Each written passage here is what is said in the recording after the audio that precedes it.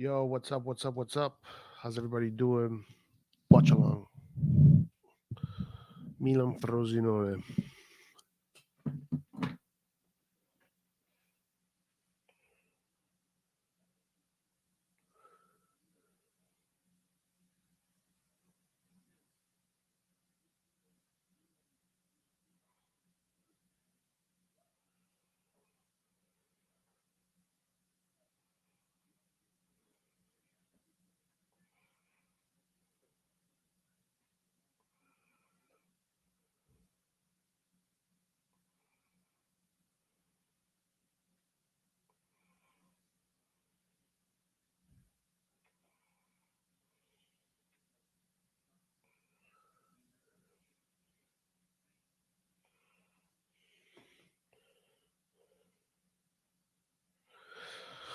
Okay.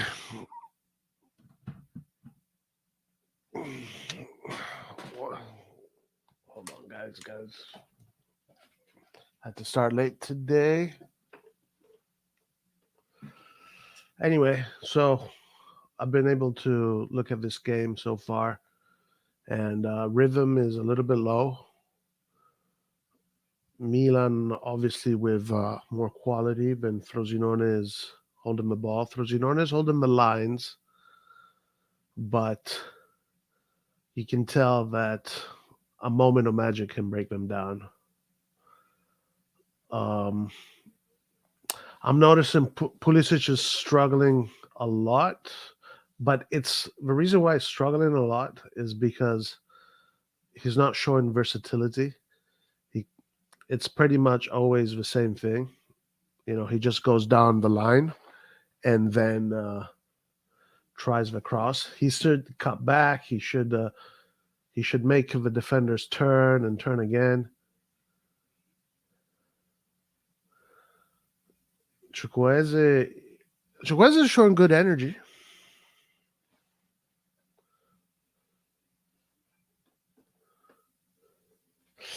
Chukwueze is showing good energy. Defensively, I think we look a little bit vulnerable,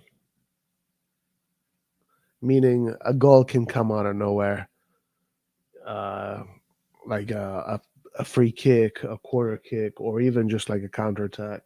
There's always the sensation. Now, I've noted, like, for example, right now, they're cutting through. Fernandes, good covering. Pulisic struggling again.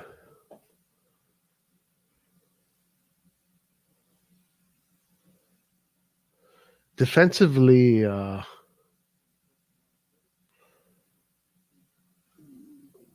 Hernandez as a center back, I'm liking it. He's got the frame. He's a defender, so I like the decision. And then put Florenzi on the left. I think that's a good decision from Pioli. I think if you want to keep experience and you want to have quality on the team, so should have he played the youngsters? Simic, is it?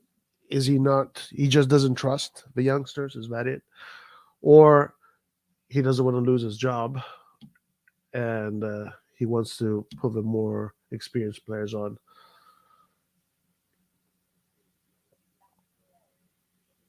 This is offside.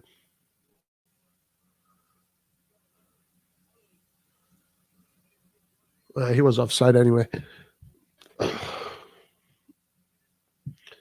He was offside anyway, so it didn't really matter.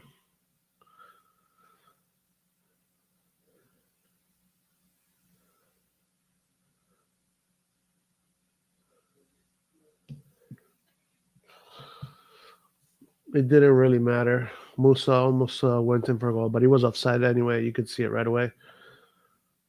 Um, Stadium, no energy, very low energy stadium. Definitely not an electrifying stadium. And a lot of empty seats. A lot of empty seats.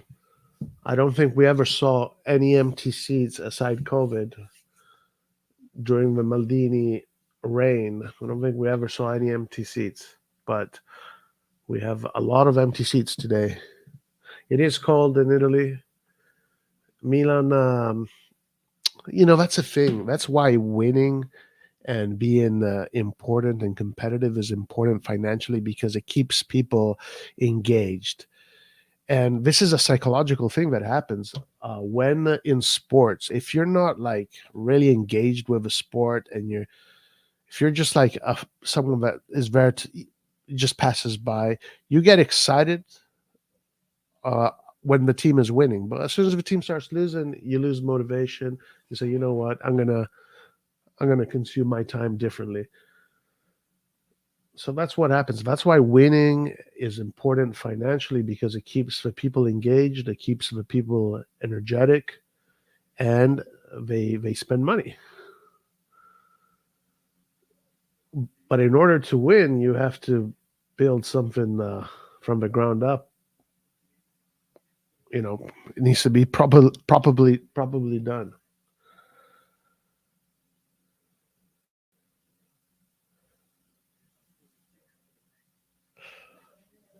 Anyway, this game here so far looks pretty balanced. I think anything can happen. Um, both teams seem they could concede goals, but Milan maybe looks like the team that could score a goal. But also Frosinone has the players and the quality to create something out of nothing, and we don't. I don't know. I don't know. I mean, we're not a solid defensive team right now. Like, you can just see it. You can sense it.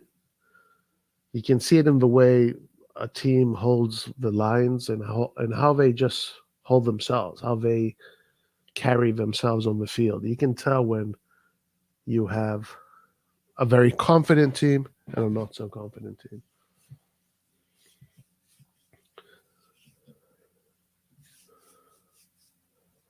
But I thought something that I did think is interesting about this game so far is that Milan is not pressing super. They're not right now. They are pressing high, but it's not an obsessive press.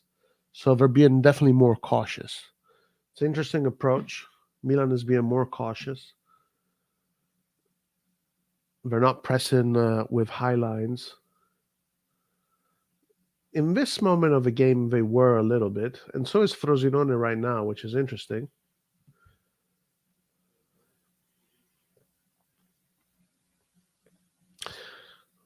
Well, good play from Calabria.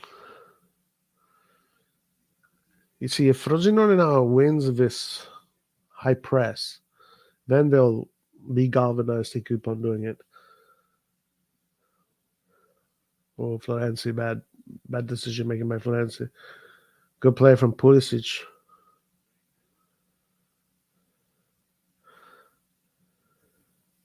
It's interesting when you high press a team, that team all of a sudden activates and goes into action. So that high press of Frosinone pretty much activated Milan to go to build. Poor last ball there from Reindeers to nobody really.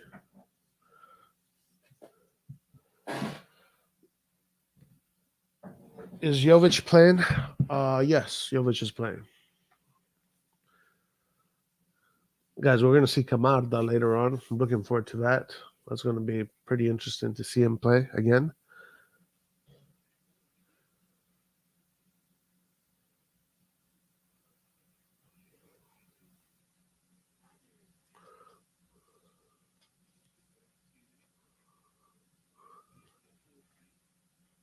This game looks like a grind. This game looks like a grind. Let's see now. Milan in possession. I mean, Frosinone is holding a good shape, but like a Leao would probably be able to break them down. But they are holding a really good shape. But I think you can get through that shape. You can get through that shape. Just it'll be moments of magic can get you through shapes like this. but they are holding a good shape. Well, when I look at Milan, guys, Milan just does not look great off the ball. I don't know. We just don't look like we're holding a solid shape off the ball. It looks disorganized off the ball, to be honest with you. It just looks like a mess.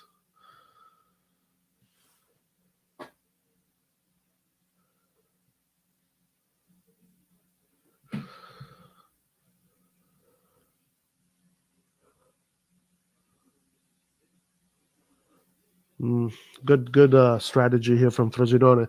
As a matter of fact, Frosinone wins the ball. Watch out for Frosinone. They might score. Mike Maignan saves. Yeah, Frosinone holding their lines and their positions really well. Frosinone almost scored.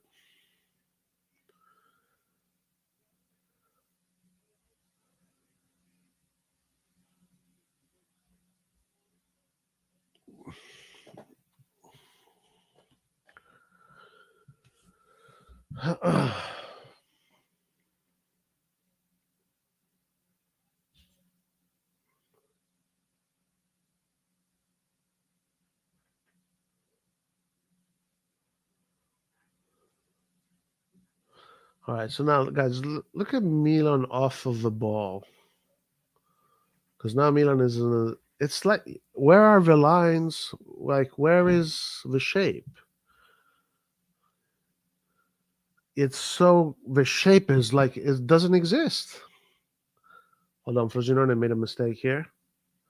Watch out for Pulisic. Can he take advantage? Space for Milan. Space for Milan. Space for Milan. Chukwueze. Chukwueze. Chukwueze. Oh, this is it. That's it. There it is. Jovic gets his goal finally. Jovic gets his goal finally. 1-0. And yeah, there Frosinone gave the ball away to Pulisic in a very stupid way. But Pulisic, good play from Pulisic. Good play from Milan here. Good goal from Jovic.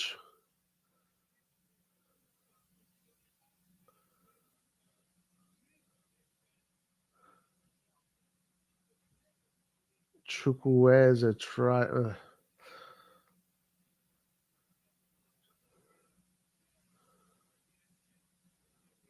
Good finish from Jovic. Um, that will definitely do good for his confidence for sure. All right, now Milan has to be very careful because off the ball it doesn't look like the most solid thing in the world.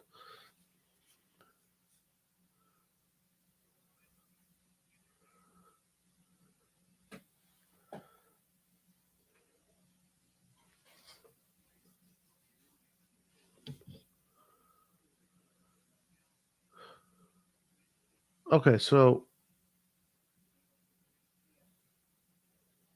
nice play here from Milan, setting up for another counterattack. Pulisic coming forward. Pulisic looks for. Ooh, not bad, not bad. Milan galvanized right now. Pulisic with the cross.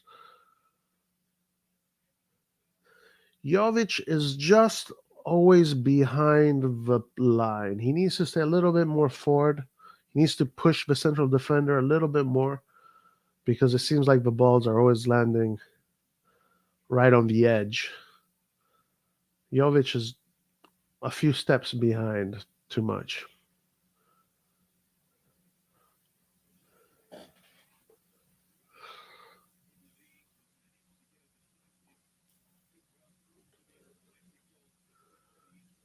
Interesting. Frosinone holding a high line right now with Milan on the ball. So this means the field is pretty open right now. Let's see what Milan does. And we're not pressing. Nah, that's not how you get out of a team, man.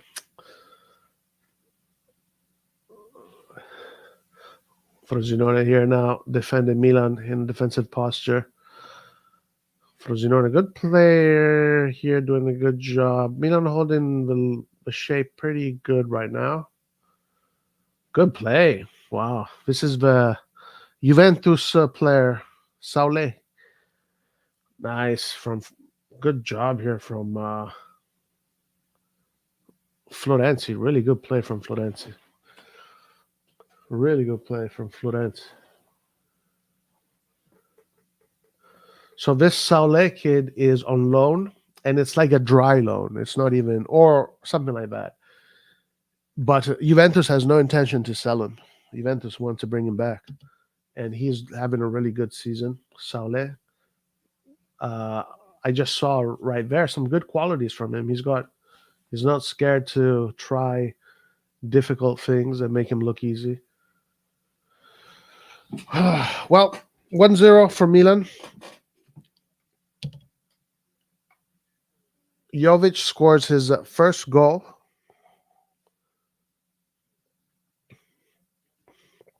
Quality of game in general is nothing special. It's pretty low rhythm game.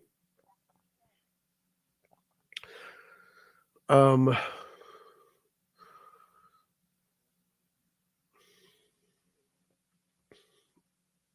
the result is really what matters today. At the end of the day, honestly, I mean, with all the injuries that Milan is facing right now, you the result is the most important thing. You know, the quality of the game is not important in this moment of the season.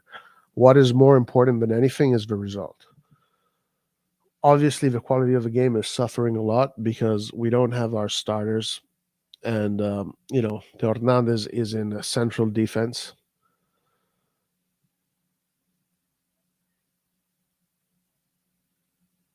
But overall, yeah, it's a pretty slow tempo game. I see Frosinone holding their shape really well, actually. They made a really stupid mistake and just gave the ball to Pulisic. That is just a stupid mistake.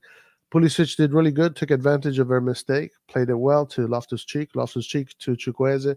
Chukwueze got a little bit lucky, but he put the ball in. You know, he had courage to put the ball in, which is something important, and to try, right? The defender got the ball, and Jovic, always behind the play, found himself in the right spot and volleyed it into the goal. So good goal for Jovic, good for his confidence, good for his spirit. Goals are kind of like, they're kind of like medicine. It cures you. So goals are important. Chukwueze scoring that goal, even if we lost against Borussia Dortmund, is important for him. For Jovic, scoring goals is important. So it's all important. The big question now is, are they going to be able to maintain the result? Now, according to what I'm seeing, I think yes, but I do feel like there is a train wreck around the corner happening that can happen anytime. Um, so defensively, we just don't look very solid. I don't know what it is, but from a defensive side, we just don't look solid. So I think that a moment of magic from Frosinone can get them a goal. You know, or a moment of luck. Um, on the other hand, we can probably push them a little bit once they gonna start hunting. I think they're gonna start hunting soon because they don't want to lose. And if they're losing, they have got nothing to lose. They're just going to start to play to win. So I think they are going to start pushing up and being a little bit more courageous. We're going to start to press high, which means it's going to allow Milan to build from the back with more space up front. And maybe we can catch them because if a game goes in that direction, I think that is a big advantage for Milan based on the players today. And I think it can really only go in that direction. Milan has to continue to play this game of balancing when to press high and when not to press high. When we press high, we concede a lot of space and they go through us pretty easily.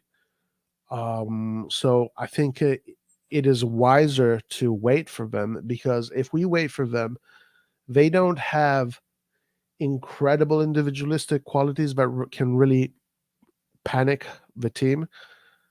But if we wait for them and close the spaces and defend collectively, it will be easier to get the ball back. And then you just have to build collectively, methodically back up the field. Um, Leaving them too much space right now wouldn't make sense. So, in my opinion, if Pioli is doing what I would do right now, I'll tell the boys to, yeah, like let's keep the pressing at a minimum and let's focus more on containment and defending your zone and defending the shape. And then when you see the opportunity to press high, you do it. You know, there's some moments where you're there and it's the right thing to do. Players know when to do it. Um, um yeah, aside from that, other big things that I've noticed: the stadium, low energy stadium today. It's not sold out. A lot of empty seats. Uh, so that has also a part in it. The rhythm of the game, the energy gives the stadium. The energy of the stadium usually dictates the tempo of a game. A lot of times. So right now the stadium is half asleep and the game in itself is half asleep. Thoughts on Pulisic? I'm seeing Pulisic struggle. He doesn't have many ideas. He kind of always does the same thing, and they pretty much got him on lock right now. He needs to be a little bit more diverse. He needs to come back in, go back out. He needs to let the other team uh, steer a little bit more to the right and steer a little bit more to the left and whatnot.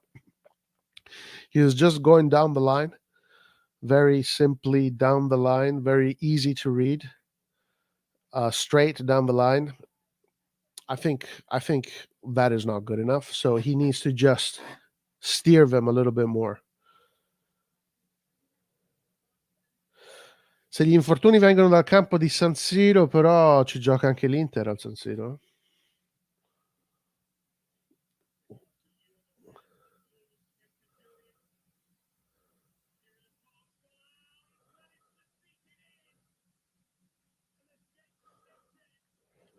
But anyway, as I was saying, today the most important thing is the result because you can't expect today to be one of those games, but electrifying games, extremely entertaining games and all of that. With the situation with the injuries, the moment in which we are, also it being cold out there, and people don't want to be out in the cold. Obviously, the level of football that we're seeing, the level, the intensity, etc., everything goes down. So today, what is important for Milan is the result, and that's it. There's nothing else to it. There's nothing else. Honestly, judging today's performance is a little bit useless because we're in a little bit of a crisis. We are in a huge crisis when it comes to the injuries. It's a huge crisis. It's a huge crisis. So when you are in these crisis situations, like it's a little bit unfair to judge the performance of a team. So what is important is the result. That's it. That's why when Milan last year lost against Chelsea, like I didn't make too much out of that. For me, that game didn't mean much. It's when you have a crisis of injuries, your team was never going to be super solid. Your team is never going to be perfect. This is just normal. These are normal things. This is not magic or fantasy. This is just the way the freaking world works. Anyway, so far so good. I'm happy that Jovic got his goal. I think Jovic should play a little bit more closer to the last defender, literally on the edge of the offside line. He should be a little bit more like Inzaghi. I feel like Jovic is always two steps behind the line in which he's supposed to be on. And I don't know if it's because he's not fit or he's not in tune, but Pulisic is always looking for the edge of the line. He's always looking for the edge of the line. But Jovic is never there. Jovic is always two behind that edge. So I think Polish is a little bit frustrated because of that. All big teams have injuries right now. Well, some teams more than others, but let's also remember this, Edison, that all the big teams have the internationals, and internationals they have the European games. I mean, look at Sassuolo, right? Look at Sassuolo or Frosinone. They're only playing the Serie A, right? And a lot of the players don't play international football. They don't play in Europe. So yeah, the bigger teams have a very big disadvantage physiologically because of so many all the games that they play for sure. But Milan more than others for some reason. I'm a bit worried about Musa. Too many mistakes. Musa so far, he's been he's got good energy. You know, he's bringing good energy to the team. He's a little bit disorganized. You know, off the ball. All three midfielders look very disorganized off the ball. Um, I think it's it just still hasn't clicked. I guess with these guys how to really be solid, and they're going to get it eventually. I hope. But all three midfielders look pretty disjointed off the ball. But Musa always is positive. You know, there's always something positive about Musa. He almost got a penalty. Loftus Cheek, I saw Loftus Cheek earlier when he was on the floor with his shoulder down. The press he did was really disjointed. Hey, what's up, man? How's it going? How you doing? Pretty good, pretty good. So, what do What you think about the game so far? um kind of what I expected, to be honest. It's always difficult to play to your potential against small teams like this. So I kind of expected this type of score line. Um we got pretty lucky with the Tamori mess up right there, but we got away with it and then we punished them right away, which was good. Kind of like the opposite of what happened with Dortmund, how we missed our first chance and then they scored on us right away. It was literally like the opposite. Yeah, for sure.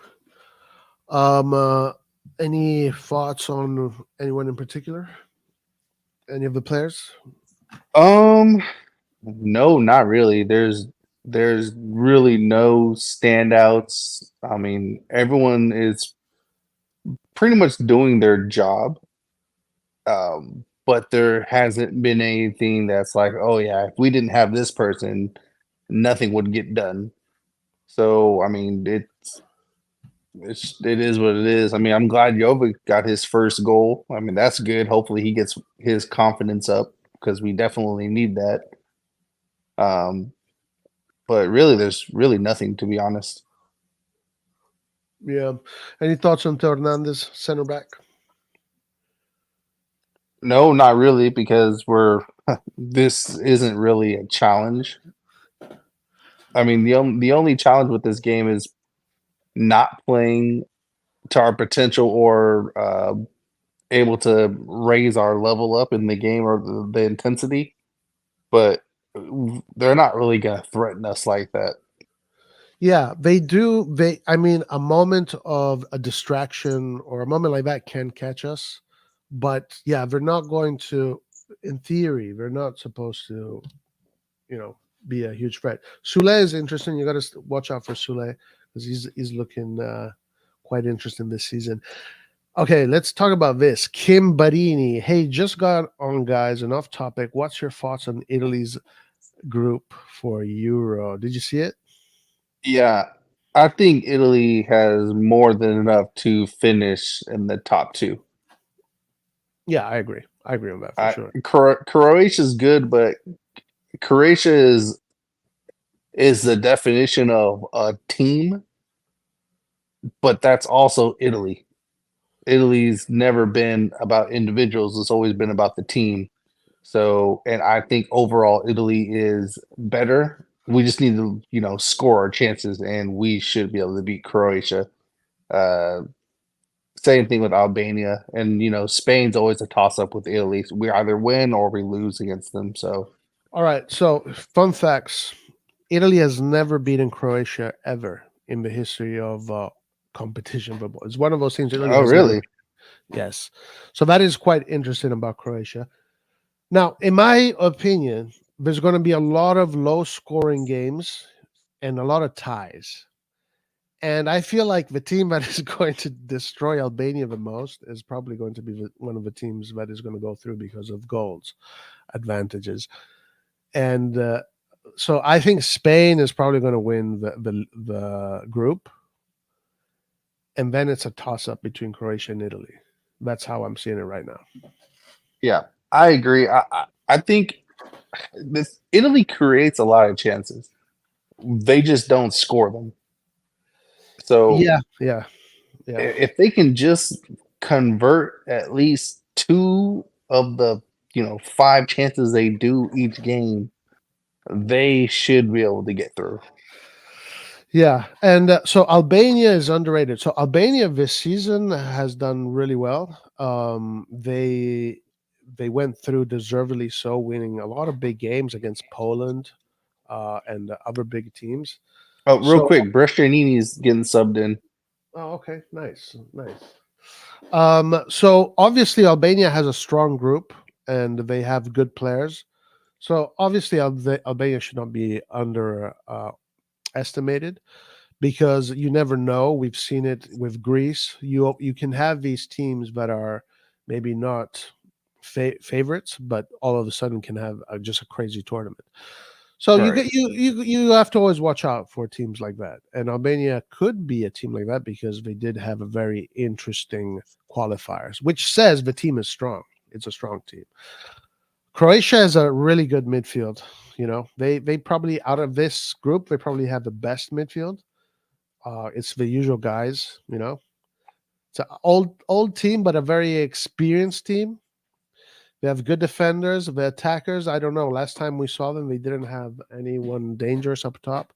They weren't scoring many goals. Modric, and I don't know if Modric is still going to be playing, but those guys are, they're the best. Spain, it's the system. The system. They have some talents, but the system is really what you're playing against. And if you can Yeah, just go yeah. ahead. I will. No, I agree with what you're saying. Spain's obvious weakness is they don't have a goal scorer either. But like you said, their system is what makes them good. Yeah, so I don't know. It'll be tough. It'll be tough. But but it's I think you're right. Italy has more than enough. Honestly, objectively speaking, Italy has more than enough to win the whole damn thing. But not only Italy, there's other teams that have enough to win the tournament, and it's not as simple as that. Italy is Right. coming maybe from a period where the group hasn't been strong, but they can because Italy in the past has had really poor starts. The famous 82 victory, the World Cup 82 victory. Italy started the group stages against Poland, Cameroon, and Chile. They didn't win a single game.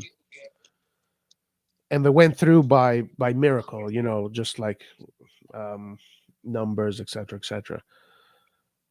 And everybody thought this team sucked. Like the media gave up on them. The criticism around that team was crazy.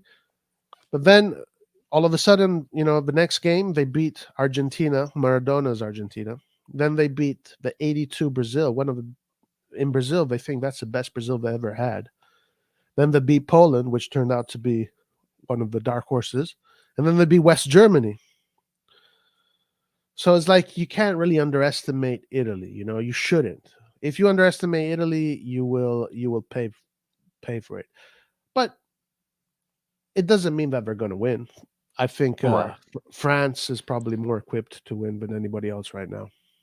I would say. It, yeah, I think Italy. I think what they need to work on is instead of like you said, starting games slowly, just start at 100 and then calm down. And instead of like building up slowly and slowly getting yourself into the game, I think Italy needs to go on the front foot super hard, super early, and set the tempo for the game because Italy, for whatever reason, I don't know if it's underestimation or what, but I don't really like how they start games.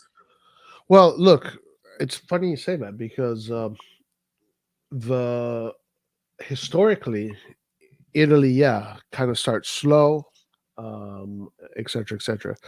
But the Euro, Mancini's Euro Cup, they started off at 100 and it paid off. Yeah. And that's what I'm saying. Like lately we just start so slow. But like you said in the last Euro, Italy was they were like demons every single game. Right, So exactly, yeah. And it paid off. yeah. That's the evidence. It pays off. So I think it's a short tournament. Why not? Why not do that? Oh, Is here's that a chance. Here's a chance. Oh wow, good goal. oh man, wait. Who Frosinone or Milan? Milan. Pulisic. Great pass and then good. Oh, nice play from Pulisic. Excellent play from Pulisic. Beautiful. That was a beauty. The stop on the ball while running like that under that pressure, nice. That's class.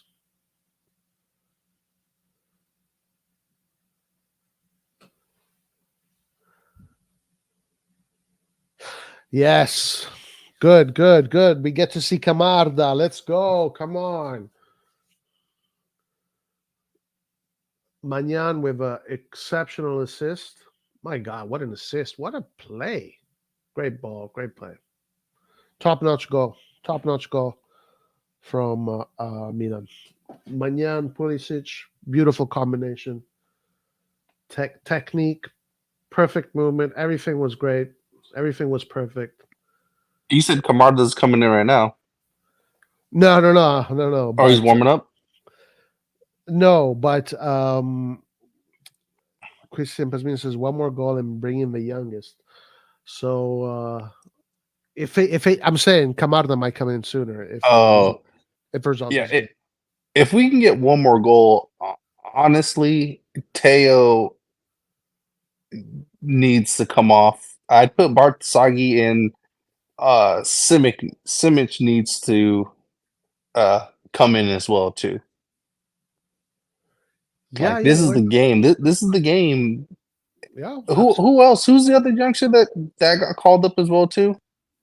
Chaka Romero. Well, we got Romero. I don't and Chaka Toure. Uh, It's Simic, Bartesaghi, Chaka Toure, Camarda, and then Romero. They're on the bench. no. Sanchez. Sanchez. Yeah, Who's Sanchez? Jimenez. Alejandro Jimenez Sanchez. Oh, Isn't the fullback. yeah. He's But good. oh, is he a left back though? Um, uh, I don't know, but he's good. I saw him play in the Primavera. He's got speed. He can easily play with the big boys for sure. Like the speed he has and the quality he has, he can definitely play with the bigger guys. No doubt about it. But he's a Real Madrid player. He's like Real Madrid is parking that player in our garage, and we're I don't know. We keep on being Real Madrid's bitch for some reason. Of course. That's how you know. That's how you separate the big teams from the rest.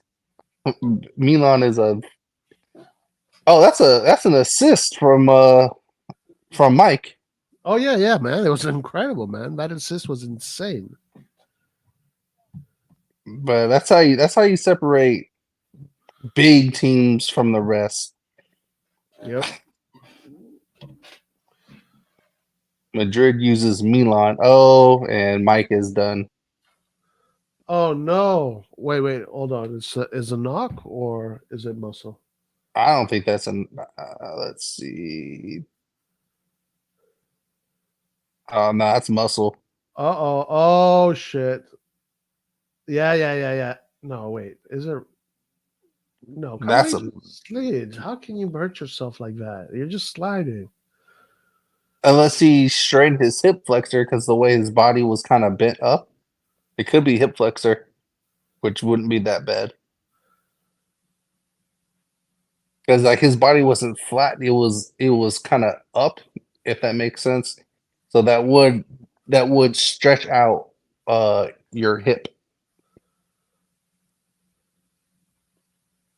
Hey, what? This was a great goal from Pulisic.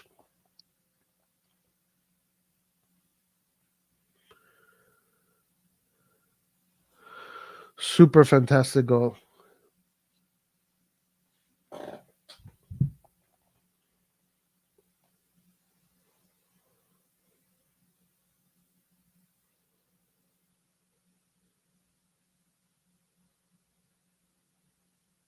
Come on, put on Camarda now. Let's go.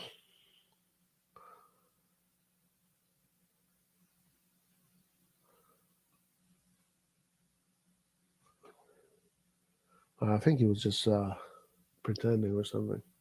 No, Watch out. I really think that was just maybe not his hip flexor, but I think it's just he just overstretched something when he slid. Nothing serious though.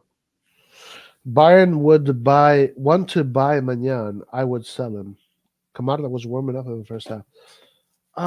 Look, I wouldn't sell Magnan. I wouldn't sell any of the big players if it was up for me, but it might. It's definitely coming up because his contract needs to be renewed. There's really the talk of the renewal is slowed down, and I fear that someone like Magnan probably feels like he deserves to be.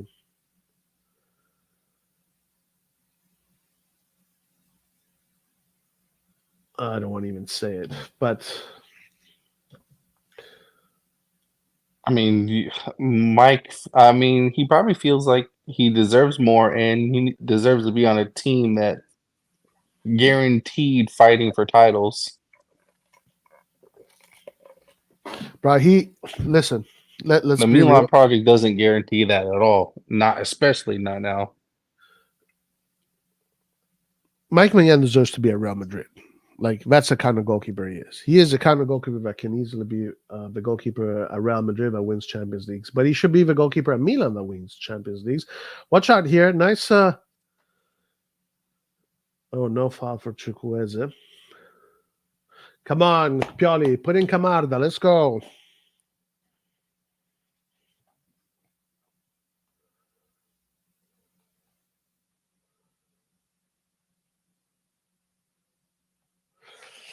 So obviously, if a result stays like this is very good because it doesn't really change anything for us. If Inter lose points, we gain points on them. If Inter ties points, we gain points on them. If Napoli ties, we gain points on them. If Napoli wins, things stay the same with us and them. If they lose, we get so. The win today was crucial. Getting the 3 points today is absolutely crucial, and so far so good. But even more so crucial is seeing Camarda in action. Yeah, I agree.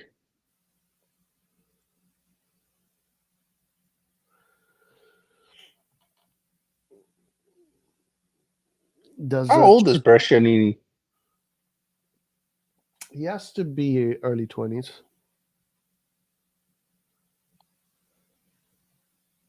because he was part of the Colombo Yeah. game.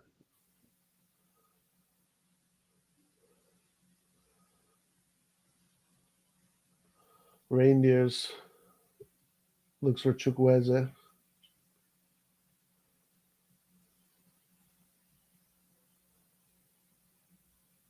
Musa Florenzi with a cross. Easy for the goalkeeper. Does Chukwueze do Leao runs or just passes back to be safe only? Mm, no, he does not do Leao runs. Nobody does Leao runs. I think Chukwueze is trying, like he's trying. He's putting in the energy. He's trying. But even Castillo, for me, he always tried. He was always fighting. As long as you're fighting and you're putting in the effort, that's at least good, you know. Then the quality on the ball, that's another thing. Yeah, I agree. Benacer's on the bench. Is he available to play today? Really? I really think they should just wait till after December. I mean, he's going to the AFCON, right? Yeah. Yeah, but I would just wait till after December. I would follow the actual original recovery plan just to make sure. I agree. Like this point, we're pretty much there. The last game. So someone asked earlier, what do you think about Wednesday? Bada bing, bada boom. Where is it? Someone asked. Wanted to answer. Oh, what is that against Newcastle?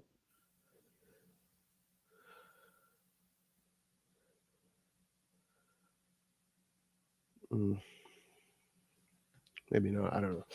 What Wednesday? I don't know. Very difficult, man. Like very difficult. I think we'll still be no Leao. Still Leao will. I read that Leao is not going to be available for that game, but he might be on the bench, so he might play second half. Um, I don't know. Newcastle to me so far in this Champions League has kind of given me the idea that tactically they are better than us. That's the what I've gotten. But when we played against them, we should have won that game like 9-0. Like I'm not even joking. So there's that, you know? So I don't know. It's in their home turf. It's, with their fans. So obviously they're going to have that.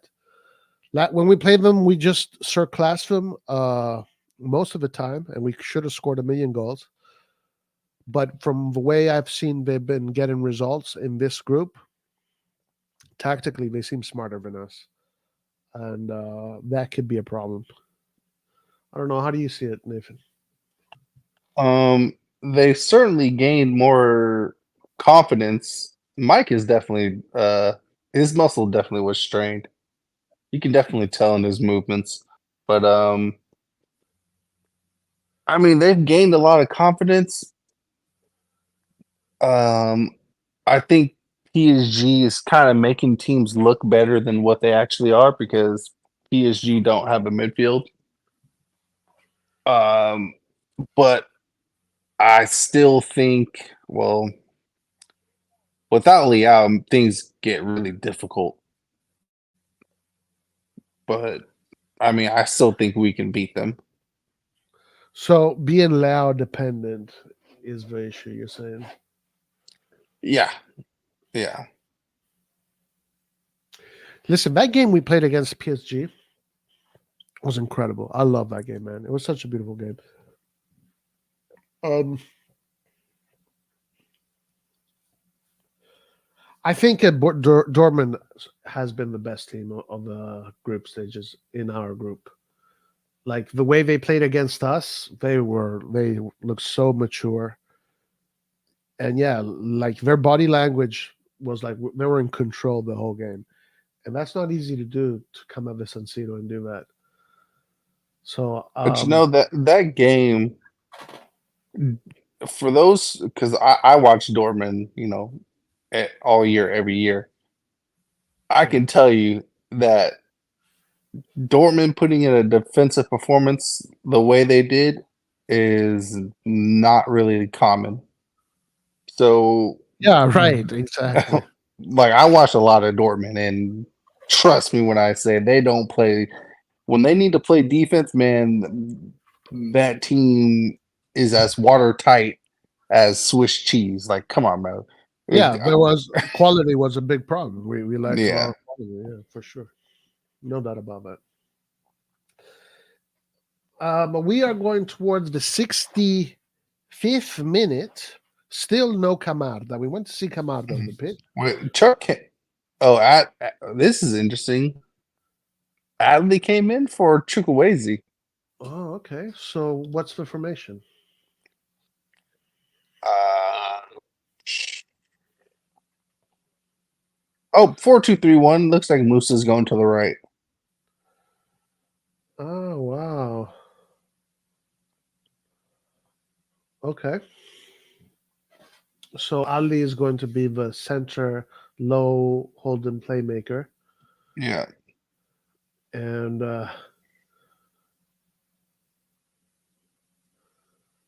Loftus Cheek and Randy is right in front of him. Yeah, Musa on the right. So this is kind of like how we played. It's kind of the idea that we had a lot of times when we had Salamakers there and Krunic as Cam essentially. Yeah. So yeah, it's a defensive posture or a balanced posture. This one is a little bit more defensive though.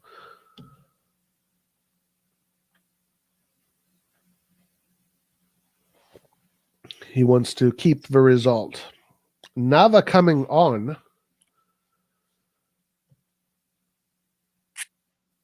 If Nava comes on, that means Manyan. There's issues with Manyan. Juventus loaned Kyle George to Frosinone. Yeah, there are a bunch of Juventus players. There's Caio Jorge. There's Saulé. Those two players. Saulé having a really good season right now. So Juventus is going to get him back. They're already thinking about trying to get him back in January because he's having a really kick-ass season, showing a lot of talent. And Yildiz also. Yildiz. Isn't Yildiz also in this team? I'm not sure. Yeah. Okay, so what do you make of that change? Do you like it or not? I mean, I again, we're playing a Frosinone, so it's like theoretically, like it shouldn't matter who we put in. I mean, it's good that Adley gets playing time, that's for sure. But we do lose push on the right, offensive push. Um, And we get more. we get more of a defensive balance Yeah, since Musa will be, he'll help out a lot more. right.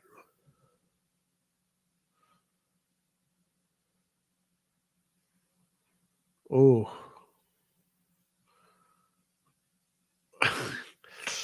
Ali, there's. I can hear Laird scream.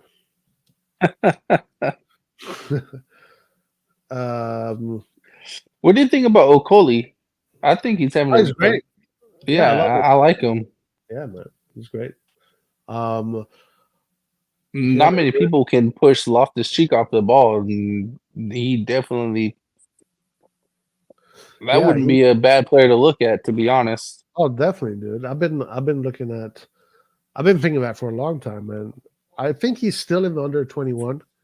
Yeah. Um, but yeah, he's great.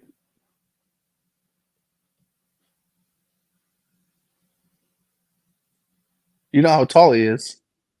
I don't know. He But looks you could pretty. tell he's a big. You can tell he's a big person. Yeah, yeah, no, no. I mean, with Italy, dude, he was great, and every time I saw him play in with the national team was great. But he's Italian, so I won't get my hopes up. That's a problem.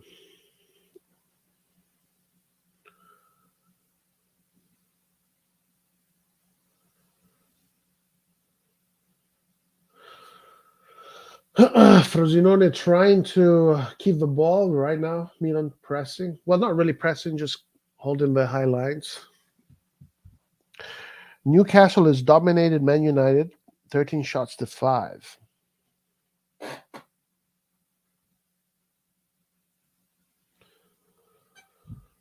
Frosinone kind of. Frosinone doesn't seem to be in a hurry, huh? Interesting. They're kind of playing a low rhythm right now. They pretty much have given up. Come on, Pioli, put in Camarda. Frosinone has given up. Yeah, and that's what I was saying. Like this is literally the opposite of that Dortmund game.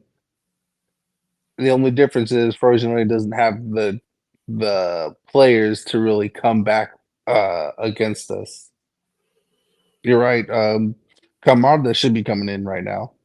Yeah. I mean, I haven't seen Jovic. To be honest, Jovic has been literally zero this whole game except for his goal. So I don't know. I was looking at Jovic. I was saying something about him. Hold on.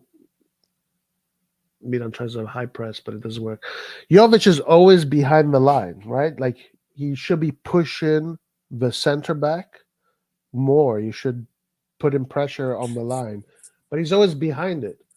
Yeah, but And he really can't though because he's not fast. So the defense doesn't really have to worry that much. He's not tall, so he can't, or he's not tall and strong, so he can't back up into the defender. Like he can't post up on the defender. but I think he can mitigate that with positioning. He just needs to be. He just needs to put pressure on the last defender. Not in a when the play is coming up. Instead, he's always behind, and they can never find him. You know, like Inzaghi. Remember Inzaghi? Inzaghi was always right there on the edge. Yeah. So And you want him? Do you want him to live on the offside line? That's what you're saying. pretty, yeah, yeah, like that kind of concept where you're right Yeah. there on the line, and you're and The thing is, you need movement though, because right now Jovic is marking himself out of the game. He yeah, he needs to constantly be moving in between the lines, so that way people can't really track him as well. yeah. He needs to learn these things. I'm surprised he doesn't do them already.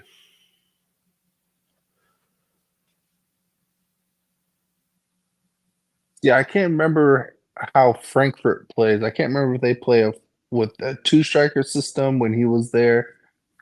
I know Madrid, he was a failure. Fiorentina, pretty much the same thing. Um, it's kind of different to depending on how you actually play, like what system that you play. Did he play in the one man of offensive lines? Did he before this? That's what I'm saying. At Madrid, it would have been yes, but in Germany, I can't remember how they play. Hmm.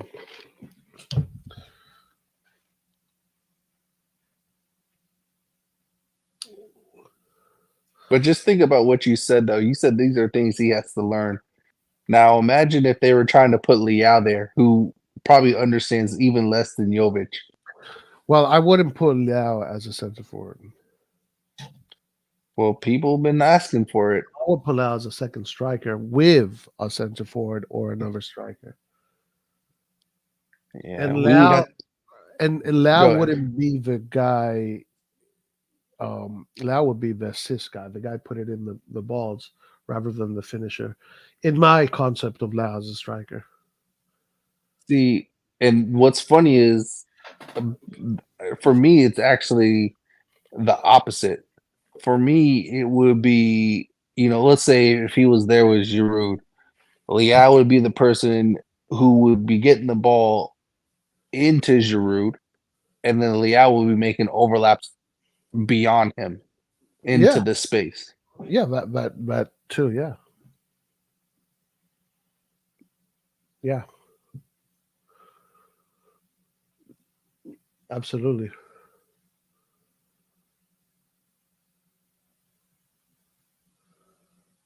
All right, good Oh, goal, there you go. Let's good goal. go.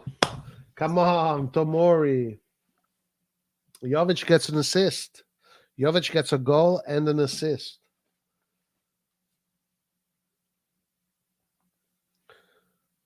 There it is. Okay, so now what's the excuse? What is the excuse? Bring on Camarda. Give the crowd what they want.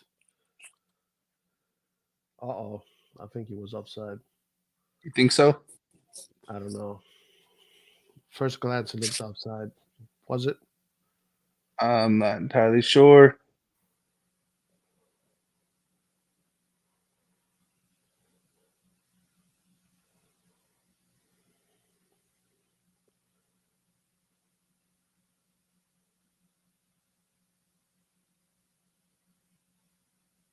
No, come on. Hold Oh, on. yeah, it's 3-0. There you go. Yeah, Camarda. yeah. Kamada should be in the game right now, Yeah. right now.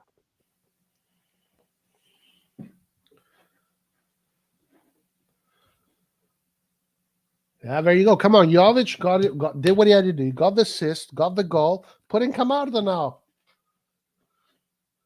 I don't even see him warming up.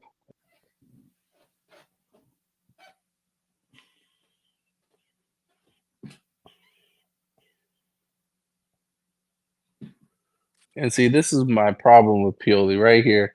Like, this is a game easily Simic and either the Spanish kid or or Bartasagi. Those guys should have been able to start this game.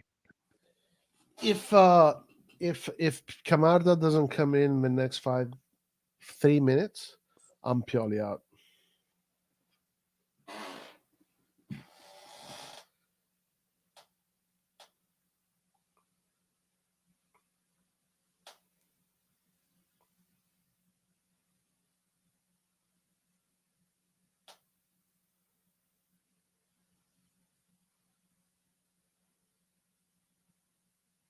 He should have already have been on the field after the second goal.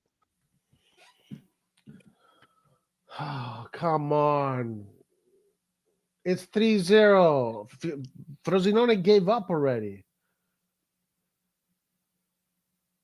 Oh, so the hand doesn't count anymore, or it never counted? No, it's because the only thing that can be considered offsides are parts of the Sure. body that can be used to score.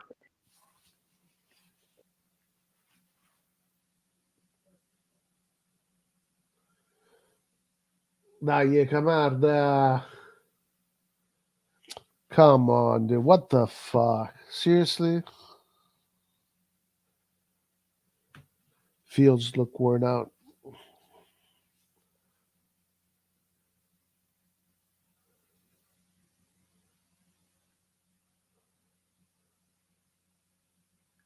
Fire the coach.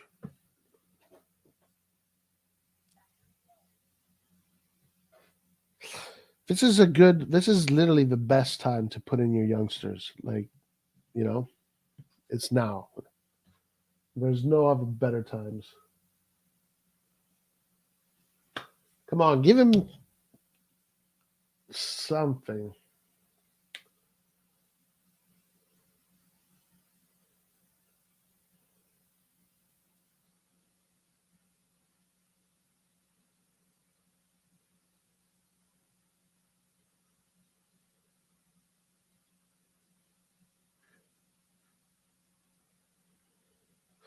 Roy, how do you rate Theo today at center back? I think he did good. I think he did well. I think he did his job really well. He was serious. He did it was disciplined. Shaka Touré's coming in, and so is Pobega. All right, okay.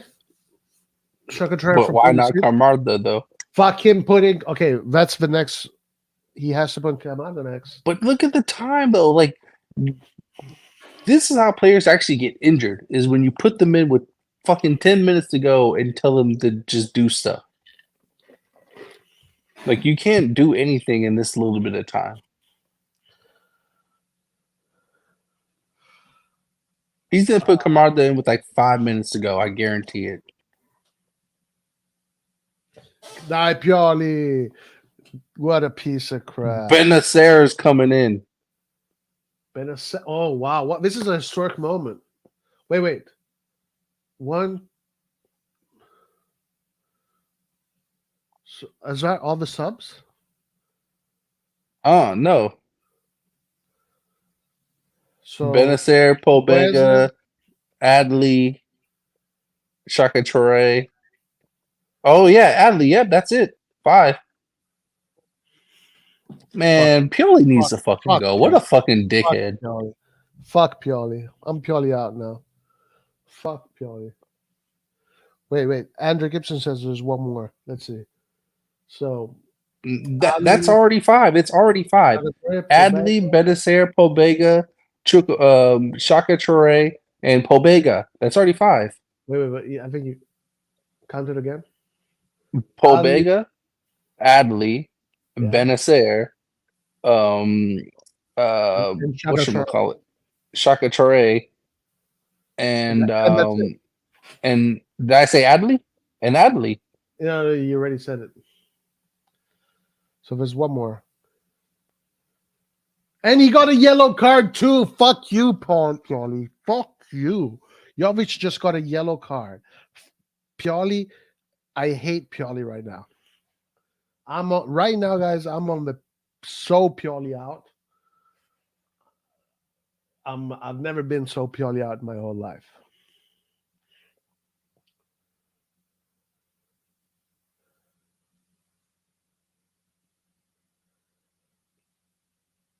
Nah, come on, Pioli. Give us what we want. Let's go.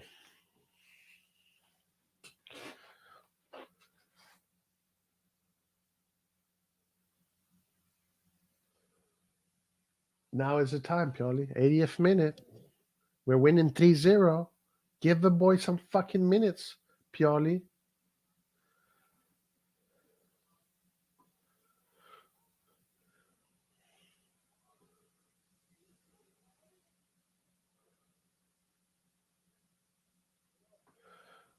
Oh my god.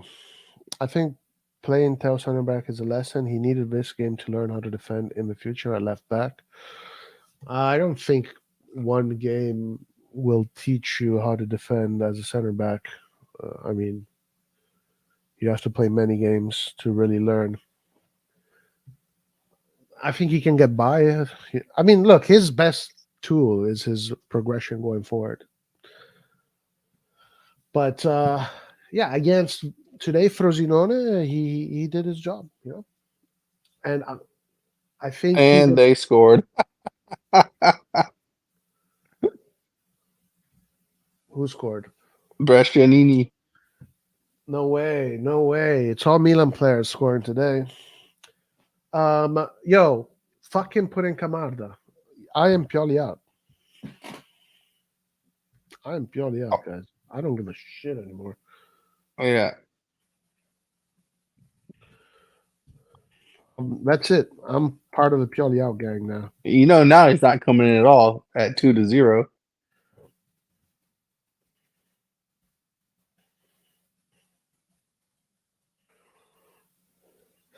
Develop Chaga Touré as backup for Pulisic so that we can sell Leao next season. But if we sell Leao, we should get. No, come on. Dude, I'm so upset. Jovic has a yellow card. He's got a yellow card. Pioli. Ma vaffanculo. Wow. Yeah, purely this is like I said. Our Primavera might as well. I put it in the group chat. Our Primavera might as well just be wiped out. Just get rid of them. What's the point? Like literally, what is the point? Wow. We won a ball. A clean ball. I haven't seen that in months. We won a clean ball in the top of the in their in their in front of their box. Benacer.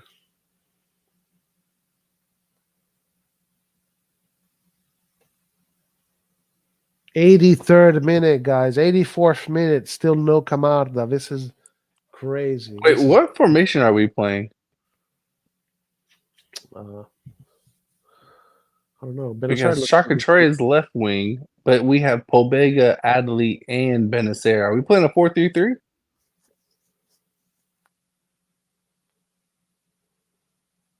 Or are we still playing a 4-2-3-1 with Benacer as the, I guess, the cam? not sure. Pioli's keeping the Primavera for Coppa Italia. Oh, there he is, Camarda, finally coming in. Fuck you, What I tell coach. you? What I tell you? What I tell you, Roy? What I tell you? 5 minutes left, basically. Fucking 6 hate this minutes. coach. I hate this I coach. told you. I told you. I fucking hate that coach, dude. Pioli out, guys. Pioli out. 100%. I'm Pioli out. No more excuses. No more. He's not getting any more slack from me.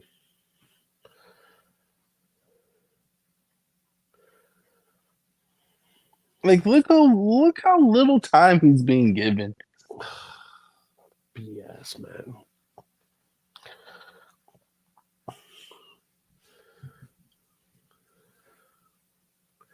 Pioli out. Pioli out. Pioli out. And it sucks too because when Giroud comes back, Camanda's not going to play anymore.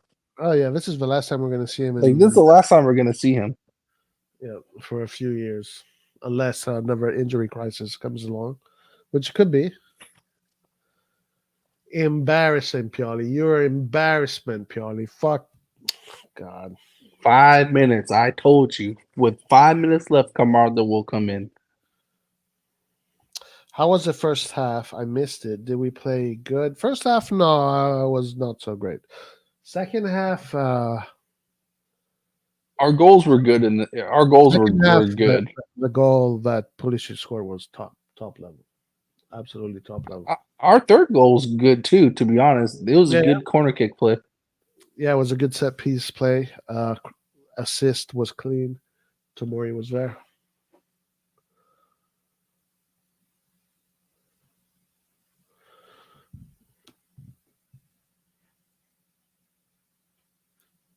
Let's go press, Commander. There you go.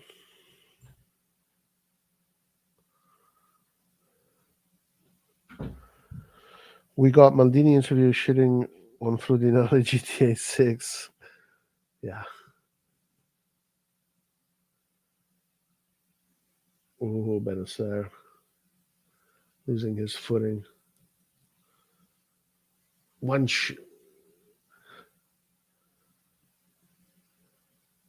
I don't dislike the idea. Actually, I'm in agreement with Laird.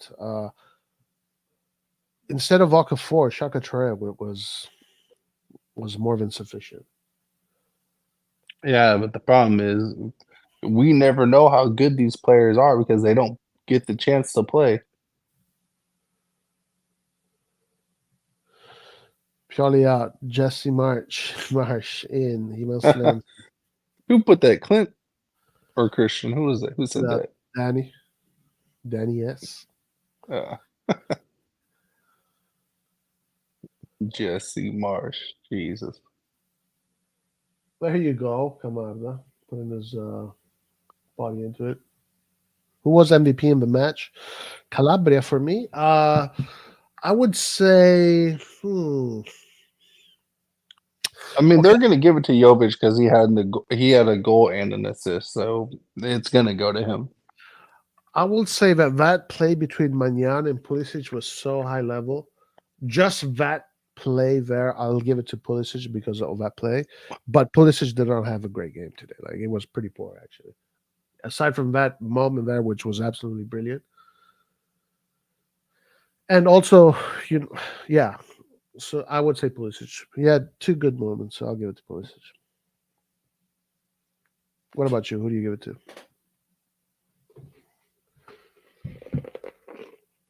Nathan? Say that again. Who do you give a man of the match to? Uh, Jovic, goal and assist. Oh, okay, okay, gotcha.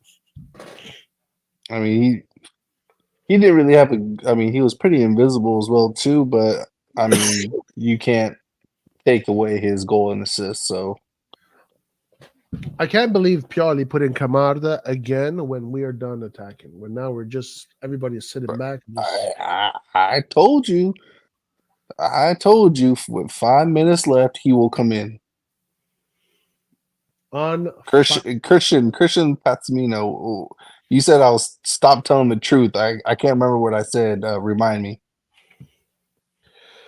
are we winning our last CL game? Newcastle had, I don't know, a tough game. I think. I think a tie maybe is going to happen. That's my guess.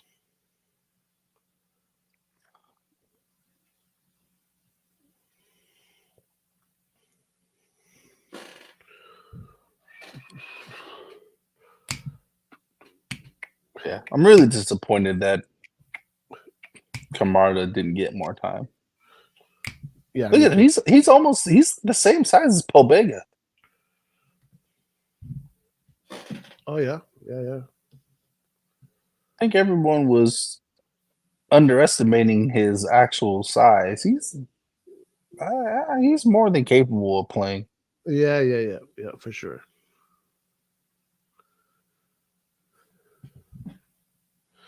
No doubt about it.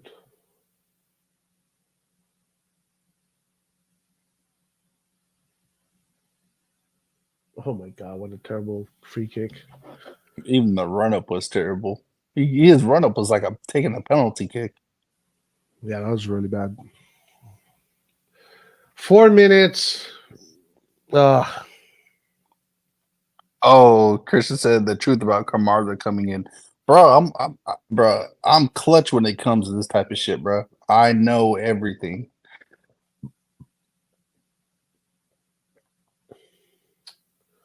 damn it. Yeah, good work there by Camarda. He won't touch a ball. He won't touch a ball. Like right now, Milan is not playing football. They're just defending. So he won't Yeah, even touch it. just like the last game, like you put Camarda in, but the team had zero control. They weren't trying to really apply pressure or anything.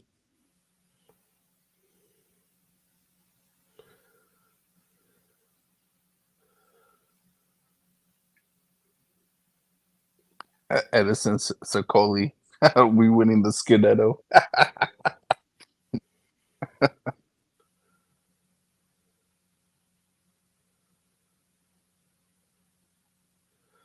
Embarrassing, dude. Embarrassing stuff. Embarrassing. We're 3-0 up. Jovic gets a yellow card. And this piece of shit cannot put in Camarda for 20 minutes. And that so we can actually see if he can really play. Instead, he puts in Camarda the last fucking 5 minutes where the team is not attacking anymore, is not creating anymore. So you don't get to see if he can actually do it.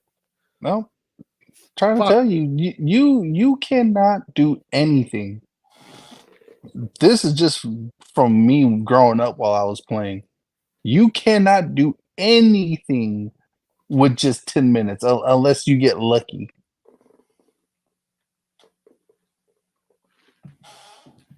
Insane. Okay, this could be it. Now Okoli's too strong. I really like Okoli. I really like Okoli. But Okoli kind of pushed him back. He That was did pull him though. he pulled him back. That was clever from Okoli. That was good defending, but that was a foul. But damn, Okoli's fucked. And he's crying. It looks like he's crying. Shit, that could be. No. There, the pullback. Ooh. The way he landed. Ooh. Oh shit. Oh. Right there. Boom. Yeah. Damn, that's ligament damage right there, my boy.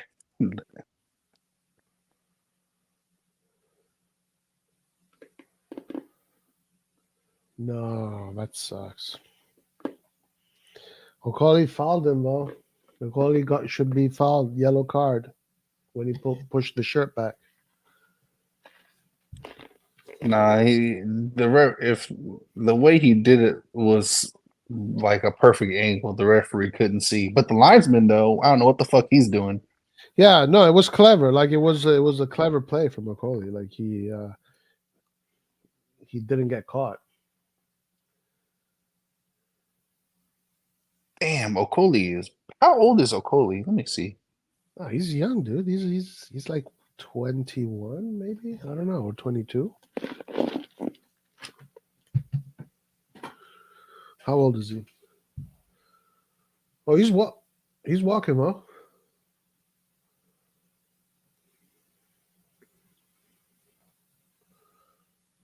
Yeah, Okoli is 22. 22. So I think he is still good for the U21. I don't know.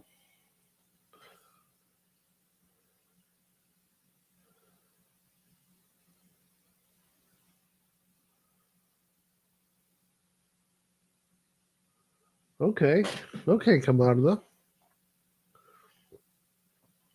The thing about Camarda is that Camarda is apparently like his Super Saiyan skill is his ability in the box and his movements in the box and his ability to peel off. But we will never be able to see that because Milan right now is not playing for that kind of game. Right.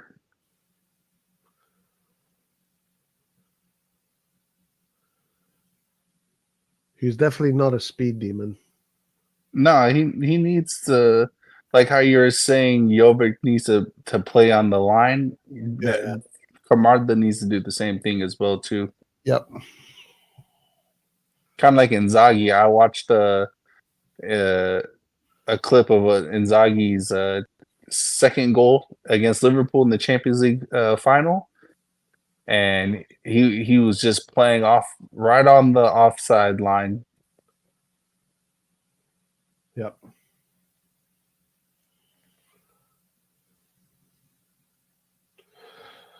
Okay, Milan win. Big, good, very good result for Milan and for the table. Let's go straight to the table. Actually, before that, let's look at some stats. Oh, we got the table right here. Okay, so duels won. Milan 51%. Frosinone 49. Blah blah blah blah. 10 shots for Milan, 15 for Frosinone, 3-3. So wow, that's pretty interesting. Even with the shots, but we scored every time we shot on goal, we scored. So that's pretty good. 86% to 85% ball possession, or rather accuracy. Yeah, okay. 3-0, good result, especially in game day 14, because game day 14, Inter and Napoli are playing against each other. So if Inter loses, we will stay 5 points behind them. But Napoli will come to 27 like us. So that's the issue. If Napoli lose, they stay down at 24, and we have this little gap here that we create. But Inter go up to 34, and the gap, kind of stays the same. So today, the most important thing that had to happen today was Milan winning. The quality of the performance didn't matter. The result was the most important thing. Yeah, and I think the other thing that was a positive uh, was that we actually scored more than just 1 or 2 goals. Like, I think Milan needs to get more ruthless, so 3 and 4 goals needs to be, like, a common thing for You Milan. hear me? Okay. Yeah, when they can, I mean, when they can, absolutely. They have to be more clinical for sure. What's up, Brett John? How you doing? Hi guys, how you doing? Can you actually hear me? We can Yeah, we actually can hear you. All right, then good. come on. Go 'Cause ahead. Let's go. Come on. Let's hear it. Furlan is amazing. He beat Frosinone today. what? We're winning. We're winning the World Cup. Let's hear it. Go ahead. Why would you have this kind of expectations from me, Roy? You disappoint me actually. I don't know. It's what I always get when I talk with you, man. But no. No, What's up? How you doing? no, How you doing? no, How's it going? not at all. I'm doing fine. I'm doing fine. Same as Real always. quick, sorry to interrupt you. Frosinone Tell had me. more possession and total passes than we did, and more attempts on goal, more attempts than we did. Yeah, but it doesn't really matter. The thing is, this game we needed the 3 points. Like that's all. Yeah, I know. It's It's just it's games like this that I don't really care how we play. To be honest, I just want the 3 points. I want us to play good in the Champions League against Dortmund. That's where I want us to play good. I Against want us to Newcastle. not become against Newcastle as well. But yeah, now it doesn't really matter. We're out, guys. Like there is no two ways about it. You've We're I lost out of both. mean, the we Champions have a small chance. We have like a League. really Yeah. small chance, but Here's the thing, Nathan. We have to go to and play in England where we never win. We haven't even won there when we had actually good players or world class players. First of all, and second of all, we expect somehow that a qualified Dortmund is going to try and win against PSG. I don't know about that, man. well, I don't know. yeah, because if you get first or second, you might either play a good Oh team yeah, or sure. Yeah, but both teams just need a draw to qualify both. yeah, but it's still important though. Like sometimes you Yeah, might get drawn with a team that you just have no chance against, so it does make I'm a not sure little bit about of a it. difference. Like relying on Dortmund to do anything Well, is not a it's good plan. funny. It's not a good It's plan. funny that you said that because I was telling Roy that Dortmund's defensive performance against us was literally like one in a Exactly. million because they never play Yeah, like that, yeah. or they're not capable of playing like that on a No, but consistent basis. they played like that because they scored early. To be honest, so they scored early, and we fucked up the penalty we had. So they were like, you know what? We're not gonna pull a Pioli, and while we're winning 2-0, we go 10 people forward. We're gonna actually sit back and counterattack them. That's what they did, and they did well. And I don't even think we played a very bad game. It's just that, man, you cannot like. This is what I'm angry about the fact that the management or the ownership, call it whatever, should now go and fire the fucking physical preparator because um, the players are an asset and they are your asset. You cannot let the coach who 4 years in a row has an average of injury per game, which is scary, man. Like I cannot remember the last time we had the full roster healthy. Hell, I don't even remember the last time we had only 3 players injured. Like you have to go and fire the physical preparator and tell Pioli, dude, I understand this. You have been with this guy for 20 years. You know his daughter, his family, yada yada yada. We're gonna still keep on paying him. He is just not gonna touch our players anymore, man. We're gonna hire someone from the U.S. or wherever the fuck, someone who handles American football or something, and he's gonna come and do the trainings here, or whoever, man. I don't know, someone who's professional, because these guys clearly don't know what they're doing. It cannot be that every single game, we have not only do we have injuries before going to the game, we have injuries during the game, and they're all the injuries are muscle injuries. Like what the hell is going on?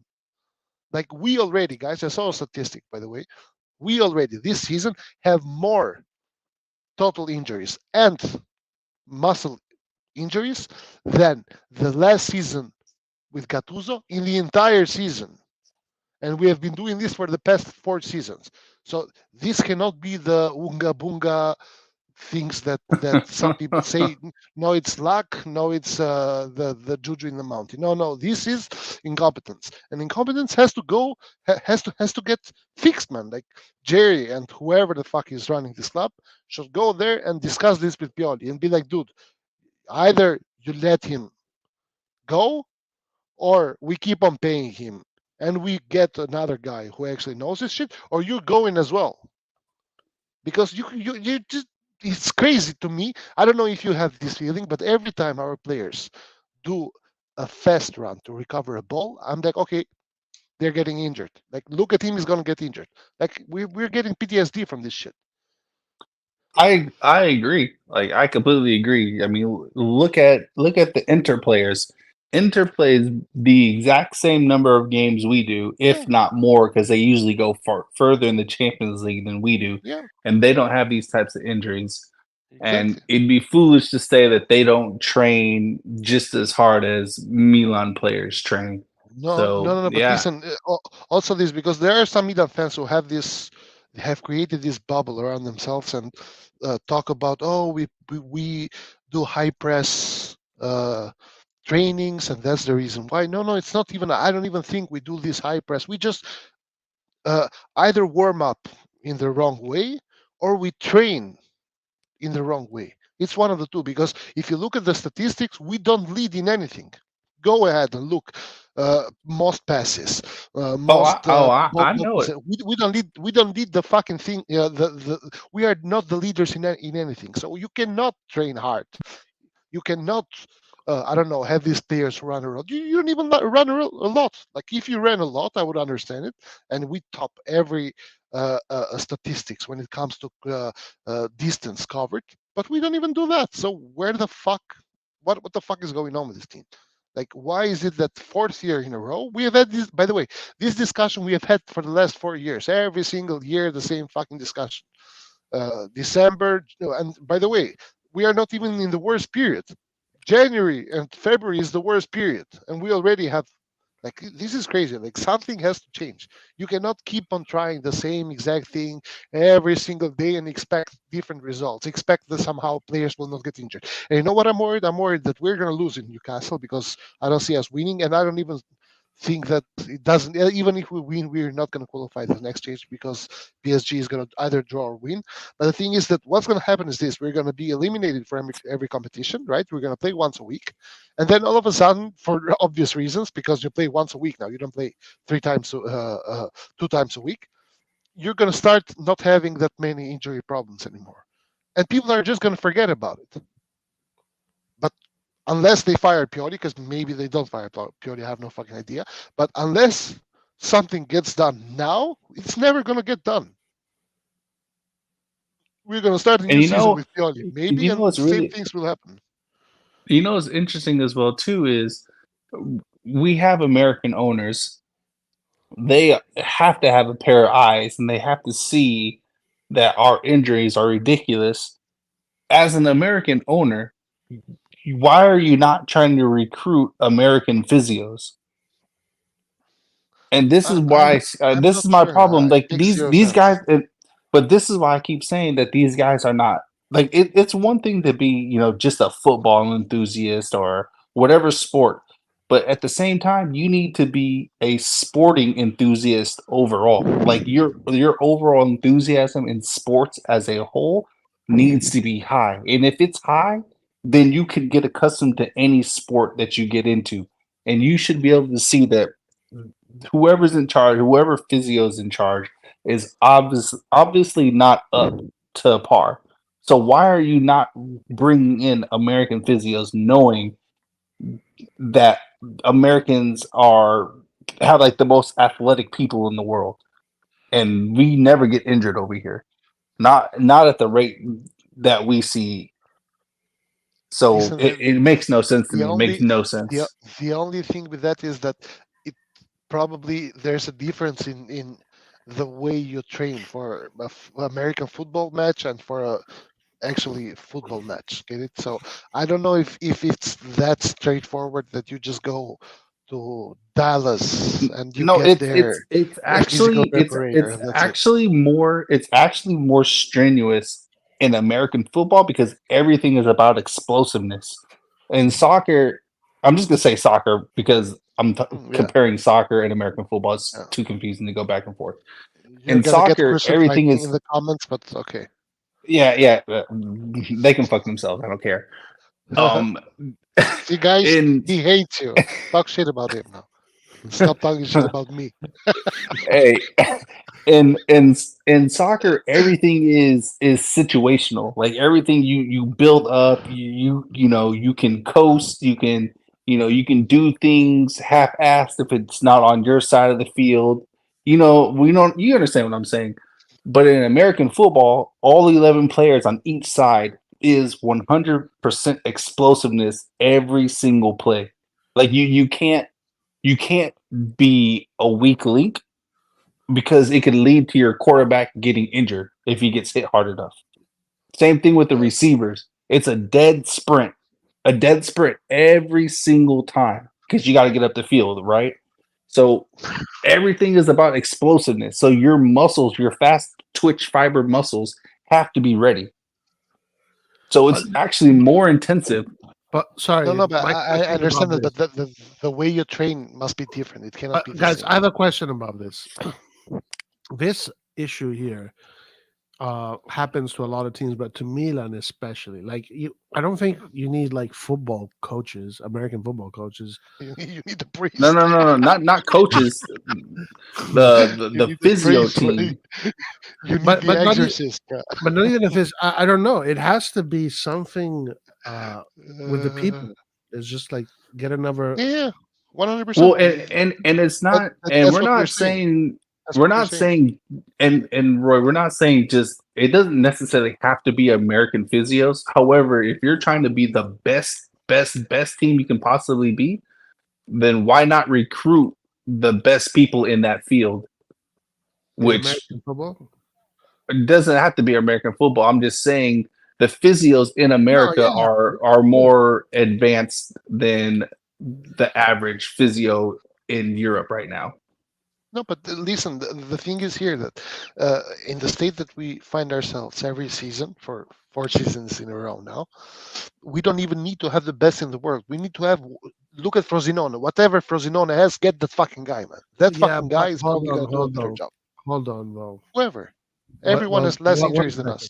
Frosinone doesn't have many international players. They do, but it's not as many as we do. They don't play Europe. They don't play international football. But Frosinone has a very different get the schedule. point, Roy. It's. I'm not literally saying get the guy from Frosinone. I'm just saying that everyone who plays as many matches as us has less injuries than us.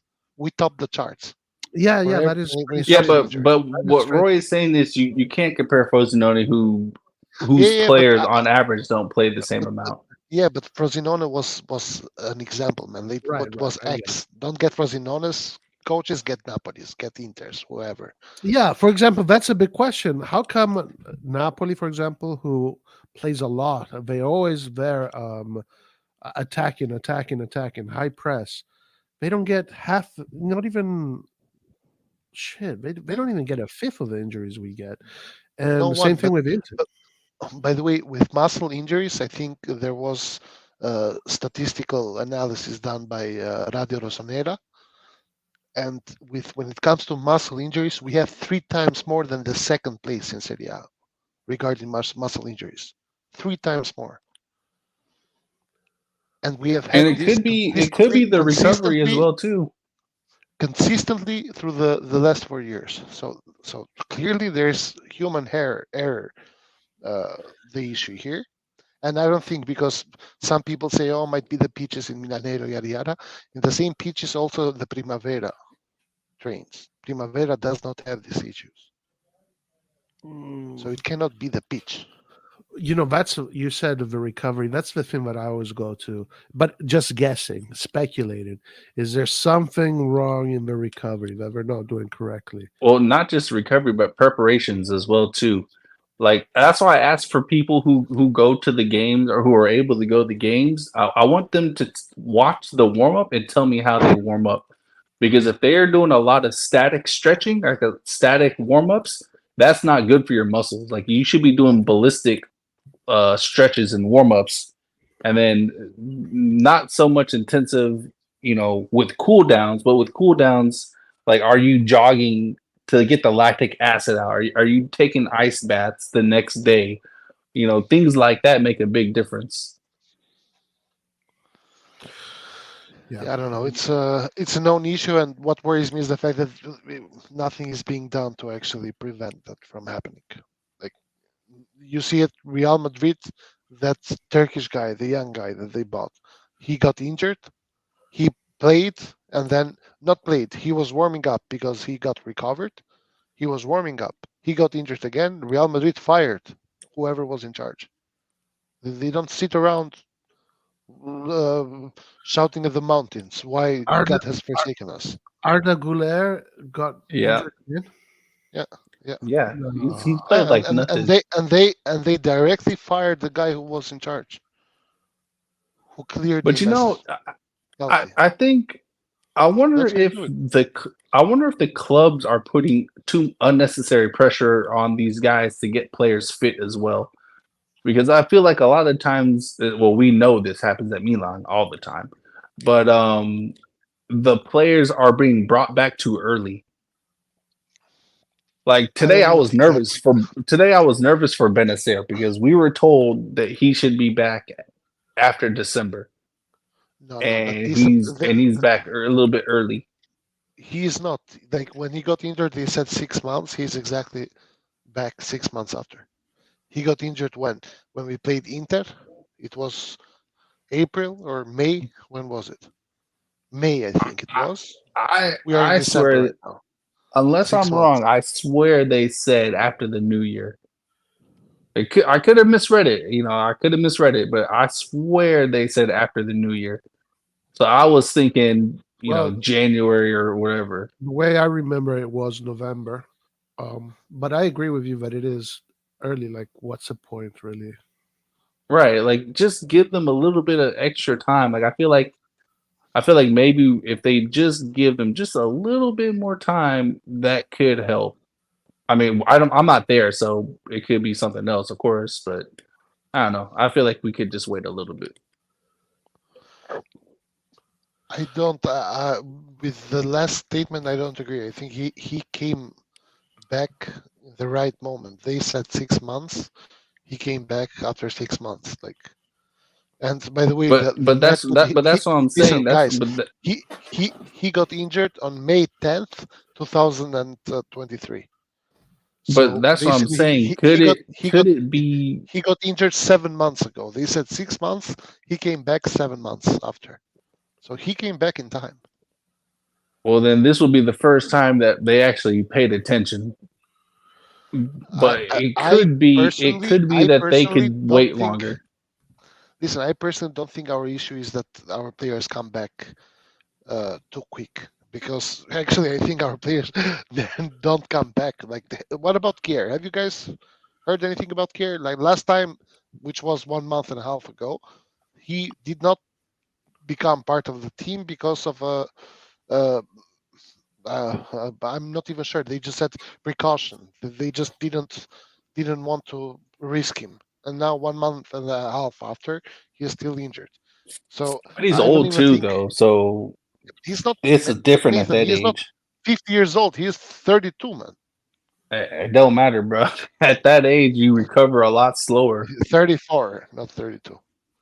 You recover a lot slower at that age. That's just how it is. Yeah, but not. he never got injured, or because the thing is, I even think they are actually hiding us injuries because of how bad the situation with injuries is, and they don't want like the clash back from the fans. So what they do is just like, oh, just for caution, we are not playing this player today, and then it turns out he was injured and everything.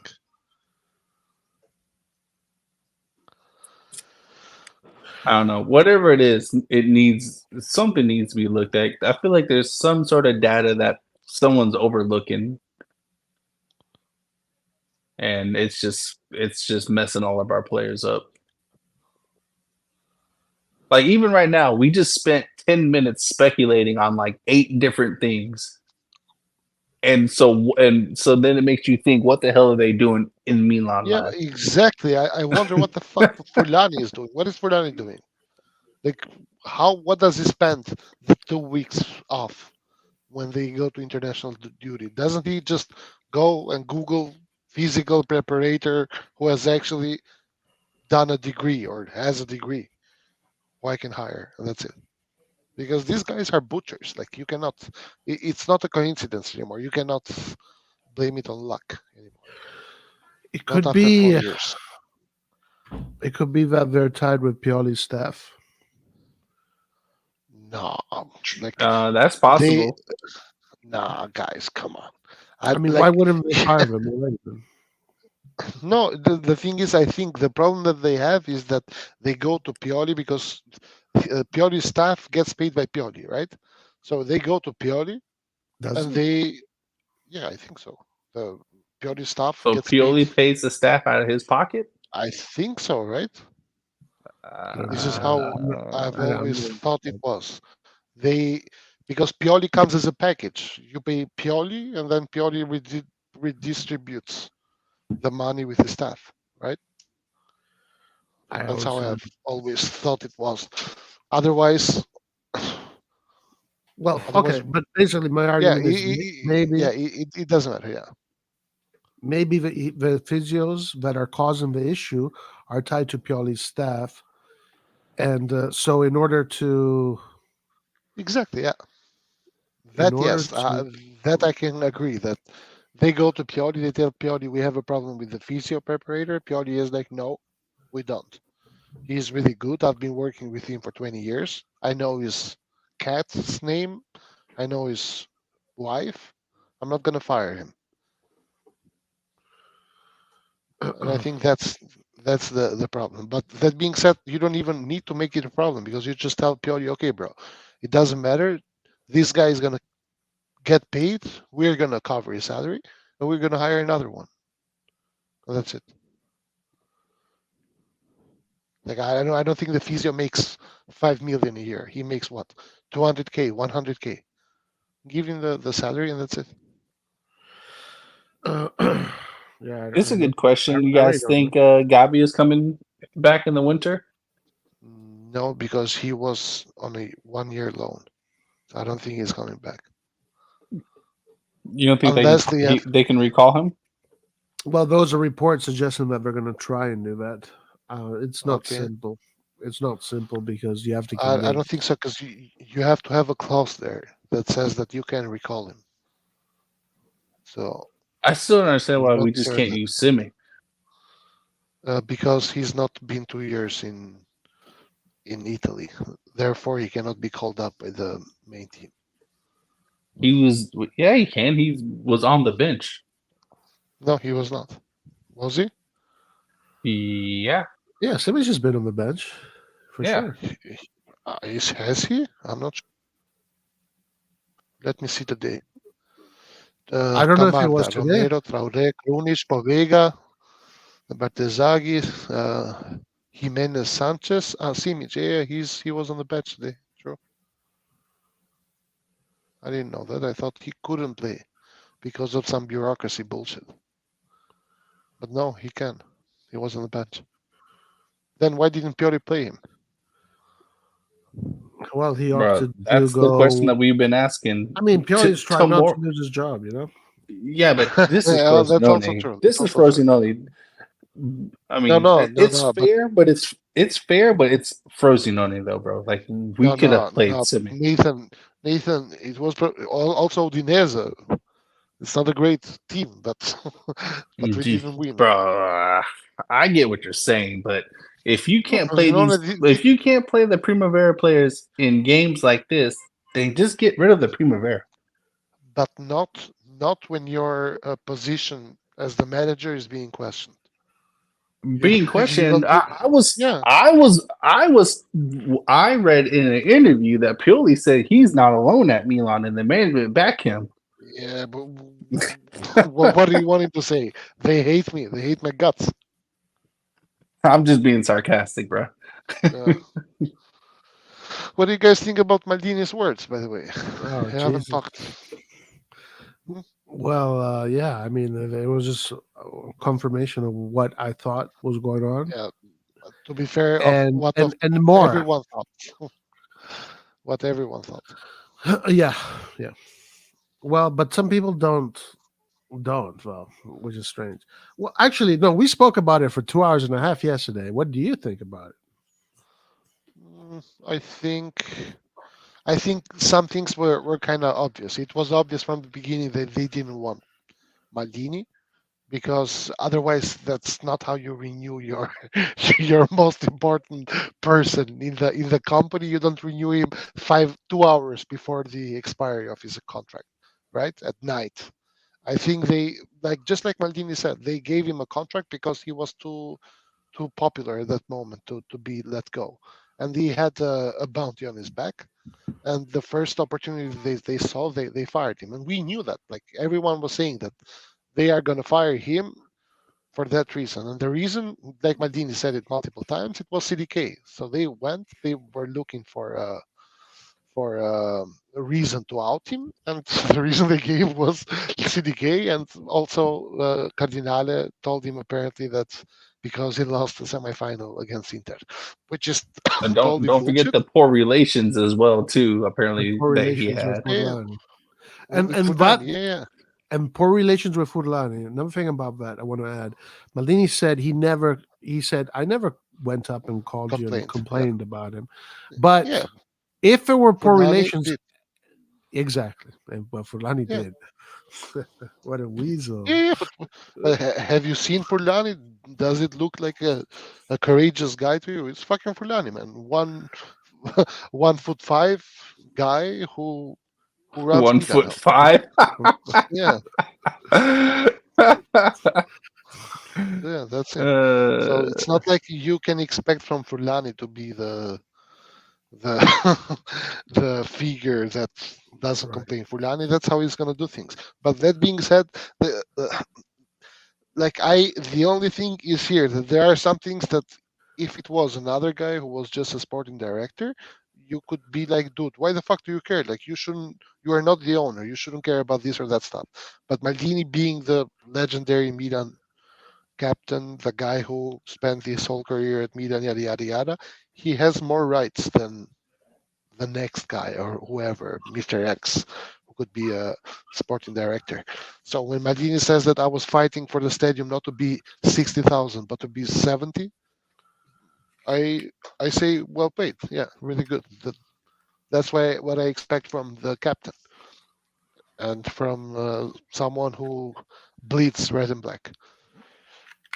But this is how things work. This is how it works. Like, it's kind of hard to work in a private company and also be the enemy of the owner. Right, that this is the risk that you take. But I applaud Maldini for being able to stand his ground and speak up what he thought was right or wrong. Nice, but nice, nice. but but when it comes to the consequences of it, I think Maldini knew it as well. I don't think Maldini was of the idea that I'm gonna not have great relationship with the CEO, not good relationship with the owners either, and talk shit about the owners as well, but they are not gonna fire me. I think it shouldn't have come as a a surprise. as a surprise to Maldini that they fired him. And his But I explanation, think. Oh, his sorry. ex, Go ahead.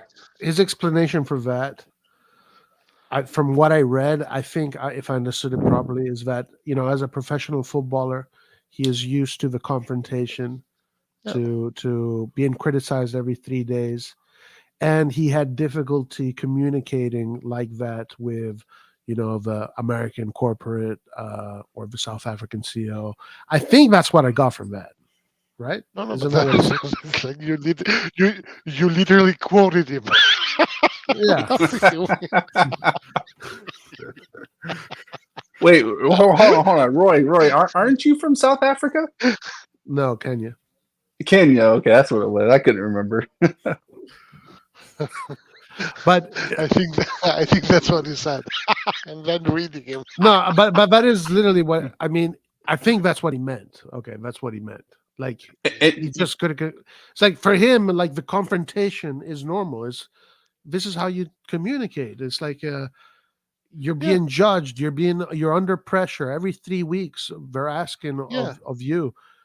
So for him, But that's just a normal environment. Maldini and has you always know, been I like that. think Like, listen, I think we should also a little bit separate Maldini the player and Maldini the person, right? I think that Maldini the player has been a great player, legend, yada yada. We know that, but Maldini the person has always been confrontational, even with Berlusconi. Berlusconi and Galliani didn't necessarily like Maldini. They didn't like him. It's a fact. And well, not the all reason leaders are. why, Not everyone's yeah, gonna like the leader, but the leader has to do what he has to do. no, for sure. But the thing is that the leader is the guy who has the money. So when Berlusconi had the money and Maldini retired, Maldini didn't work at Milan. They started searching for Maldini when Milan was doing shit like 5 years But after, or no, hold on, Red John. not even under Berlusconi. They actually did it 1 year before they sold the club. My understanding is that they offered Maldini positions, but Maldini was not. Yeah, they did. Maldini was not They interested. Maldini yes, said that but he wanted to be a DS. He wanted to be in charge, and that's what yes, he wanted to do. So he was yes. offered opportunities, and I think he didn't feel he wasn't ready for them, and he thought Hmm. it was pointless. I guess he didn't see the point of doing it, unless it was what he wanted to do. So he just The And way waited for the right and moment. Roy, not only that, for but sure, but look how the transfer strategy was after Maldini retired. You can't put your face on something like what we went through in the Banta era. no, but I think they wanted to give Maldini after he retired an honorary position. So someone who just stays there and doesn't really have a job, but he's the face of something like Baresi, right? He Right. refused, and then the only time when they actually wanted to give him an actual position was 1 year before selling the club. So it was already we were already shit that period, and Maldini said no. And then the Chinese people came and they tried the same thing Yeah. to get Maldini. Right. Maldini again said no. Yeah. He didn't want to do So it. yeah, exactly. And by the So way, Maldini is confrontational, and for an owner, someone who's confrontational isn't necessarily something you seek or you want but to but have. but there's a big but here, Red John. Is that in that environment, I think you have to be confrontational. There's no, you know, it's not. I No, don't no, I know. Maybe agree. I maybe agree. Because maybe nothing's smooth yet, so you can't be passive in the situation that Milan was in. but yeah, I'm saying like I'm I pretty agree. sure things are very confrontational down the chain of command in other clubs because it's normal. It's sports. It's Yes, not but the banking. thing is that they are not confrontational between the DS and the owner, or the DS and the CEO. I don't feel like someone Well, who yeah, owns a there's club. two of Yeah, them. but you're It's forgetting one other between. thing too, though, John. In those other teams, all of those Yeah, guys exactly. I are agree. football maniacs, Yep, and they've been in the sport, and they also know things as well too. These guys came in, and the owner doesn't even know how many Champions yep, Leagues we have. yeah. But And guys, Like, listen, come on, bro.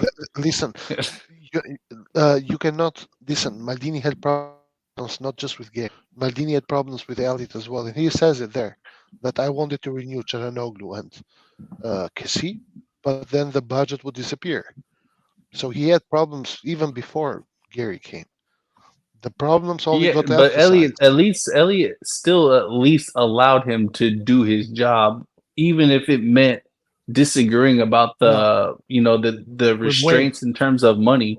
But they still allowed him to do what he needed to do with what was available. These guys completely cut Maldini off by even in the article it says who was it Furlani came or whoever it was came to him with an embarrassing transfer budget. So Yeah, things but like this make a big difference yes, too, as well. I, But I want to remind you as well that this is why I say that.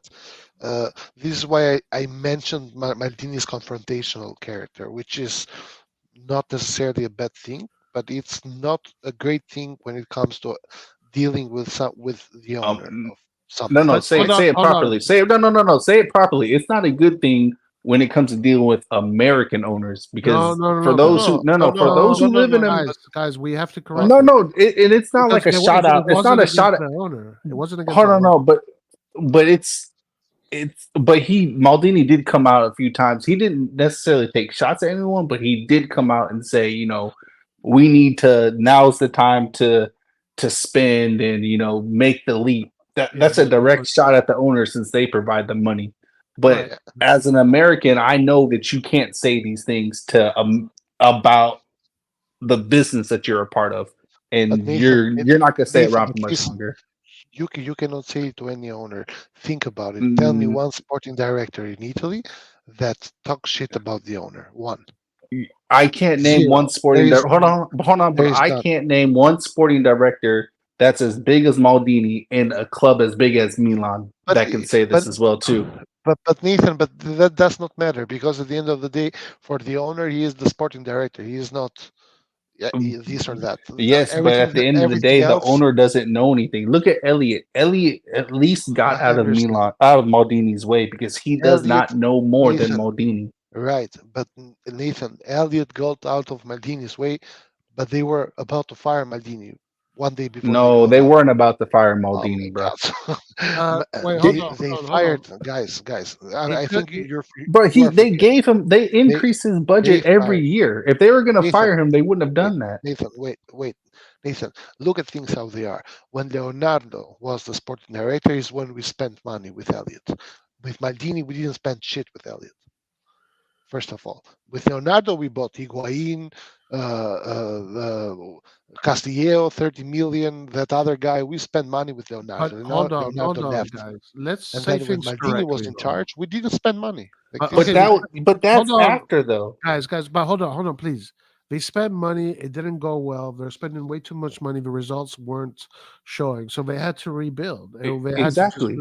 and they put Maldini. That was the task of Maldini to rebuild Milan and yeah, refix the finances, yeah. rebuild a complete new team. Right. If Maldini was there And was Maldini, there from the beginning, it would have been different. So the But budget no, wasn't here spent, right, spent, the spent. budget's not the Nathan, same because they already fucked up in the beginning. So they had to do it differently when Nathan. Maldini came no, in. Yeah, I think so. Maldini What do you was mean? in. No, that's literally Maldini, what happened. but Nathan, Maldini was in. He just wasn't the main guy. Well, he was an He was, apprentice. He was an apprentice. yeah, Right, with which means he Leonardo. doesn't really make decisions. He's there just strictly to learn. Well, he said Yeah, he felt okay, useless. He but said he felt useless. yeah, I remember the first 6 months. But the thing is that he was there. It's not like he was totally out of the thing. So he could have his say. He could debate something. Now, my point is here that even though they placed Maldini in charge because things weren't working, at a certain point, Boban got fired, first of all, and Maldini's job was not. Boban got fired because he was mad about them going behind their backs with the Ragnick situation. It had Yeah, nothing to do with the Boban. sporting No, or with money. let me let me rephrase it. Boban got fired because he talked shit about the ownership, Nathan. That's why he got fired. Because they went behind his It back doesn't about matter. it It does doesn't matter matter. because He it got, does but matter because it's a he got respect thing, bro. It does he matter. he Nathan. At the end of the day, he got fired because he talked shit about the ownership. That's it. But Yeah, listen, So now, because so but you have to put into context as to what happened though. but no, I get but it. I get it. the context I understand, but it doesn't. The essence of the conversation is the same thing. Talking No, I bad hear about the what Red owner. John is saying, guys. Yeah, listen, you are the employee, right? There's the employer and the Yeah, employee. The employee has to maintain a certain standard, even if things are not exactly. going. It's normal. I get what Yeah, you're saying. Yeah, and I understand that as well too. Like I no, obviously understand. I'm just saying and for the reaction that they had, there's a reason for the reaction. but Okay, but I do want to say I, another thing that needs to be clarified. Maldini never had a real issue with Jerry, because Maldini said they never even communicated. The issue is that with the confrontation. CEO. It was with the CEO, and Furlani couldn't take it. He's like, "Oh my god, this guy is like an alpha Yeah, male." He's like no, but fucking, you know. here's I think it's also important to understand the hierarchy in a company. Let's just call it a company. The CEO is going to have weekly meetings with the owner to report. Right. So the CEO has actually the stage to say one more word than Maldini can, Sure, because Maldini absolutely, does not have weekly meetings absolutely. with the owner. It's So a now hierarchy. this is the thing. But the reason why I try to emphasize Maldini's character, which in my opinion solely is a positive, is not a negative thing, especially when it comes from someone who only can speak from the point of view of a fan. I want the sporting director, who also happens to be my the legend of my club, to actually be confrontational, because Yeah. him being confrontational can only have positive things for me as a fan, who at the end of the day just wants trophies from the club, doesn't give a shit if the club is in red or in black or in green, right? But now the reason why I mentioned Maldini's character was to connect it with the fact that so far Maldini has worked with two owners, and in my opinion, with both owners slash CEOs, Maldini had problems, because when it Mm. comes when we go back to Elliot had already prepared the replacement for Maldini, but Maldini had to prove them wrong. So Maldini had to make himself popular by actually Hold on. Milan You being said playing that well. they had a replacement in mind. Yeah, Who did they have in mind Ragnik. to replace Maldini? Yeah, yeah, Ragnick was going to be like a Ferguson. Right. They exactly. wanted He a would be a guy that manager. Yeah, he did. Yeah, they he would wanted like sign his own players. He would also coach the team. they wanted to And do an English style thank God football. exactly. And thank God that Oh, didn't you happen. oh, all in one package type of shit. Yeah. So, but the reason why that didn't happen, it wasn't because Maldini and Gazzini created a nice friendship, or Maldini and Elliot became best friends. It happened because Maldini proved it on the pitch that he could do the job, and Milan was getting good results. So now sacking a guy who's providing you good results, you cannot do. Same thing that, by the way, Gary couldn't do either. Even though Gary didn't like Maldini, Furlani didn't like Maldini, they couldn't do it. Yeah, but that's fucked up because if they had charisma, if they had personality, they should have done it right away. I agree. Because, No, no, but I agree with you. I think the same. I am someone who, if I tomorrow have a business and I uh, hire a guy who's confrontational, I'm never going to hire him unless he is a fucking dipshit, in which case I'm going to fire him. But I don't mind someone who's confrontational, because I'm a confrontational person myself. But the yeah, thing is but that again, it there, depends who it is, right? Because every of course, people have weight. Different people have different weight. of course, it depends who it is, first of all, but it also depends what position I am in the topic we are arguing about, and also it matters how he is able to express himself, right? I think this is a mixture of things here, and uh, even though I, as a fan, was always pro Maldini, saying and coming out and saying we need to spend money, but we are not spending money. We actually have to go and actually spend money now. Stop with these young players. I was there cheering Maldini, but the owner sees that as someone who I pay that is complaining. So, are you saying that Maldini should have played the game better? Is that what you're saying? It's hard for me to say, because Maldini holds values that I respect and I want, again, as a fan, from my sporting director. I want the sporting director to go and fight. But that being said, it's also important to kind of read the room a little bit. Like uh, if the guy who's in charge, because the CEO, that's who he is. He's the connection point to the ownership. So you going against the CEO, in a way, you are also going against the ownership, unless you also have a relationship with the ownership.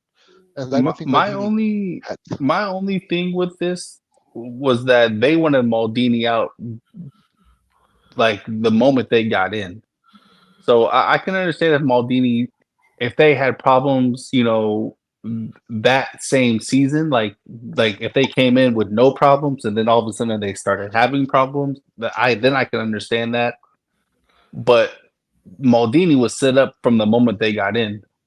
Oh yeah, for sure. Like So that's I my think that's my I problem is like you I can't say think that he this had problems when they literally just bought the club and then they wanted him out. Yeah, I mean, look, they figured well, out that with Maldini, like this guy is just too, not to use a stupid word, too well, superior to them. Like they're this guy is way too alpha for them. He Maldini intimidates yeah, them. They yeah. don't know how to talk back to him. But the thing Maldini about holds it, power. Maldini holds power because when there's a confrontation between Maldini and Gary, the fan base is going to believe Maldini. They're not going to believe Gary. yeah, So, yeah, Well, so the it's thing someone is, who holds power, and these people are billionaires and they have a fragile ego, right? They don't want yeah, you to go and right. teach them stuff, and I understand that. But but the the problem is, why did they not even give a year to actually work with him? because because Maldini must have had issues already with Gazzinis and Fordani because Yeah, Fordani but no, was he there. said it. He said it. Yeah, Same issues with yeah, Gazidis. Like the yeah, confrontation exactly. obviously So led so to basically, when Gazidis. Jerry came and decided to make Furlani the CEO and removing Gazzinis, Furlani had already broken relationships with Maldini at the time. So in other words, he came, he talked to Furlani, Furlani gave him his plan or whatever pitch he did to convince him to make him the CEO. And Fulani might have also mentioned that, by the way, the sporting director and I, we don't have a great relationship. Jerry was like, okay, do we fire him or not? And that's the reason why it took them 50 fucking years to renew Maldini because they were uh, doing their own calculations. Can we fire this guy right now? Is he too popular at this moment to fire him, or should we find another moment to fire him? Like they did. They found a moment in which we came out of 4 derbies uh, losing and also losing in the semifinal and not on the pitch, not making the top four. So they were like, okay, this is the lowest point we're going to see Maldini in. If we want to make a hit, it has to be now. This is how I The see it. the only issue that no, I completely agree that that's what they did. But to me, what I focus on when I think about that is like, bro, you jeopardize a full season, dude. Right, You right. fucking jeopardize a You full season. literally, if Yeah, Juventus what didn't do what they did, we would have been fucked badly. Yeah, and then at the end of the day, it's not Maldini that fucked up. It's they fucked up. They literally created a situation for Maldini to fuck up. But this is terrible because it Like you came in jeopardized and the team. destabilized the team based off of one person's feelings. No, but based on their fear, they're scared of the backlash. It's like, you guys, come on, man. If you're gonna fire him, do it, but don't jeopardize the team. I mean, maybe it would jeopardize the team anyway. I don't know because it's pretty maybe shocking maybe that this after is maybe this is when the fact that they are Americans comes in.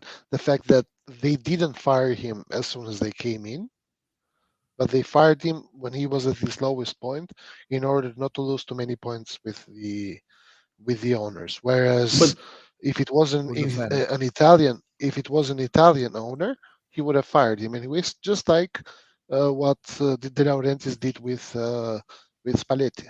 They won, he got fired. and you know what I find Maybe this is the interesting? difference. What I also find interesting is as Americans, the thing we care about most is success and money. So you just need to look at what Maldini was able to do with the backing that he had. So even if someone didn't have the greatest of relationships, look what he was able to do. So Yeah, but Ethan, why would you stop that? you have to see it. You have to put a little bit yourself in the place of Yes, an I owner. am is what I Yeah, am. yeah, And and as the owner, I'm looking at uh, what has been done. no, like no, but think it like this. Think it like this. You think of Maldini as as an employer of yours, right?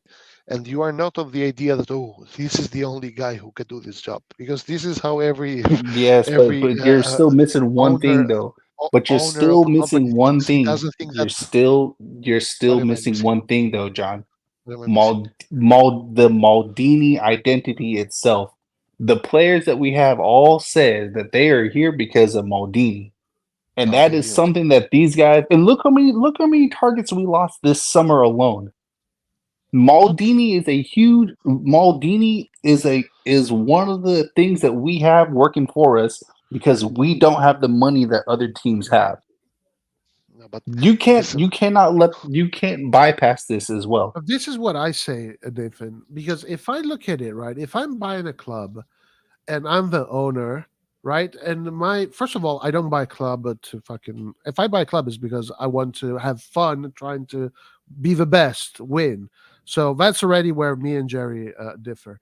But if I buy the club, for me, Maldini is like the biggest asset I have. I'm like, bro, Right. just If fucking you don't have the but, money, but you need to Roy, find other listen, ways to convince the players to come join your team. Royce, you have to remove the AC Milan glasses if you want to make the No, comparison it's not and put glasses, yourself. but John. it's also logic. It's It's logic No, no, because but look, wait. so Just take if a I bit. buy But Juventus, I know Mhm. which Juventus people would probably be the best to do the job. I You understand. know, I it's understand. just But logic. but It's just but knowing. You put know, yourself. But put yourself in the situation where you buy the club, and the guy that you want to give the keys to the club is telling you, this other guy and me, we don't go along, man. yeah, but that's But you are because giving for him the keys to the club. but yeah, I understand that, and me. Obviously, I don't even pay attention to. I mean, I wouldn't even pay attention to what the CEO says. No, It's but like, the bro, CEO is really important for the owner, I Roy, because the understand. CEO. I Yeah, but understand. I understand the chain of so command. I understand the hierarchy.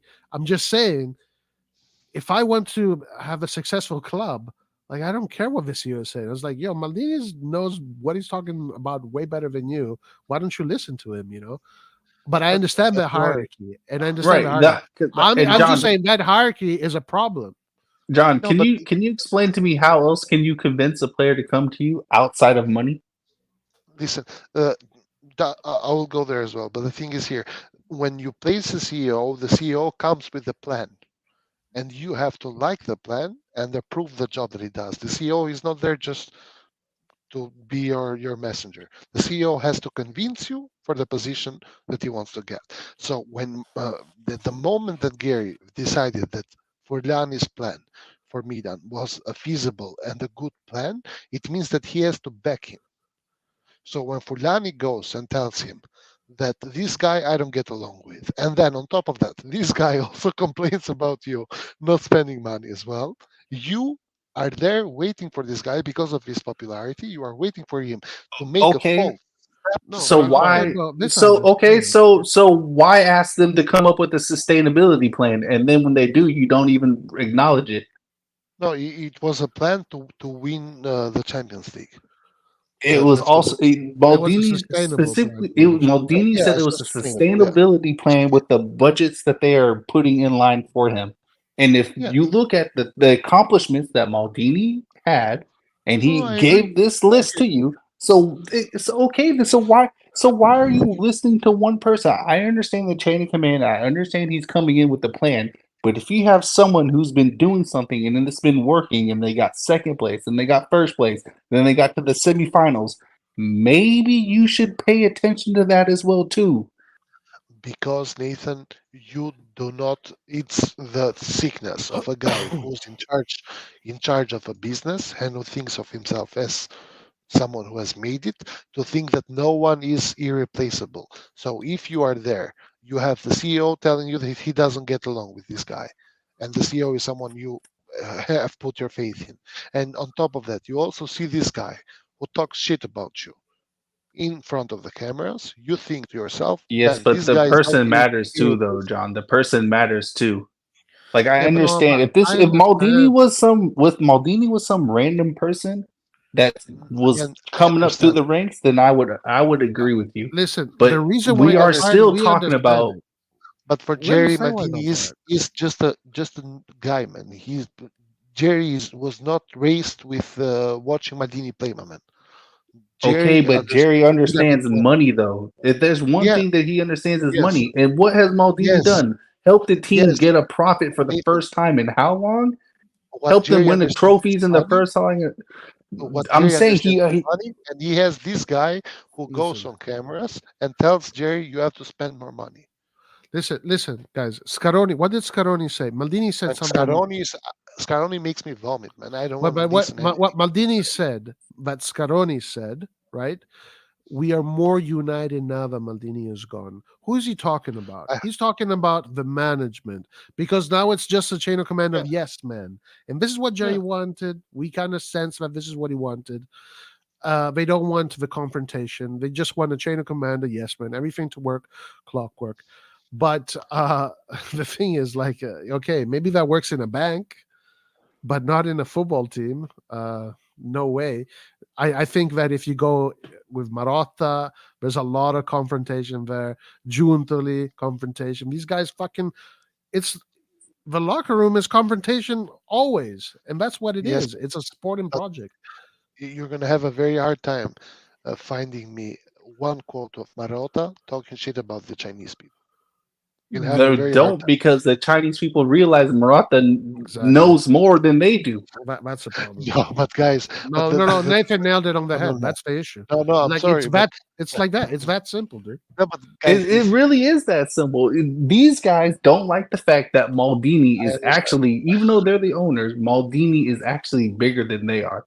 Listen, Maldini no, knows it's more not than that. they do.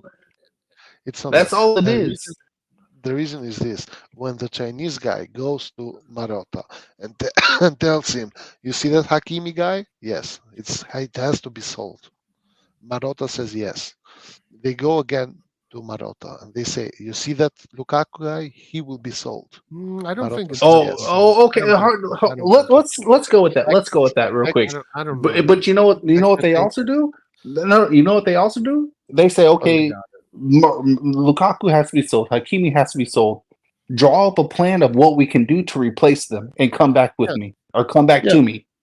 yeah, And and guess make what? sure. They And, listen. And they listen to what he says. Maldini yes, drew up a 30-page paper, and they yeah, didn't even bother to get back with him. I This is understand, the but problem. But I don't think it's Nathan, that. I don't think it's like that, though, John. Like they obviously talk and they debate and they say, "Is it a of good course they idea? What talk. about this guy? What about that guy?" Right. Of course They have conversations. They actually communicate with each other. They I don't am not. just sit I there am not saying. I'm and not saying act that in they don't bad talk. faith, man. All I'm saying is this: that when they say that Lukaku has to be sold, Lukaku gets sold. That's fine. That is perfectly fine. But they also ask, what is the game plan from here on Yes, out? Nathan. And he Yes, gives Nathan. them the game plan, and they listen I to what he's understand, saying. Nathan, you are confusing the plan that Maldini made for Milan to win the Champions League in 3 years. So a 3-year It long was a plan. With sustainability plan. Maldini, there's no, no, Nathan, bro, no, it with the was way not a that they're spinning, sustainability with the way that they're plan. spinning, Maldini already knew that there is no way that you can actually win the Champions League with No, what they Nathan, no, spin. Nathan. But what are we debating? Go back and and read Maldini's I read it. I interview. read it twice. It Yeah, was a sustainability. then Yes, they no, wanted to it win the was Champions League in 3 years, but it yes, was a and the plan. sustainability project, Oh though. my God, no, the Bro, project you was don't win the Wait, hold Champions on, League guys, by guys, with one at a time. Let sustainability. each other finish because otherwise it's just going to go in circles. yeah. So This is the one thing. at a The thing is, I don't know. You keep on saying sustainability when that's not the point of the plan. The point of the plan was winning the Champions League, winning the Champions League in a sustainable way. So you chart a 3-year long period plan or a project, and the conclusion after these 3 years should be building a team that will win the Champions League. Now in a you sustainable way. draw in a sustainable way. In a sustainable way, you draw out So the it plan, is. you present it, and they don't give you feedback. I understand that, and Yeah. that's really bad. That's not serious. This is not. It has nothing to I do think with that's what we pretty are talking about. serious. This is nothing. This has nothing to do with what we are talking about. We are talking about Marotta, a guy who is dealing with owners who tell him the best player of the club is going to be sold. The other next best player is going to be sold. Onana is going to be sold. And Marotta comes up with a plan spending 1/5 of what they sold the players for to replace them. It's two different things. Okay, okay, but the point, but you're not going anywhere with this point. I am, and here's where I'm going. if Maldini, let's just for a second imagine Maldini was an Inter legend and he was in charge of Inter. God forbid. Okay, Maldini. The moment they would have told Maldini that we need to sell Lukaku, Maldini would have said no and fought them. And me, as a fan, I would have I don't applauded agree with Maldini. that. I do not I agree don't with agree with that. I As a would matter have of fact, Maldini literally said that he wasn't opposed to a big sale. But in the case of Tonali, he said he wouldn't have done it in the case of Tonali himself. But he didn't say he wasn't. that. He was never opposed to that. And he said why? Because with Tonali was unnecessary because the finances were all straight. If Maldini was in a situation where, okay, we have to sell this guy, otherwise, because the finances are so fucked, then I don't think he has a choice. Like, I don't think he's going to say no. Exactly. He doesn't have a choice. So We have I a think no debt situation. that issue very slightly different in how things are managed. But regardless of that, I do think I find it hard that with Morata there's no There's competition. a comment there saying if I bought Juventus, I would give the keys to Moji.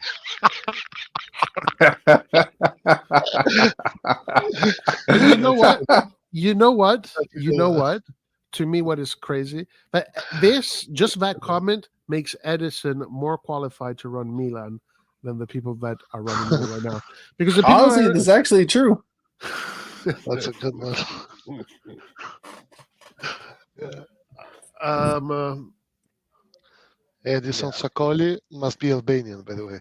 oh, Albania. Oh, by Are the you way. are you ready? Are you ready? Red John. Holy shit, man. What the You're fuck gonna was that? kick Hey, our listen, ass, all listen. of us.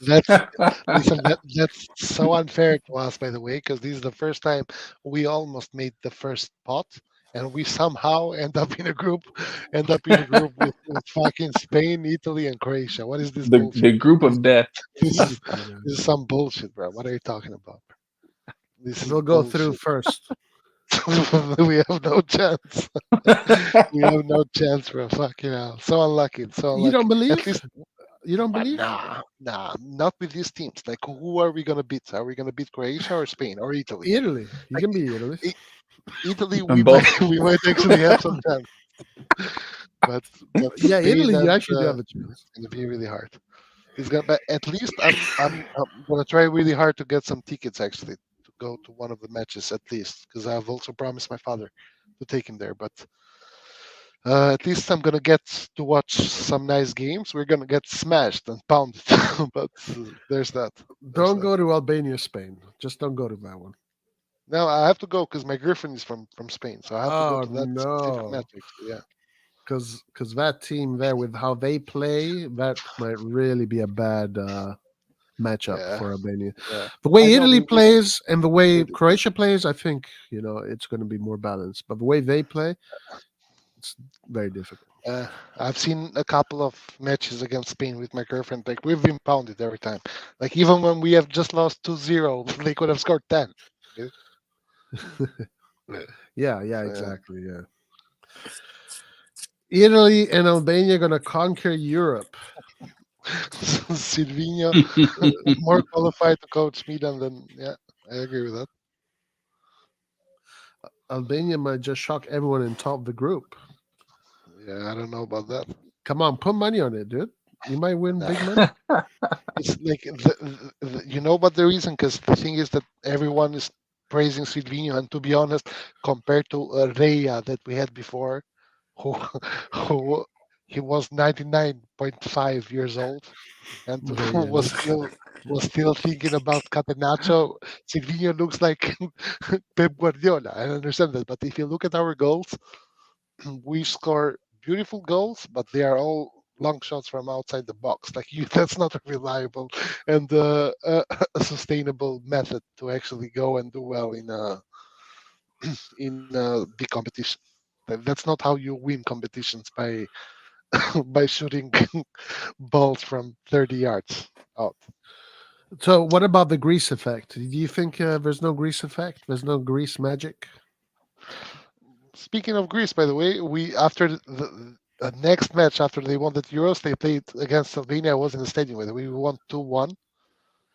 That was a nice memory that you reminded me of. But there is no such thing as a Greece effect, bro. Like you are always gonna have a dark horse, but that happens one in every 100 years. Does it Greece though? did it. Greece It's did it. more like So it's more like once every 30 years or 20 years. yeah, Because because we had you're thinking of Early, Denmark. Yeah, Denmark early 90s, then 2000s we had Greece. So now it's time, dude. It's time. The timing is perfect. yeah. But we got a really harsh group, and I cannot believe it. Like I don't understand. If we were in the second pot, what pot was Italy in? I don't get it. Yeah, they got really unlucky, man. Second pot, and they catch Italy and Croatia is like, damn, all that work, Exactly, exactly. all that Like what fucking is work. exactly? Like I was celebrating the fact that we got in the second pot to get an actually not so hard group, and then I get the group of hell. Yeah, and it's tough for Italy too. By the way, Yeah. it's tough for all the teams. Even though I think Croatia is not the Croatia they used to be 8 years ago, the Croatia of the final of the World Cup. But that being said, they still are full of talent, bro. Like They're they a are good a they're a talent good team. powerhouse. Yeah, yeah. Well, they have good players. The eagle will fly. The eagle will fly, Yeah. guys. It's gonna be crazy. It's gonna be insane. The next generation is gonna be all these like superstar Albanian players, like Greece had. Didn't Greece have like a few superstars after the Euro? Name me one. Karagunis. Exactly. Yeah.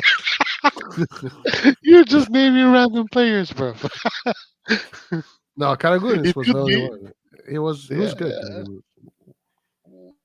Where did he play? What club? He played for Inter. Did he? Yeah, for a while he played for with Inter. He was a good player. Oh But yeah, I he think he did play for Inter. Holy shit, he did. I didn't even remember that. Paul says Italy will go far in the Euros only if they play Baschirotto, Ciccio Caputo, and Kevin Lasagna. Damn. Actually, that's true. Albania is full of Serie A players. Yes, actually, like 70% of the players play in Serie A. But we have the best Albanian player, so it doesn't matter.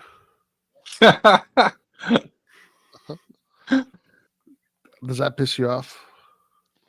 Which best Albanian player? Oh, Luis that Haza. kid. That kid. Wait. There's still time for him to change his mind. No, no. The guy is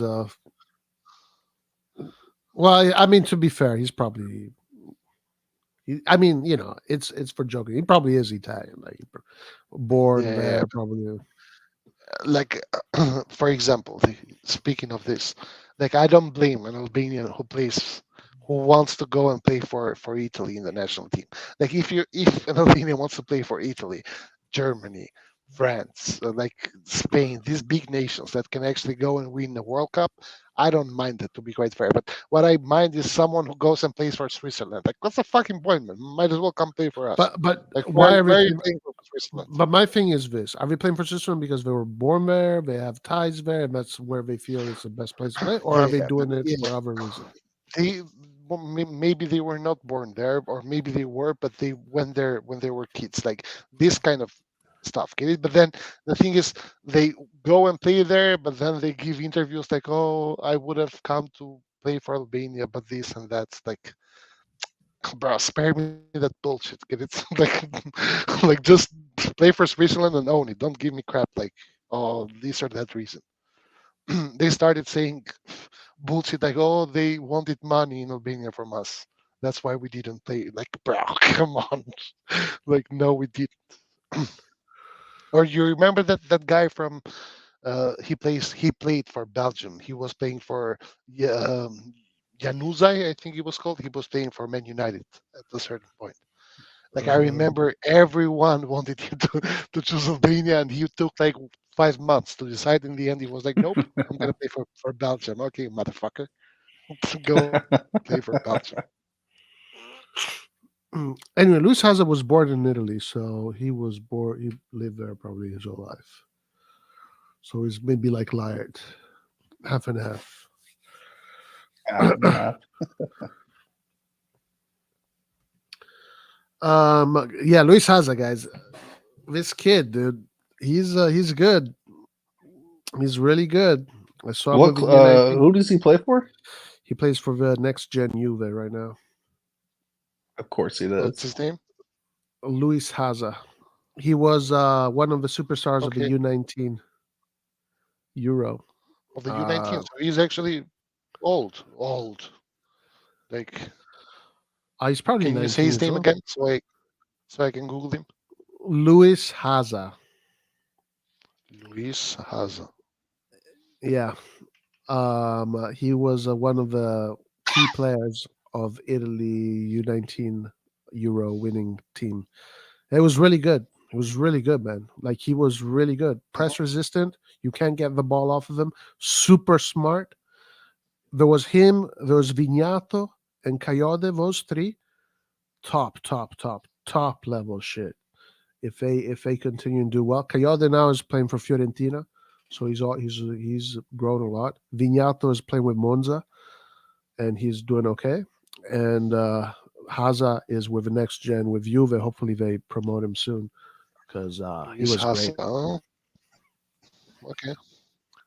Let me watch some highlights of Luis Haza.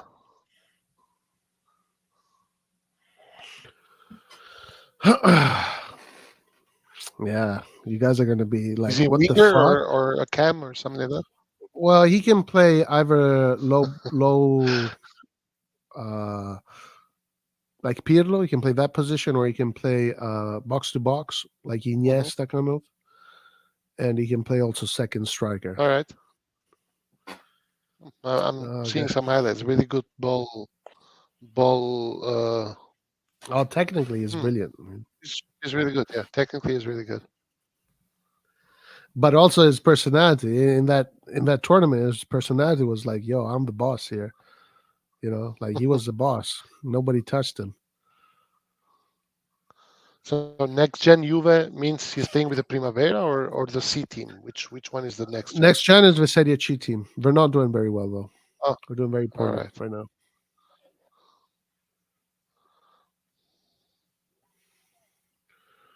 Also, Coyote came from the Juventus Prima youth system.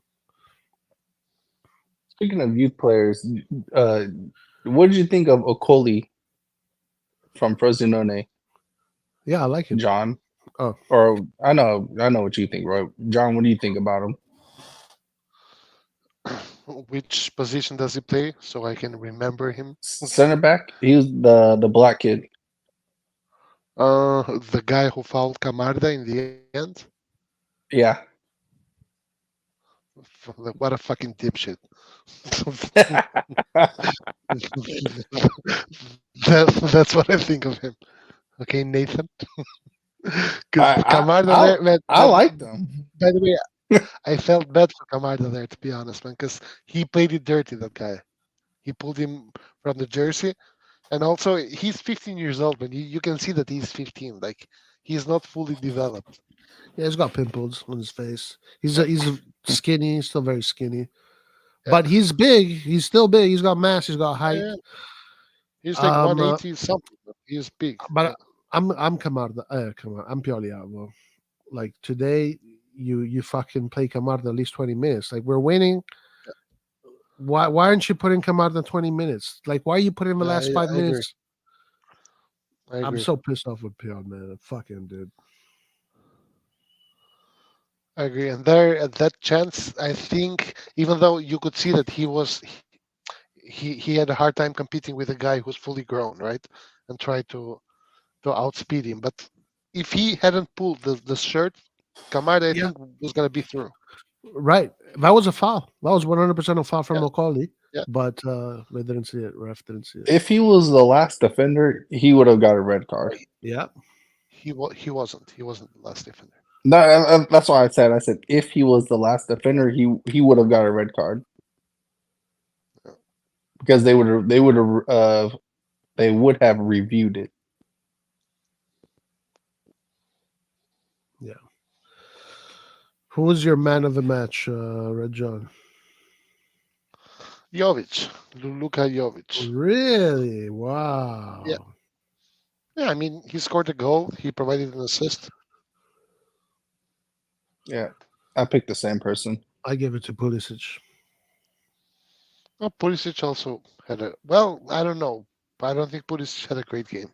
No, he didn't. I thought Pulisic had a really poor game, but the goal he scored, it was so high level that Yeah, I the just goal, the I just first have to touch give was it to good, him. but my favorite thing was the finishing, man. The finishing was absolutely Yeah, perfect. Like Now, for me, the what you whole wish a thing, man, striker, the what you wish a movement, striker. the way he got around the defender was perfect Yeah, timing. The touch of a ball, so difficult to so get good. a Yeah, clean that touch. was really good. A really Then high ball. Yeah, yeah, and great pass from Manyan, by the way, great super yeah. assist. And then that progression forward in space, controlling the ball perfectly. The chip, But I the was like, that's finishing, Roy, the finishing was fucking perfect because in that yeah, he's a position, great 9 out of 10 players would have tried to shoot the finisher. ball in whatever on the manner ground, they could So there on the on the because of ground. that, I'll give him man of the match. And also, even though the first goal, Frosinone just gave the ball to Pulisic, like that was such a stupid mistake by them. Pulisic did good at finding Loftus Cheek. So he had two good moments that for me were decisive. And one of them was a brilliant moment. So I'll give it to him. But overall, I thought he had a really poor game. Really poor game. Yeah, I agree. I didn't think he had a good game. I think actually Jovic had a good game, man. Like Jovic had some really great second ball passes, like to get players through. Like he put Musa through once. He put Rangers once. He provided the assist. He scored a goal. Okay. So So I was a little bit more critical of Jovic. For example, that through ball that he gave to Musa, I was like, okay, man, he's clearly offside. Why are you yeah, even it's trying to offside. do Yeah, actually, now that you're saying it, it was obviously offside. But it? I think that was more on Musa than on Jovic because Jovic was dribbling there, and Musa should have understood that it takes you 1 second to actually get out of the dribble before you can pass the ball. So you could anticipate your run a little bit. Yeah, I want him to be a little bit more dangerous in better positions. I think he needs to get a little bit closer to the offside line. He's a little bit deep Hmm. and he's always behind the play. I always find he's always behind the play. I think he just needs to. I don't know. I think it's fitness or just mentally I he think needs to I just. think he is not a number 9. That's the reason why. I think he is a second striker, and that's why he provides good passes for whoever is making the run, but he is not necessarily the guy who makes the run himself. But what I appreciate from him is that even though he is not super tall, because he's like 182, I think, or something like that. But he, in a way or another, fights for headers. Like he's not like you cross a ball and he is totally invisible, even though he has been there like that for some games. I don't understand, Paul. Like, how can you like you've been saying Jovic this, Chukwueze that, but then you say these other players are like average. Like, I don't understand you, Paul, dude. Like, you're just weird, dude. Calabria man of the match. Was he man of the match?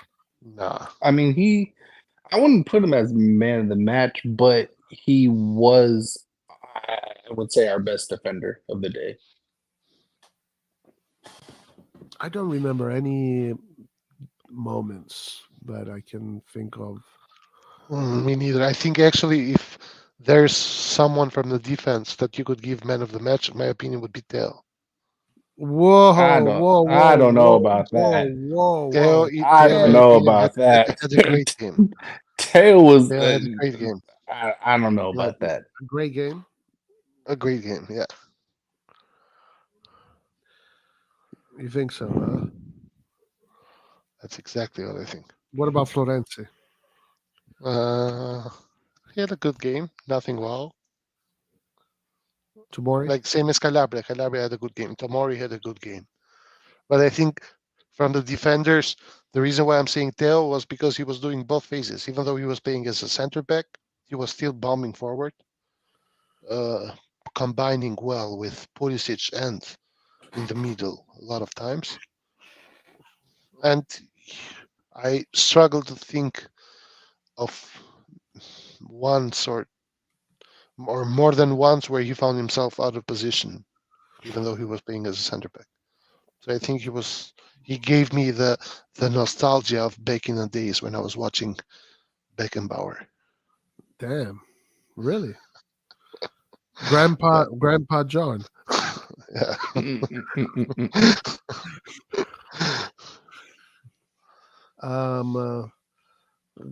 Teo did good.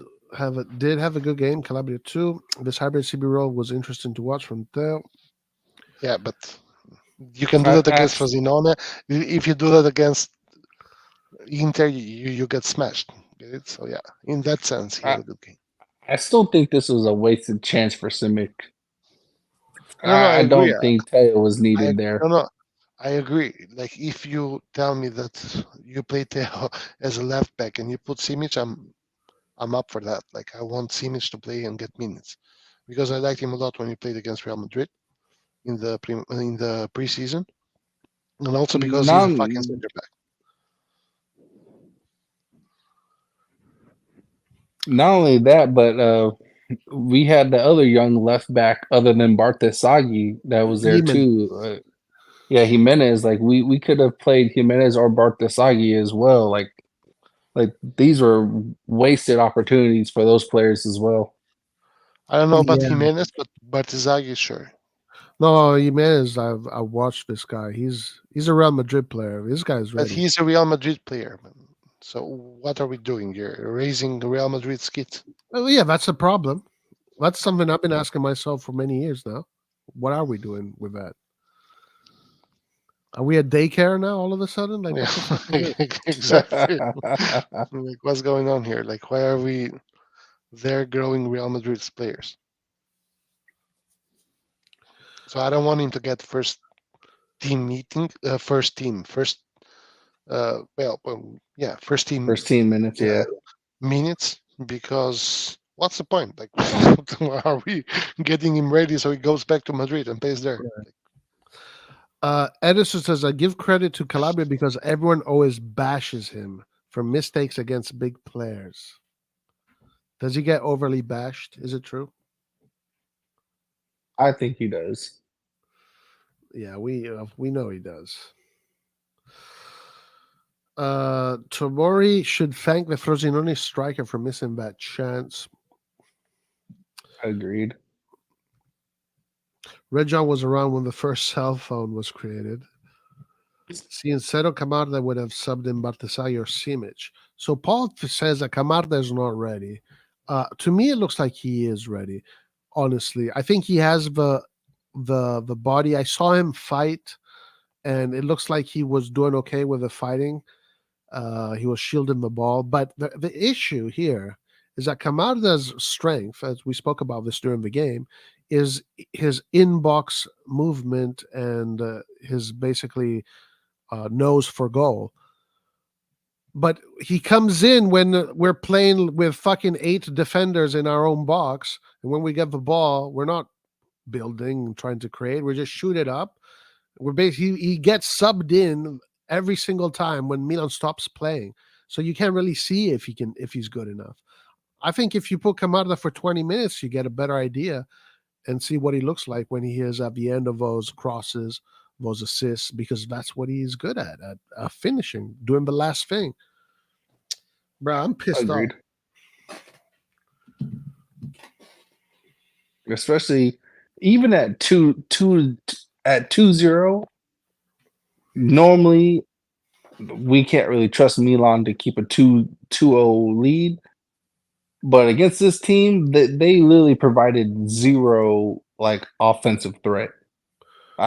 There is no reason why Camarda shouldn't have came in like at the 65-minute mark. Like there's no harm. You always literally other than the assist. I mean that assist, he was by himself for that header back across the goal. That could have been done literally by anyone. Yeah, it's not like it was a special assist or something like that. Put in too much on this kid, dude. No, he's ready, man. We're ready. Give him 20 minutes. I am like, don't give him minutes if they're not ready. Like I'm all about that. But when you see them play, when you see them, you can tell if they're ready. Like you can tell Camarda is not fully mature at all. Obviously, he's got fucking 10 more years of growing. Like he's so young. But you can see that with what he already has right now is enough for him to cope with whatever he needs to battle with on the pitch. Like, yeah, he's going to be bodied here and there, but I did see him shield the ball successfully. I did see him when the ball was coming in from the sky. He was there putting his back into the defender behind him, pushing him back. Like he's doing that stuff. Of course, in 10 years, nobody's gonna be able to push him, but he's doing it. But you know what's even more important is he's not showing fear. Yeah, and not showing fear. He's True. not he's willing to put his, to put his body on somebody else. He's willing to try and play with the team. He's actively searching for the ball. These are things that like right now I don't care if he really scores, like even though if he does it'll be amazing. But right now I'm looking at how he performs with the team. That's to me that's what's most important. Yeah, and again, like this kid is obviously a special kid because he's doing numbers that are crazy for his age bracket and with the people he's playing. He's playing with players that are 3 years older than him, that are 4 years older than him. That's a big difference in during your teenage years. Now he's obviously like an anomaly because at 15 the guy is as tall as a 20-year-old and et cetera, et cetera. But I think no, with him and also Chaka Toure, these guys are ready. They can play. They're not. They're not. For me, like there are players that are not ready, and there are players that are ready. Like these guys are ready. Like you can start. You can start giving them minutes. You don't And need. our sorry, go ahead, continue. No, go ahead.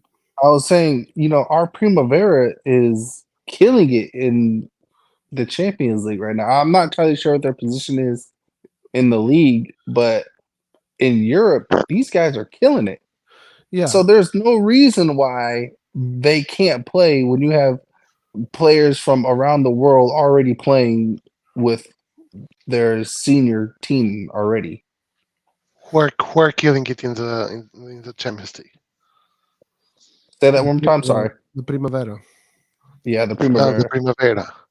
Yeah, the Yeah. Primavera are doing Like, really good in the Champions League. Yeah. like you remember a few years ago when the Primavera was like down in the dumps, getting relegated. Remember we were all saying, some of them are good. Like the only names we really mentioned was Shaka Torre at the time, but the team was really down, and at that point, then it's like, okay, these guys are. You can make a good case for why they're not ready, but that's not the situation now.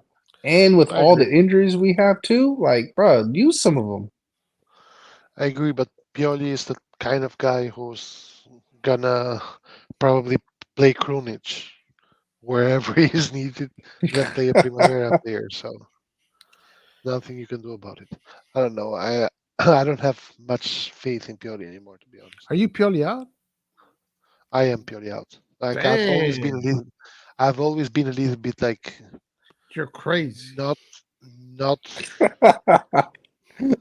not against and not pro, but this guy has to go out, bros. We are not winning anything with Pioli. We should have done it this summer, to be honest. Yeah, I agree. And Maldini wanted to do that, according to some people. But not according to Maldini himself. But remember the news articles though, John, about Maldini Ah, this and that, and he wants this, yeah, and like that's how you yeah. like. You Why, know how many times why we've does said that why does these guys Paul get believe those paid. articles? Why does Paul believe those articles? Why? Yeah.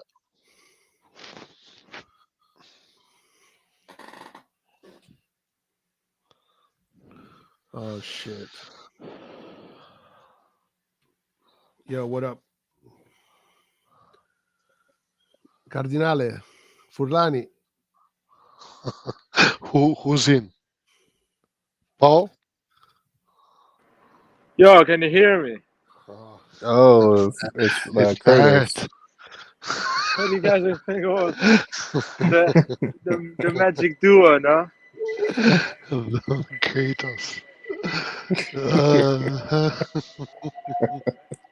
Can you guys hear the noise outside? Because I'm outside.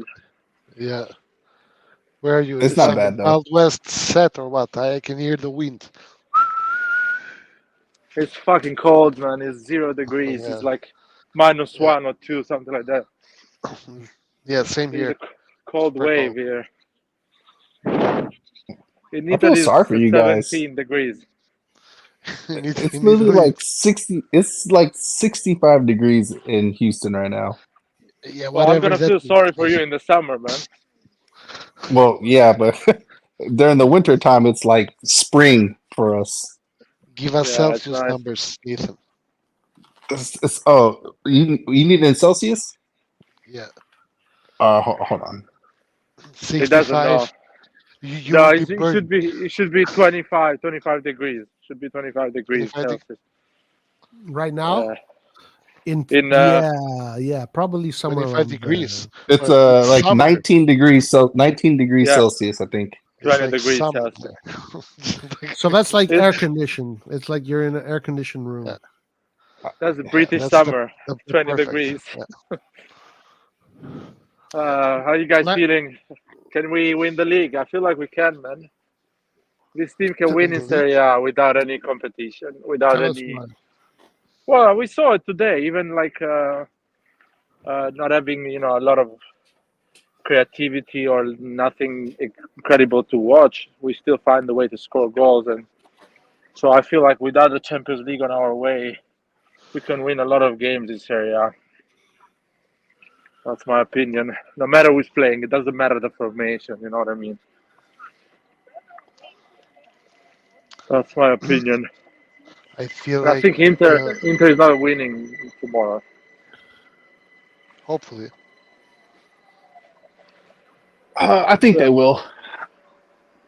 Against who? Against who? I Nah, think they I have a believe. difficult game. Oh, it's a difficult game. I don't think.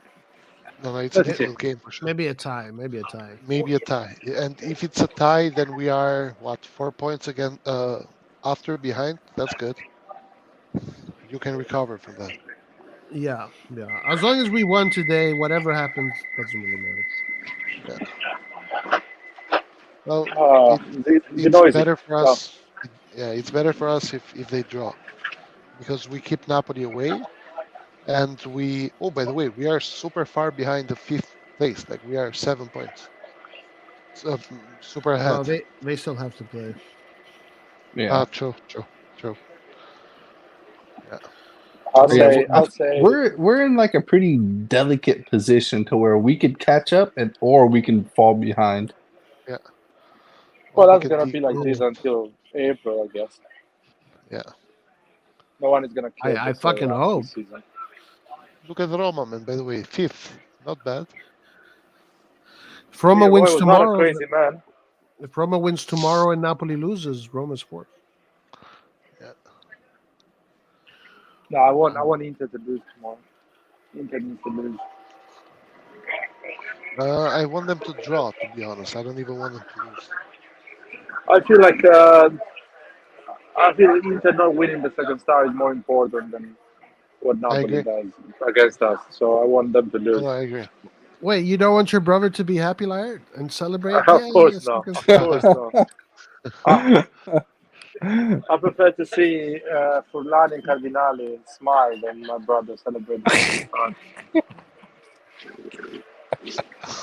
But anyway, Uh, I'm losing anyway. Whatever happened, I'm losing this season. Allegri wins the Serie A is a lose for football, not just for me. Inter And for winning the Serie A second itself. star is a lose. Yeah, for Serie A as well. What if Inter Milan loses wins? the second. Forlani and Cardinale is winning it, so that's horrible. We get to see them celebrate like there's some year. Yeah, smile. So that's horrible. And if what else? If Napoli wins it, it doesn't matter. No one cares really. Apart, Yeah, apart if from Napoli. Napoli wins, nothing changes. So. Yeah, this time around, I'm Torn. torn. I mean, for me, I think it'd be really ugly to see Inter win the second star before Milan. Really, it would really suck. Oh yeah, that's Seeing some awful. stats now.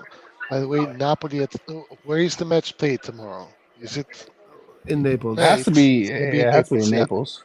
yeah, Yeah. that's what I was thinking as well because we played home today. Napoli this season has only won 2 times at home out of 6 matches, Oh, damn. Oh, yeah, I think Inter's gonna win tomorrow. whereas Inter has won 5 times out of 7, drawn I mean, Inter is the 1. favorite. Yeah. Yeah, Yeah, Inter spent less energies this week in the yeah, Champions League. they played second lines, Yep. and they somehow came back from a 3-0. Fucking hell, man, we've become a meme, bro. Like I saw troll football posting about Inter when they were losing 3-0. That's Inter when they play Benfica and then AC Milan's match. and then, Mhm. and then 30 minutes later when Inter drew the game, they were like Inter when they are compared to AC Milan and then them scoring 3 goals. Oh no. Yikes. Uh, Roy, ask Laird who was this game's MVP. Laird, who was your MVP of today's game?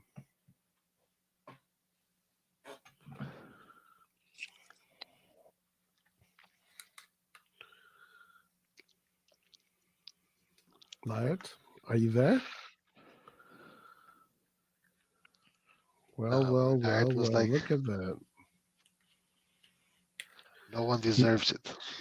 he's in the subway.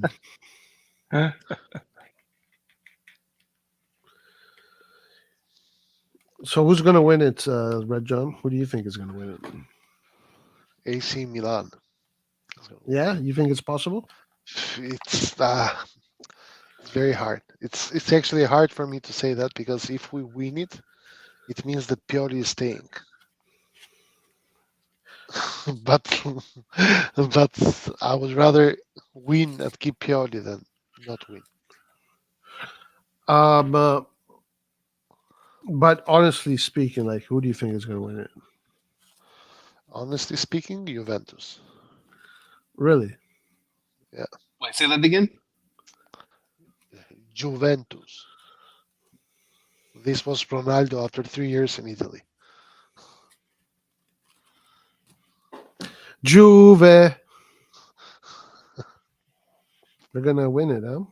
Honestly, if they win it, I'm not too Aspetto. mad. Yeah.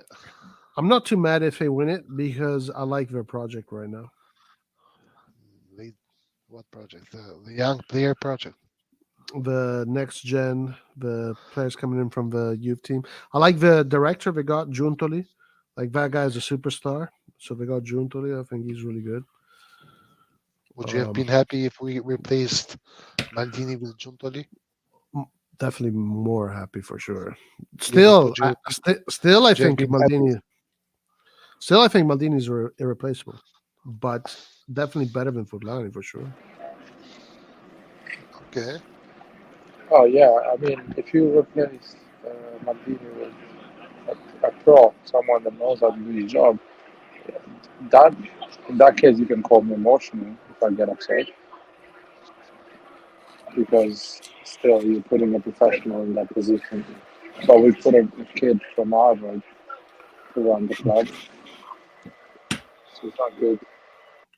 These damn But anyway, Harvard grads, dude, taking all the jobs. The Harvard grads. taking all the jobs, man. You're the one they're not supposed to take.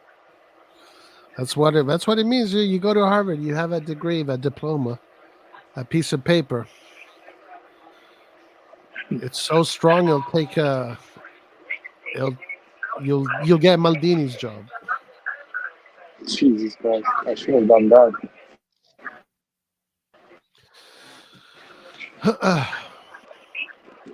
Anyway, So Juve wins the Serie A. Right. So what else is going on, man? How you guys? I'm pretty happy today. I thought the result was good. I think we needed the result today because it means that whatever happens in other games, we don't need to worry about it. So we're taking the pressure off of us. So many injuries, getting the result right now is nothing but positive. So I thought it was pretty good. The only thing I fucking hated about this game is that he couldn't come out of the last 5 minutes where he could have easily played him for 20 minutes. And that pissed me off. Yeah, I don't know what's going. I mean, even 15 minutes or 10 minutes is different than 5. Uh, Benacer is back. That's a big news. That's important. Yeah. So is Benacer in the Champions League team squad? No, no, I he's don't think not. so. Yeah. You have to enter Yeah. that. You have to enter that early.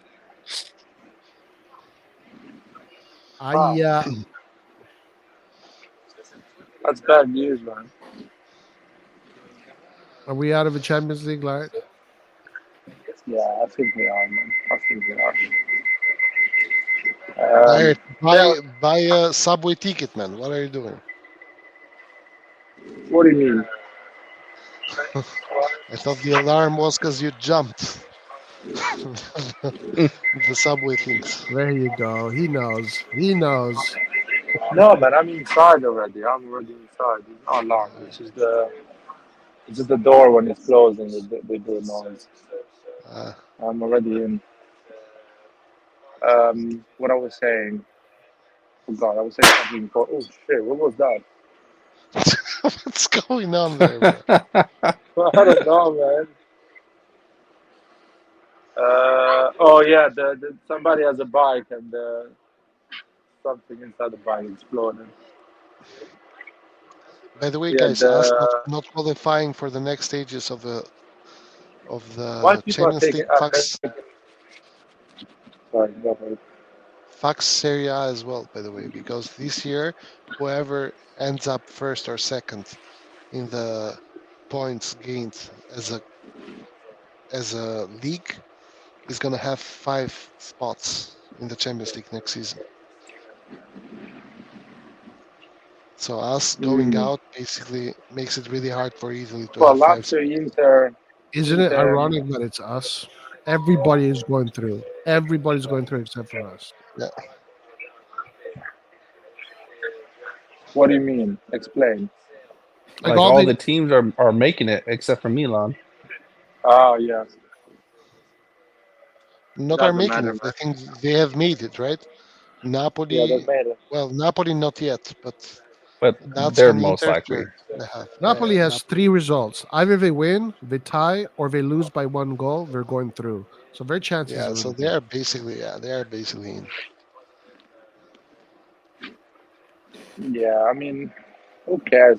I don't think any Italian team will win the Champions League this year. I think City will go and win it 2 or 3 times in a row. Yeah, probably. This time around, there's not a real serious team that can compete with them. Or maybe Inter. The Inter could win it. Nah, I don't No, think they have. so. They have. I think Inter has a very good chance. A coach for these kind of competitions. No, they're not gonna happen this year. They will do. They will go far, but they're not gonna win it or go to the final. They will stop earlier. Maybe.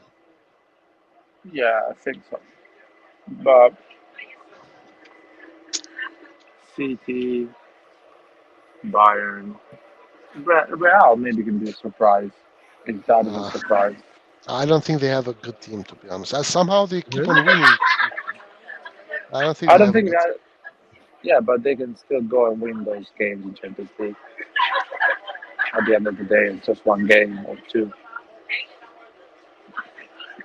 So there is a chance they can be an outsider. Maybe Barcelona, but I haven't watched them once this year. Why do you say they don't have a good team? For me, they have a great team. Why is it not good? Because they don't have a striker. I mean, I think what John wants to say that they don't have a good enough to win the Champions League. Not like Yeah, that's the point. I'm saying they don't have a good team too. They have a better team than us. Don't get me wrong. They're still top 5 in Europe in terms of Yeah. team.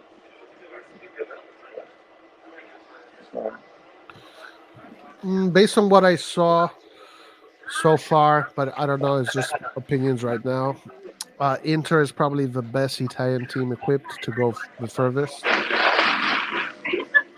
I think Real Madrid can win. I think they do have the team to win it, but I don't know what's going to win. I don't know. Man City is probably favorites. I don't know. Lazio will win it, man. This year, it's going to be the year of the miracles in football. Lazio will win the Champions League, and Albania Albania will will win be the in Euro. the Euro. Yeah, exactly. dude, if Inter wins the Champions League, that is a miracle. Yeah. But she's all right. You get out of there. So that was the bike tire. You know, the tire the bikes have inside. It just exploded. Uh, Unbelievable, what dude. Unbelievable. what who would you play against Newcastle? Theo did well today as a centre back. That's a good question, actually. I guess It's we need probably to. going to be. It's going to be the same back line. I can't see him putting Simic or calling him up for that. Is nobody else available for that game? No, not that I know of.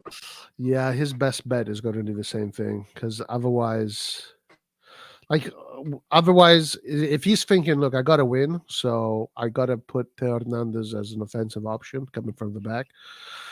He's going to put Simic in defense. I don't know. What would you do? Would you go all in, or would you do what he did today?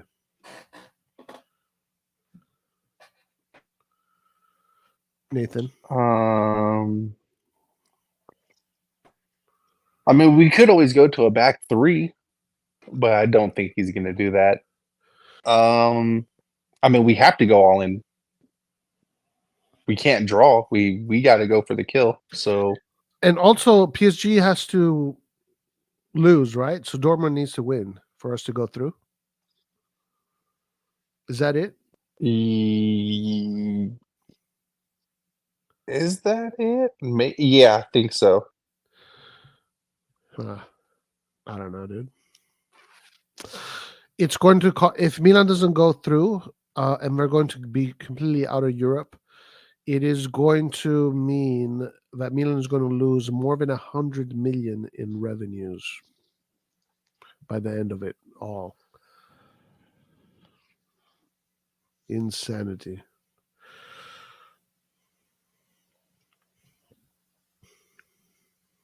No, Laird is back. Completely what Nathan was saying.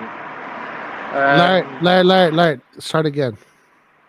Yeah, I wanted to say, what do you guys think about Theo as a centre back? I really like this game, and I think he should play more often in that position. In my opinion. I don't think he should play there often at all. Yeah, he should play often because his career relies on that. He needs to learn how to be a centre back if he wants to play 10 years at the highest level. His pace and his stamina will go down after he's 30, so he needs to learn that position. Plus, when we have an emergency situation, I prefer to put a left foot player on that position instead of Kier or any other player. So, and I would like to have another guy on that left back as a left back that is good and can play sometimes instead of Theo. As an emergency, like it's fine, but I don't like to make these arguments. I really don't because I think they're silly. But of course, people are going to make this argument and say, okay, Theo against Frosinone is one thing. What is he like against Martinez in that position, or Thuram that position, or Osimhen? So I guess in the smaller games for emergencies, it works. But the question is, against better opposition, does it work? You know, what do you think? Well, he will learn. He will learn. More he plays in that position, more he plays, and more he will learn. I think he has the pace. He has the feet. He's tall. He's not short. I mean, Yeah, but technically Alaba he's did not the that best in his one-on-one career. defender either. No, he's not bad. Come on. He used to be No, really no, bad no. before. Now he's good. He's not bad. But from a standstill, from a standstill point of defending, he's not really good. No, I think He's better when he's on when he's defending like on the run. But from a standstill, nah, I think you're risking a lot. yeah, but it's not as much worse than Kalulu or Chow, and he still can improve a lot. I think he can improve a lot. What I'm saying is not he should play all the big games in that position. I'm saying that he needs to start considering you as a coach. You should start considering him as a center back sometimes, because when he's gonna hit the 30s, he will probably play that position a lot often if he wants to have a long career and play at the highest level. Like every left back at the end of their career, apart from the Roberto Carlos and those guys and the Cafus, everyone learned how to be a center back because they wanted to play longer, and you need energy in that position. So when you get older, you will play that position less and less. So he needs to do that, and he needs to start. It's better to play him than play, I don't know, Kier. That's it. I think Theo had a great game as well. Like I mentioned him before. I like his game today. And having a centre back on the left side that is a left footer gives you an advantage. It's a big advantage. And yet some good long passes as well.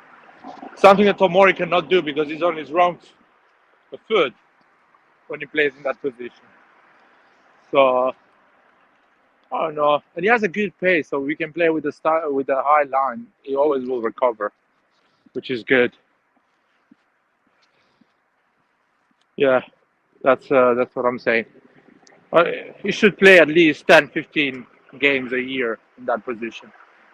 And he allows him to rest as well. I think in that position he runs less, he sprints less, so he recovers quicker. So even is a good way for him to rest as well, to recover from games.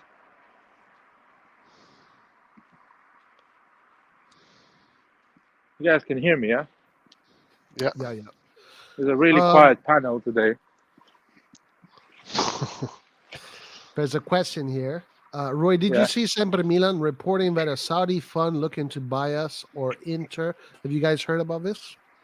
Yeah, Maldini's coming back as a DS. Let's go. Let's go. I've heard about Jerry talking to a Bahrain fund, so they invest in Corp. Invest Corp. I don't know, but how many funds are there in Bahrain? To be honest, is he regretting the fact that bought Milan? And he's like, now you know what? Calling Invest Corp and say, do you want to still get this thing because I don't want it anymore. Do you remember that when you were against InvestCorp? Dude, I was against every. I changed your position. I haven't changed my position because I don't know how bad or good InvestCorp is. But at that time, I really wanted Elliot to stay. I really wanted. You know why I wanted Elliot to stay? Because they kind of found the balance. I know Maldini, they had a lot of enemies, but they found the balance. They accepted the fact that Maldini was good. But Maldini shot on them in the interview. Yeah. He shot on Gazidis, Furlani, and Scaroni. Yeah. But at the end, they kept Maldini. They didn't fire him, and they kind of take the loss. You know what I mean? They accept the loss.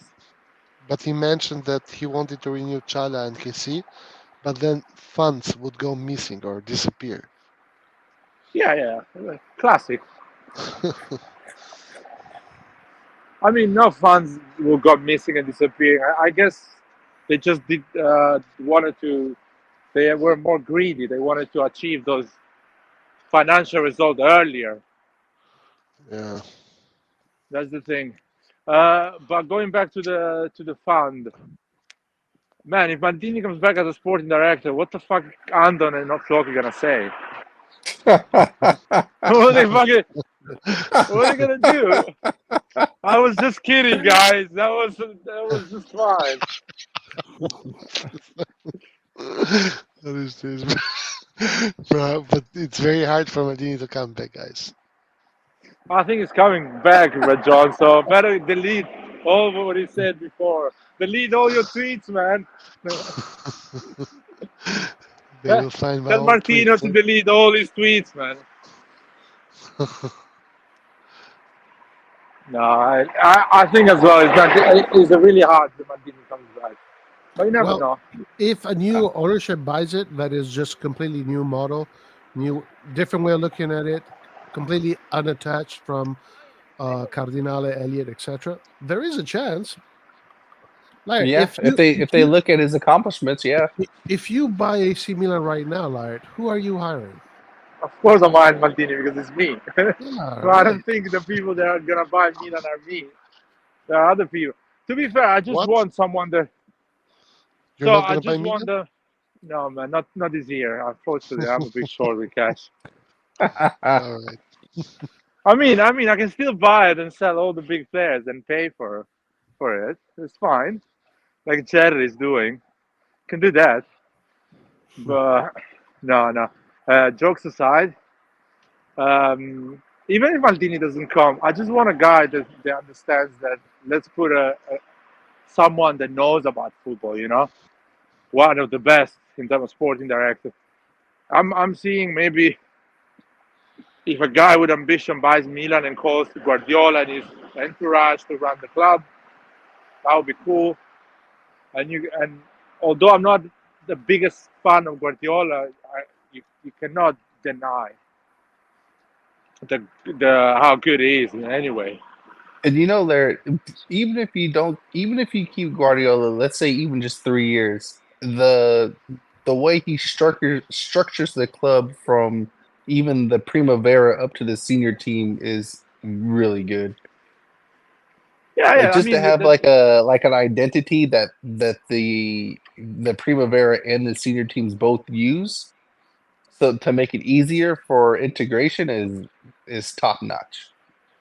to be honestly, it's not about just Guardiola as a coach. The fact that who runs that club runs it properly. Of course, there is those financial fair plays issues, but these are issues that means nothing compared to what they're doing in terms of sport. Because at the end of the day, they are spending as much as other clubs in Premier League,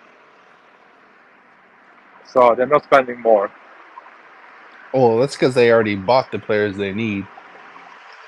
No, they even the players they bought, they didn't bought them more expensive than other clubs. I mean, when they bought De Bruyne for 50 million, Man United was buying Falcao for 90 million and Di Maria for another 90 million. So let's not pretend they were spending double the money of City and they didn't manage to achieve nothing.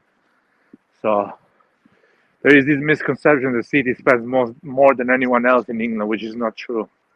No, Look at Man United Paul spends trying more, to. but City is really close. It's not like Yeah, but City spends with a purpose. There is a reason behind. There is a project. They buy a player because they want them to play in a certain way. Man United just splash the cash and that's it. yeah. Which no, that's why I'm saying that you should not. Some people in England use that excuse. Oh, City's winning because they spend more than anyone else. No, they're spending as much as anyone else. They just spend well. They have a clear idea what they want to do with the sport project. That has to be admitted. This year, we spend more than anyone else in Italy, and I don't think we have a clear idea in terms of sport project.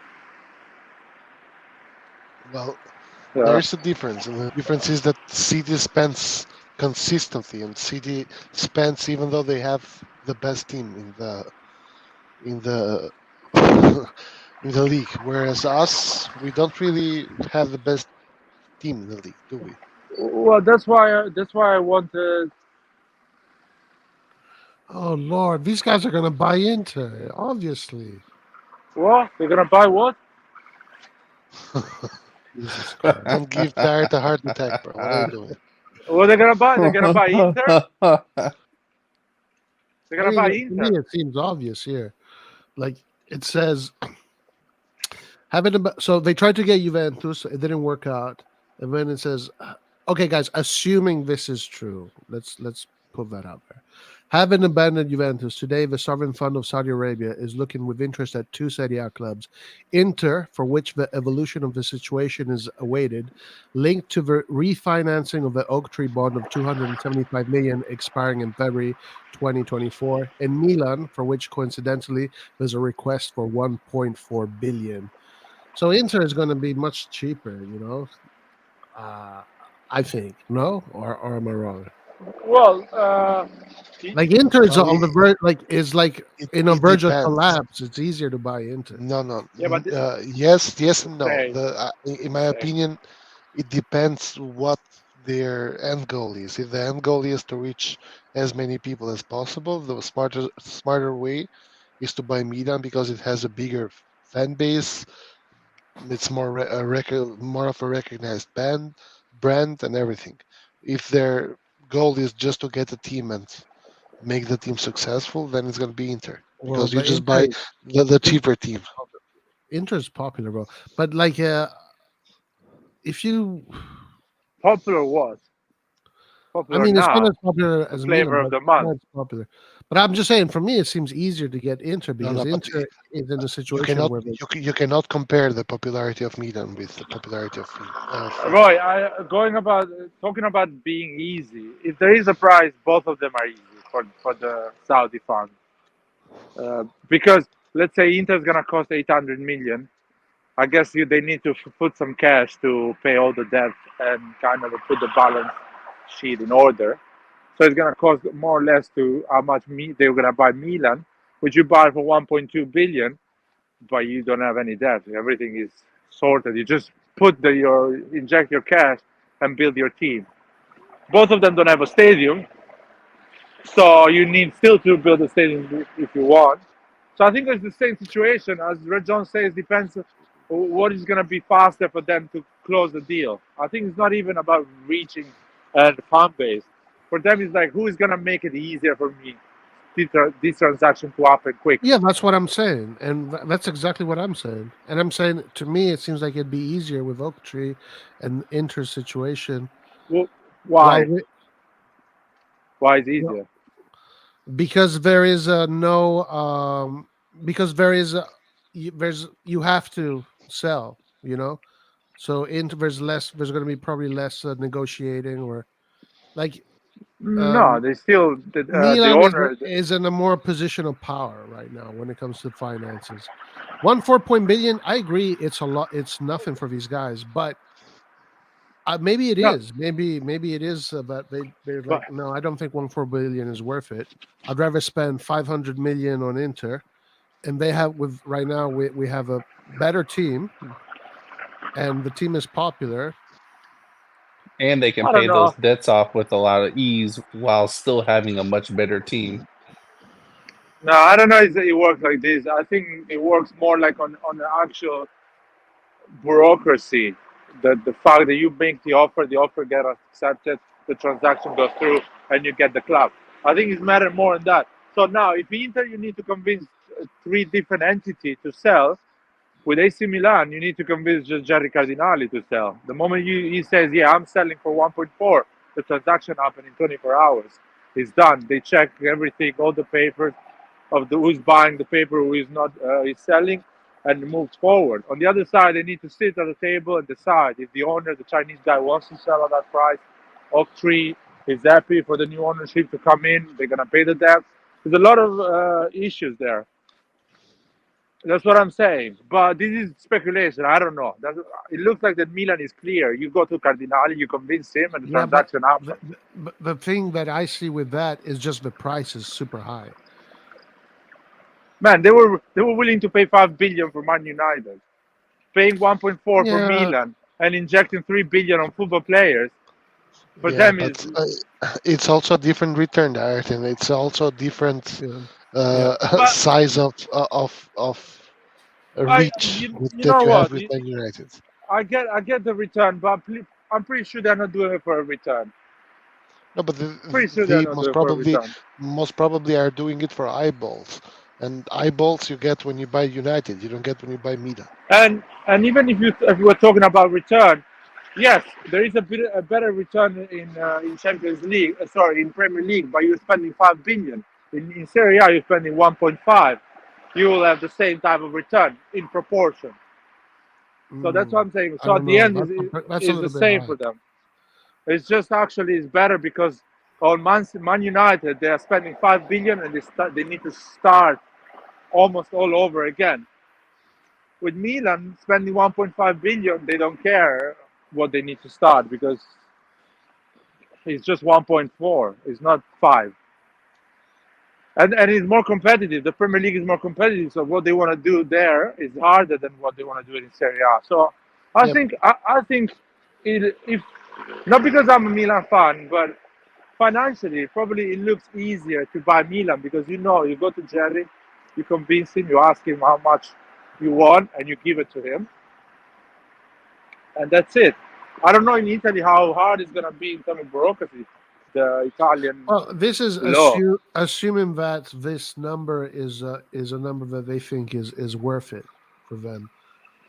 And sorry, I go just, ahead. I was just I thought of just can't, something. I just can't get around the price of Milan right now.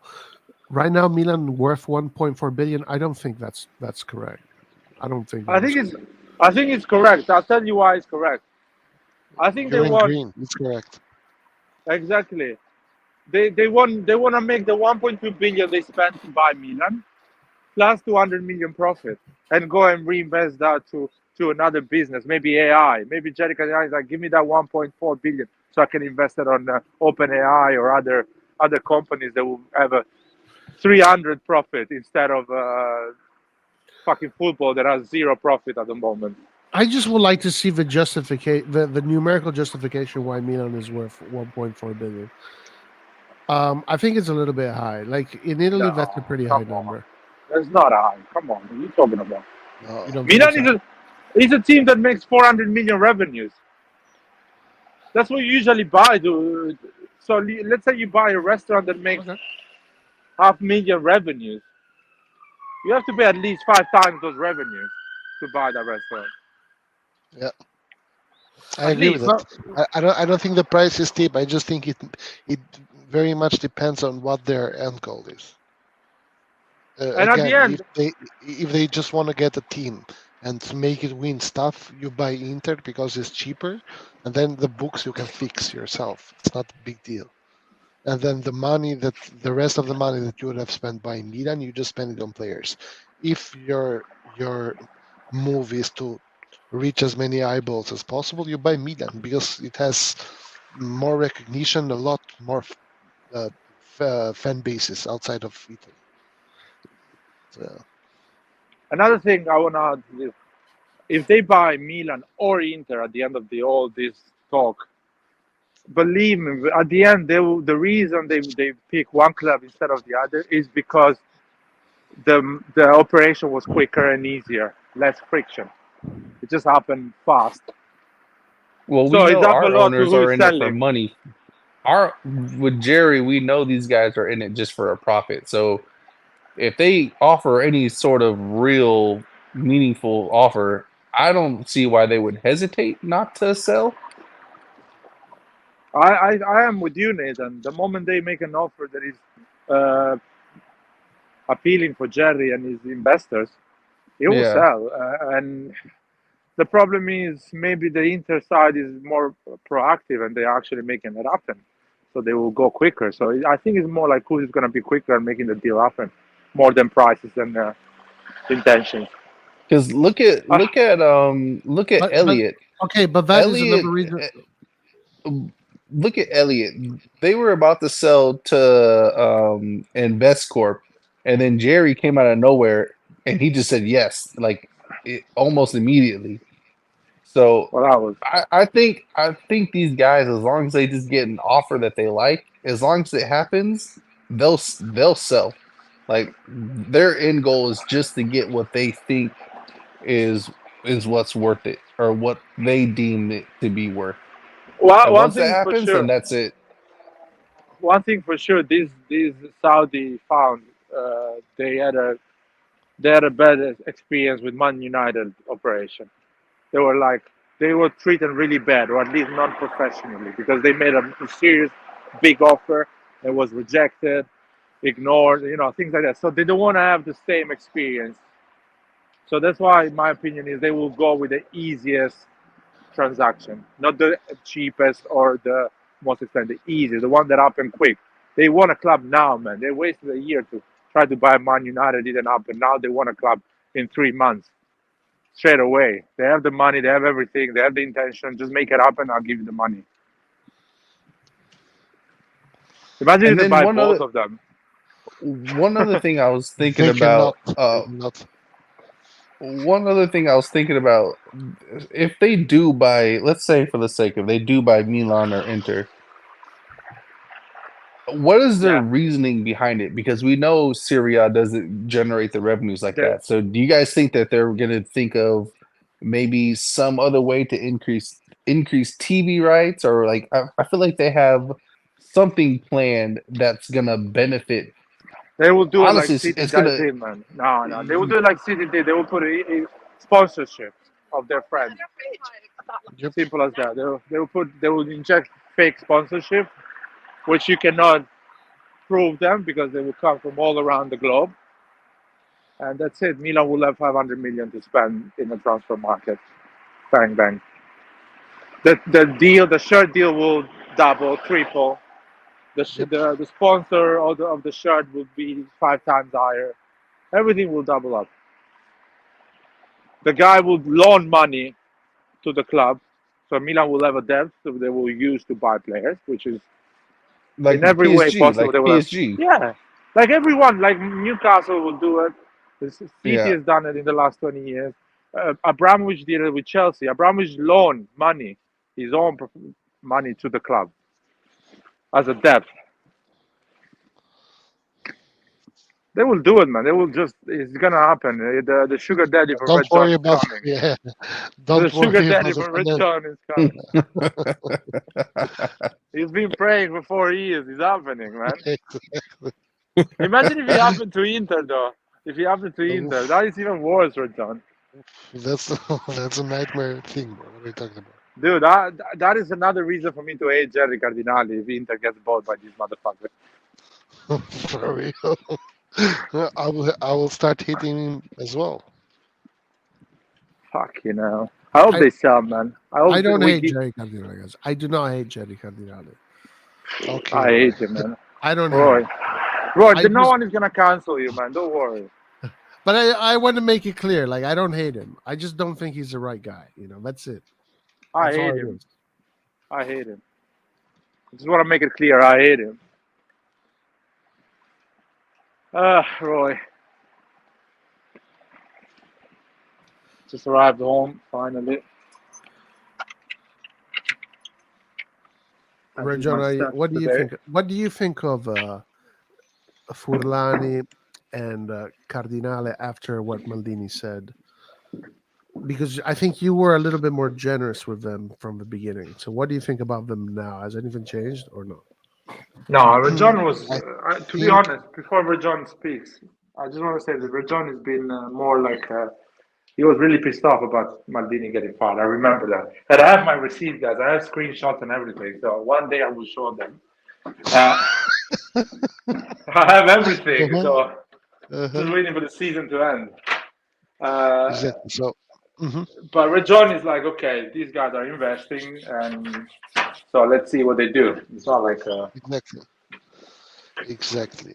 So the idea is here, and I've said it. Like I think we also mentioned it when we first talked about Maldini today, in the sense that I was not okay with them firing Maldini. Actually, I was super pessimistic about it. But then I can also try to see the point of view and understand the mindset of a guy who spends 1.2 billion, and then he's sporting director. He's a Milan fan, and he is not a Jerry fan. So of course he's gonna feel threatened. Of course he's gonna feel like, oh, this guy that I pay talks shit about me on TV. That's not the way to go about it. And then what do you do? And on top of that, you have the CEO also telling you that I don't go get along with this guy. So what do? You basically get him out, and you get him out with the idea that this guy is not God's son. Like I can find someone to replace him and do a better job. And that's what they did. And also in the interview that Maldini gave, like he mentioned CDK a couple of times, meaning that they insisted a lot that the fact that Maldini did not have luck with this specific player with CDK, that was the pretense as to why he was fired. So, But didn't it's he want just full of. Dybala over CDK? I don't know, Nathan. All I No, know no, is that no. yeah, Maldini wanted CDK. Oh, I okay. I think they can't wanted. remember who wanted. I think they wanted him fired before that summer when he yeah, when he 100%. renewed. They Yeah, wanted, but they couldn't do I it agree. because he just Exactly, won the league. The man just won the league, so he couldn't do it. exactly. So simple as that. And guys, you will hear it before anyone else in this channel. If Inter gets bought by this Saudi, they reach the same amount of Champions League in 10 years. The same amount of Champions League we have in 10 years. That's gonna be the end. That's gonna be their Berlusconi if the Saudi buys Inter.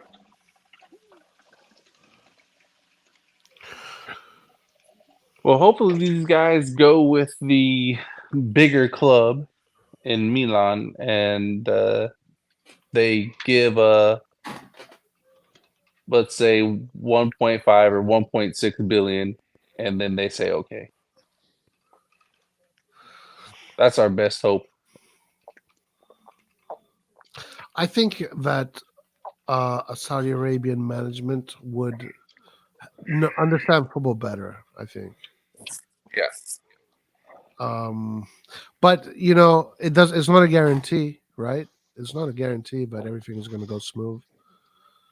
Honestly, like having, not to stay on this, but having Maldini there was just like it was just like a fucking miracle.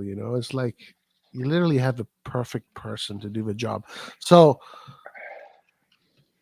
it's not a given that whoever comes in next, even if he is a high level guy, can do a job as well as Maldini could do it.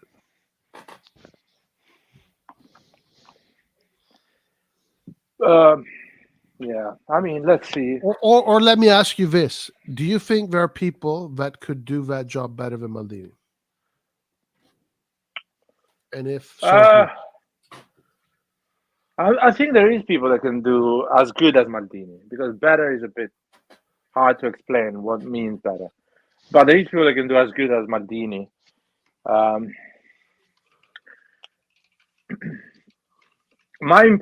For me, the most important thing is the owner doesn't make football decisions. The owner clarifies the money and what are the objectives, and leave that. After that, leaves everything to a sporting person, like City does.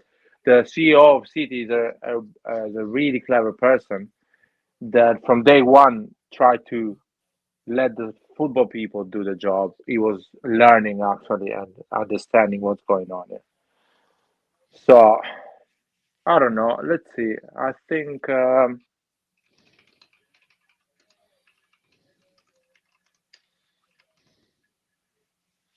I've never seen something like this happen to my clubman Royce. I don't know. I don't know if I should be happy or or scared. That's the thing. well, if I measure this with last time, so when Milan got sold to Yong Lee, and then Fasone Mirabelli came in, for me that was like, yeah, there's no way these guys are gonna be able to do anything even remotely close to what Galliani was doing before. Galliani, Berlusconi, and Braida, etc., etc. So it's like I knew you just know it. Like, okay, with these guys now in command, to me it is. I can't tell if it's worse or it's just slightly better. I really can't tell. So if the Saudi comes and buy Milan, would be extremely better Because of course. what I know about these people is they are obsessed about football. So they wanted to buy Man United for 5 billion. Yeah, no, I think so. I think Saudis would have better footballing culture, and So they what they're thinking no now, they doubt are about it. so upset. They're like, "What is the next biggest club in Europe?" So I'm gonna buy that and show them, show to all the Premier League what they missed out. That's what I feel like they're thinking right now.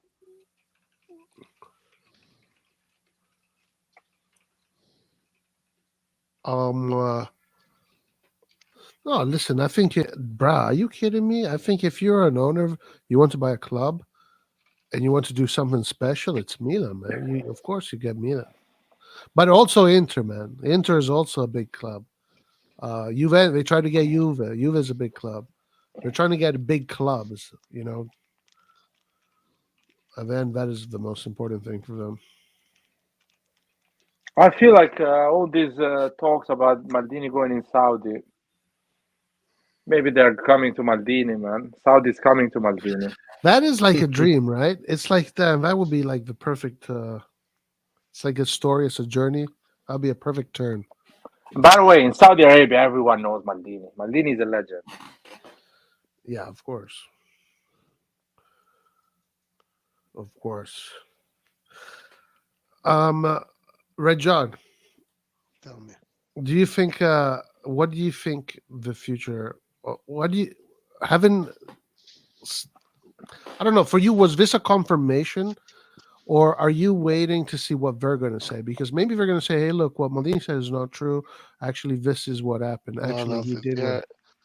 they are not going to answer. Like in it's very simple. Just think about it. Like if you were part of the management at Milan, a guy who's super popular, who's a legend of the club, whom you fired, whom you intended to fire from the day one in which you came to the club and bought the club, is talking shit about you.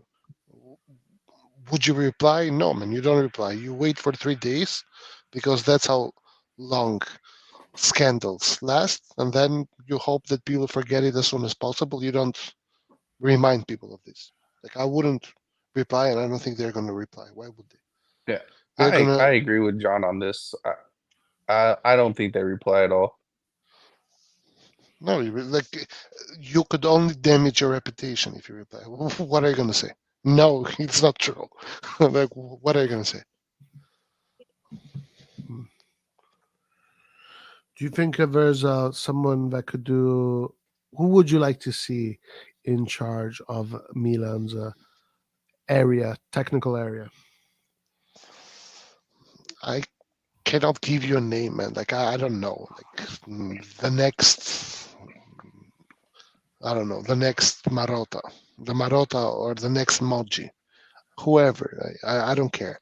I just want someone who is not a yes man in the first sense of the word. Like I don't want someone who's gonna be given the 20 million budget and he says perfect, thank you, right? And I also want someone who's Uh, gonna, in a way, but in a more refined way than what Maldini does it, because Maldini does it as a fan, and also Maldini does it because he is. How do I explain it, man? It's the son of a great football player, rich since he was a kid, tall, uh, blue eyes, good looking, a football player, the best in his position in his life. So he is a little bit arrogant. As it's only normal that you are a bit arrogant in the way you talk, in the way you speak. It's normal because you have lived that life. So you need someone who's a little bit more humble, in the sense that you can disagree with someone without offending the other one, right? Like you don't have to actually be like that. So I need someone like that, like someone who knows football, but also knows how to say no without telling you "fuck you" and going and John, you're worse than a woman, man. You want no, but this is everything how and nothing. Everything and nothing. no, but this is how things are, in the sense that I can understand why Maldini, with two different managements, two different CEOs, has always had problems, because Maldini knows these things really good, but also probably because Maldini, he's been that guy all his life. Get it? So it's a little bit hard for him to just accept stuff. But you have to also understand that the guy who's in charge or the guy who's the owner, he has also fought to come where he is. So he doesn't want to hear other people disagreeing in a not so refined manner with him. Get it? So it's not as easy. But the point here is really simple. I want us to come to the point where when a transfer market comes on, we are connected to Haaland. We are not connected to X guy who might become good when he's 50. This is my point, and this has always been my point. Do you think there is time for us to get sold and the person that comes in buys Mbappe? No, I don't think we go for it. I don't think we're gonna get sold at any point in the next 3-4 years. What the fuck, John? We are not. So they're buying Inter. No, but there has to be a logic. Like, how could a team like Milan get sold? What is Gary going to sell Milan for? So he has spent 1.2 billion to get Milan, and he's going to sell him for 1.4 1 year later. I mean, if that's a profit, actually, man. do we million know? I understand that. Right. I think for Jerry to sell right now, like let's say someone came with an offer right now, it would probably have to be 2 or 2.5 billion. Yeah. That would probably, because like John said, a 200 million increase in profit is like is probably not worth it. It's probably not worth it. That is, listen, this is a high risk. Yes, but like it's a profit, but Larry, these guys are billionaires. 200 million is not the profit they're looking for. That is what I was thinking of. Nathan, that's not the profit they're looking for. Listen to me.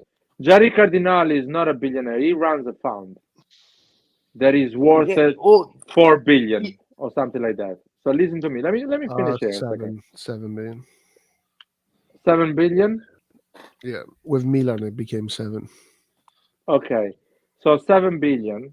Now he has an asset, AC Milan, that is high risk and low profit, because it's true. The football club is basically zero profit and has a lot of risks. So maybe he's thinking, I get rid of this thing. I make a profit, a small one, of course, compared to the business I have. And I can take that 1.2 billion or 1.4 billion and invest it to something that now is generating 300x profit. So that's all the logic here. So now, but I don't necessarily disagree with what Nathan is saying here, because in my mind, I think that when they bought Milan, they were looking at way bigger profit margins, almost like a doubling their money. So that is another reason why I think it's more difficult, because they're looking in the long run to literally double their money with the stadium, et cetera, and sell it like that. When that package is presented, they can double their money. So that's a thing that that's why I agree with Nathan there. Like 200 million I don't think you have to persuade them much more. And that's why we're saying with Inter, there's none of that. Like with Inter is like, there's they can't, they have to sell. With Inter, they have to sell. That is one of the reasons why I think it's difficult for Milan right now, unless you offer a big chunk of cash. Jerry Cardinale would sell for 1.4, 1.5 billion. I just don't see it. And then on top of that, in order for them to sell at 1.3 or 4, it would only be because the team is no longer increasing in value. So they'll be forced to sell because eventually the value will start decreasing. Okay, Nathan, hear me out. Jerry Cardinali and Redbird comes in, all arrogant, saying we're gonna get this club, build the stadium, and sell it double the money that we bought it. He comes in, and after 2 years, he realized that the stadium is a fucking hassle to build it, that it will take probably longer than what he was thinking. The team is not as successful that he was thinking, and actually, it's harder to run it than what he was thinking.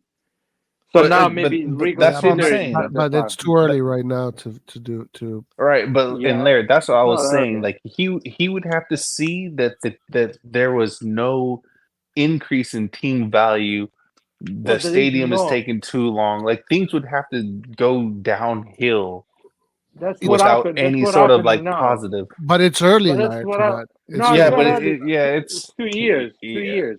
Yeah, but they have a 10-year project. For them, it's a 10-year project.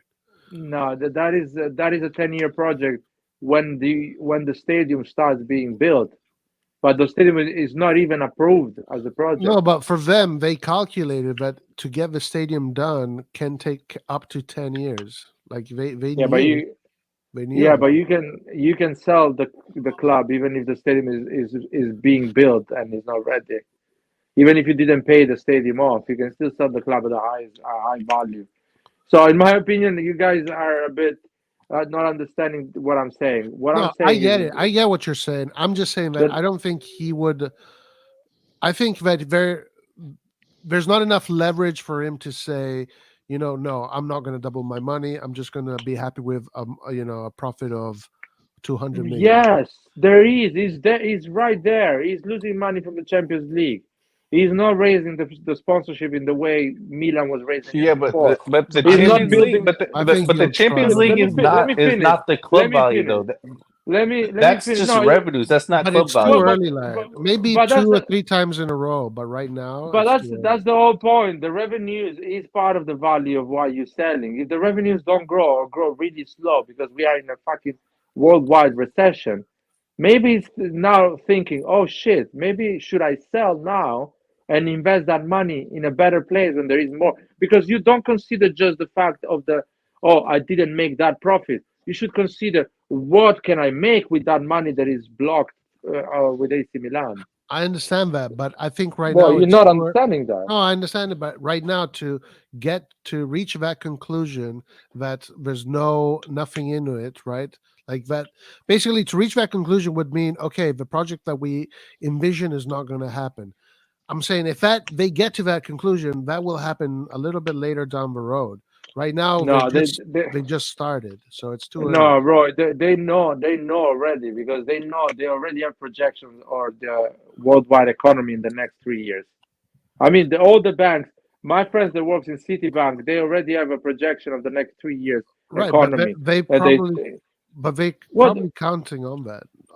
what but For, Laird, no, I need to no, explain hold it on. maybe The one moment second. they'll make the decision that you're saying is the moment they will know for sure that they can't build the stadium.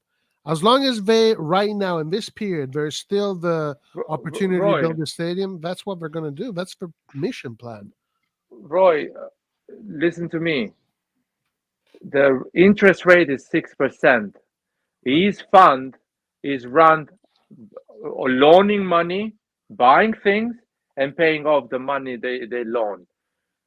So that's why they need cash. That's why probably you will sell Milan for 1.4 billion to get that 1.4 billion cash and keep investing instead of loaning money at a 6% interest rate, which probably is even higher on a normal loan for this fund to actually buy things. So that's what I'm saying. That probably for him is a good deal to sell now and have that cash to invest on other businesses. Because if he doesn't sell now, he still has to run Redbird loaning money at a 10, 12% interest, which is damaging for the investors. So sometimes people sell not because they want to make a profit, because they want cash. Yeah, and I said, like I think that is a possibility. I'm just saying that today, like I don't think they've they've gone nuclear today. Like I don't think you invest 1.2 billion to make 200 million. No, but John, I agree with you guys. At the beginning, that was not the intention. But the world has changed. There is a fucking war in Russia, Ukraine. There is a war in the Middle East. There is a mess, an energy crisis, inflation, interest rate going up, the recession for the next 3 years. What are you talking about, man? Your But plans change, and at he this bought point, he bought the club in midst of all this. All this were no, there no, no. 1 I year think ago. Laird, he's all those projections. If that's the projections of the economic, whatever are showing, then they probably put all of that in calculation. Guys, I I'm would sorry, but assume. he bought the club last year. No, Last year you had inflation, you had the gas crisis and power gases crisis in Europe. You had the post-corona well, inflation. John, Like the war everything was started there. the war in Russia started 3 months after he bought Milan. And also, No, Laird, and guys, Yes, also, but no, yes. man. The war aside in from Russia this, started. I know this aside, died because the company I work for, nearly went bankrupt after the war in Russia started. So it's like the war in Russia, I think, started in like March or something like that. Let me check when. but another thing, guys, that needs to be said that Elliot, February Redbirds 2022. Redbird's Yeah. commitment, guys, was not 1.2 billion. It was 1.7 or close to 1.8 billion because the clause included also the stadium. And after the stadium is built, a big chunk of that money still goes to Elliott. So like the commitment was much bigger than 1.2 billion.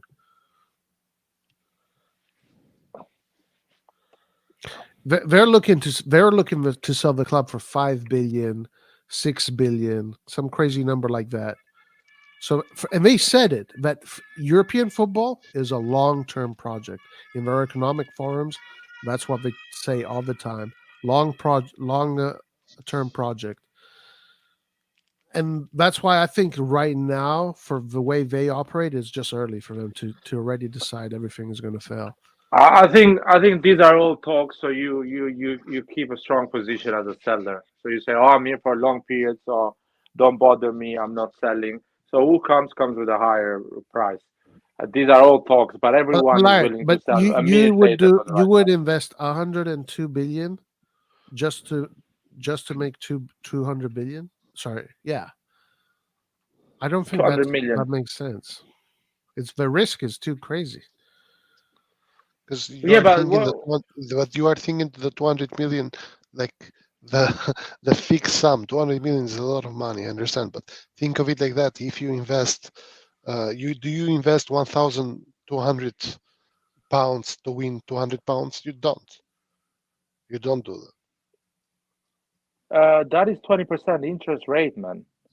Just tell me No, where I can put £1,000 and get £200, and I'll do it straight away, no, John. that's less than That's 20%. First of all, but 15%. Sorry, yeah, 15%. 15%. But 15%, I understand. But 15%, even for you, like, do you make a bet, right? Okay. Do you place a lotto or No, whatever don't say bet. bet Don't there? say No, bet. but it is a bet. It's an investment. It's an No, investment. Do you invest? no, it's But not. Jared, Come on, man. but wait, Jared, come on. Do you invest 1,200 pounds and wait a year to make 200 pounds out of it? You don't, man. Of course, I don't do that. I don't do that. But I gave you all the explanation Yeah, why you things said the change. recession and change in economy, etc., And etc. the loss of opportunity. When you get inside of this business, after 2 years, you realize that the revenues are raising 5%. That it's hard to manage as a business. It's hard to manage. You need Yeah, people. You need to succeed. No, When you like, understand, let me no way. finish, man. Let me finish It's because too early I've for seen a that. lot, It's too dude. early. I've seen a lot of Americans saying, "I'm going to change the European football," Yeah. and they're not winning anything. They're losing They just would have money. to. So Everything would have to come to a standstill, like So I instantly, know, how and for Americans think. more than just Roy, one I'm saying, season. Americans, Laird. I'm saying Americans what you're think they saying know can happen. everything and they will I succeed on understand that. everything. I understand that, but I don't think Americans give up till everything is completely gone. If there's still like a little you can hang on to, we're gonna go till the end. So I think I think it's not going. I think you're right. Like it can get to there, but we're nowhere close to that right now. Right now, everybody is happy. Things are green. The projections are good. It's all appearance. It's all appearance. You don't And we're know. still in You don't know. top four. You don't know the business opportunities We that. still have a chance in the Champions League as well too. Dude, but I'm talking about finance here. I'm not talking about Champions League. I'm talking about you don't know Jerry Cardinali, the business opportunities that he has in front of him in terms of investing on other businesses. And he cannot do it because he has 1.2 billion locked on AC Milan that is making 2% growth revenues. You don't understand this thing. Okay, but would make him if he's throwing It'd be foolish. If he's throwing 1.2 billion like that around, it's like, oh shit, it didn't work for 2 years. Let me go here and there. That makes him incompetent. I don't think he's doing that. I don't think he's doing that. Like they think they're going to double their money. Otherwise, they wouldn't have done this. They think they're going to double their money, triple their money, maybe. Yeah, and what I'm telling you, that now they don't think that. Now they think we were stupid. We're not going to double the money, and probably we can double our money somewhere else. That's what I'm telling you. And that's where we disagree, because I think it's too early for that. I think it's too early for that. Believe me, I work in a company that I don't want to say names. That the budget was a certain type of budget 2 years ago, and now it's completely different. It's run completely different. The objective and the direction we're going is completely different. They change completely, and they want to sell.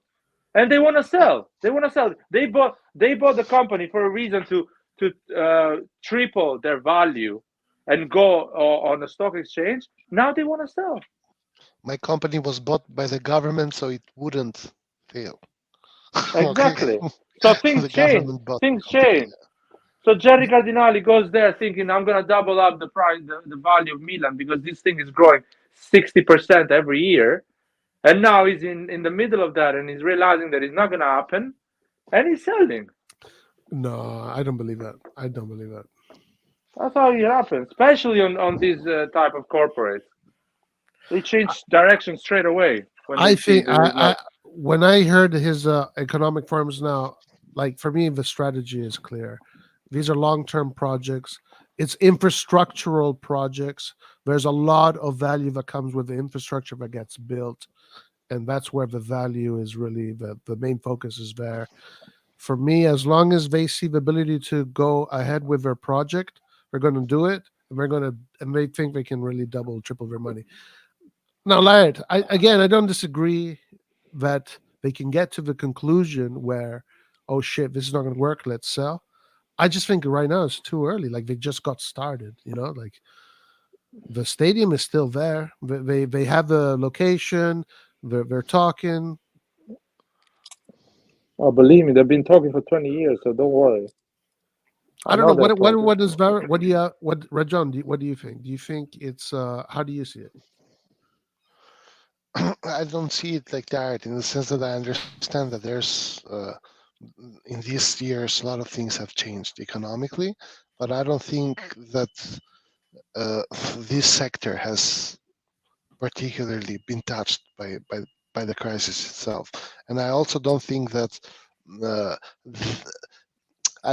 they are making such a short term or they would give up so easy and just go out with 200 million in profit. I think they're going in for the long run, and they are making a lot of attempts to finally get a permit to build a stadium. And once the stadium is built, which is, in my opinion, going to be done or a matter of time, they automatically have something that was worth 1.2 billion when they bought it, and automatically will be worth twice that if it has also a stadium. Because right now, what do you pay 1.2 billion for? You pay 1.2 billion for Milanello, for the brand and the shirts. That's all you get when you buy Milan. Whereas when you have a stadium, you actually have something which you make money 365 days a year. Yeah. It's a citadel. It's not even just a stadium. It's a citadel. Hotels. Yeah, exactly. You have clubs, hotels, like restaurants. You have now all of a sudden gone from a business which was only football to now real estate, Yep. hotels, everything that comes with it. So it automatically, at the very least, makes the evaluation of the club twice as much as it was before. So I don't think it's that easy. And Yeah, I think it's too early for them to succumb right now. what scares me is how we are going to fund the stadium. This is what I find super scary, because I've never been of this idea that you go and you build the stadium, and how do you pay the stadium? By getting a loan from the club's account, and then the club has to pay it every year. This is what scares me, because if we do that, we cannot do that. We cannot afford to do that like Arsenal did it, or like Bayern did it. If we do that, that's the end of us, in my opinion. Okay, but you see why for me it is much easier to get Inter than Milan in this current moment. Because Inter, there's no profit, there's no Yeah, profiteering. It's like shit, we yeah, gotta but I agree. sell. We have to like they don't there's no leverage. Inter I is a agree. failed financial project. So there is You no go, you you go you to s- Inter's owners with 1.2 billion offer, or not 1.2, no, with less than that eight probably. 800 million offer. They're gonna 800 say million, yes. yeah. Yeah. Yeah. With Milan, With Milan, yeah. you go with 1.5. He can tell you no. I think with Milan you have to be in the twos, I think. Yeah. I think you have to be Yeah, in the twos. that's what I was saying. At least 2.5. Two is like the minimum. But I would say 2.5 would have to be the range. Yeah, but Yeah. this is not because this is how much Milan is worth, but this is the price because he knows that in 5 years it's gonna be the actual price Yeah. Right. of the But club. I think that's still bad. That's probably not even bad. It's probably still a bad deal for him because maybe he can even make much more than that in the long run with all that real estate and the way the business works with real estate. Yeah, I don't know. I maybe, just but think for them it's too easy to give up right now. Like that would be crazy for them to give up right now. yeah, I think it's just pretty easy from their perspective. They are like, we can wait 5 years and we get twice the return. Why would I settle for 15% when I can get 100 easily in 5 years?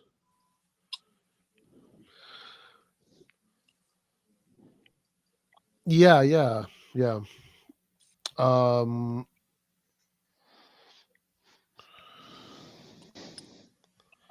Oh shit. the question: Who's let the leak come out? Someone in Milano has to be talking.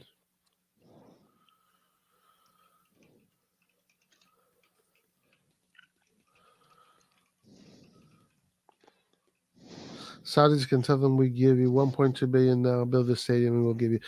Look, I think if Saudi ownership buys Milan, I think it's a positive thing. Now they did buy Palermo. Things are not going too well with Palermo, from what I've seen so far.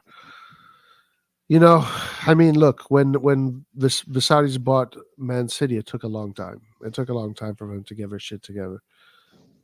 With PSG, it's taken a long time. PSG is what is PSG? Is it Qatar? Yeah, Yeah. PSG is in Qatar, yeah. yeah. It just means that yeah, a lot of resources, but at least the footballing project is going to be it's going to be for the footballing project.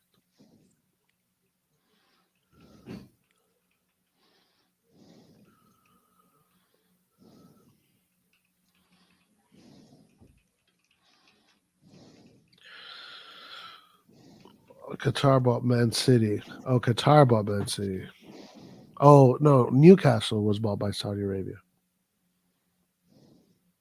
But then things could go quickly as well. Like look at Girona. Girona is owned by the city owners, and look what they're doing with almost no money and just a little bit of decent backing. PSG is Qatar, Man City is Abu Dhabi, and Newcastle are Saudis.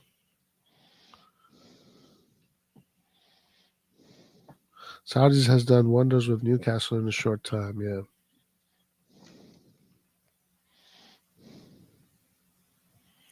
What's that for some Italy's group for Euro? Lart, Laird? Yo, can you hear me? Yeah. I was watching Moscardelli's goal in China. He The scored an overhead kick, huh? Yeah, what a player. Let me watch it again. Come back in a second.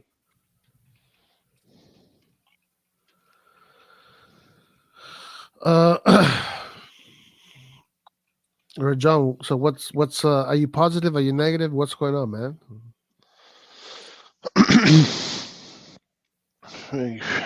Positive, negative about what? I'm negative because we are gonna get eliminated from the Champions League. That's the whole point. Like, what are we trying to do here? If we get eliminated from the Champions League, then what is it that we're doing, right? And differently from you guys, I don't even think we have a bad team. Like, I don't actually think. I don't think we have a great team, but I don't think our team is bad. No, well, when we talk about the team, we're not talking about the team because of how good we think they could be. It's the fact that we're not balanced. Like going forward, we're fine going forward. Well, until we get to the final third. But when we don't have the ball at our feet, we're horrible.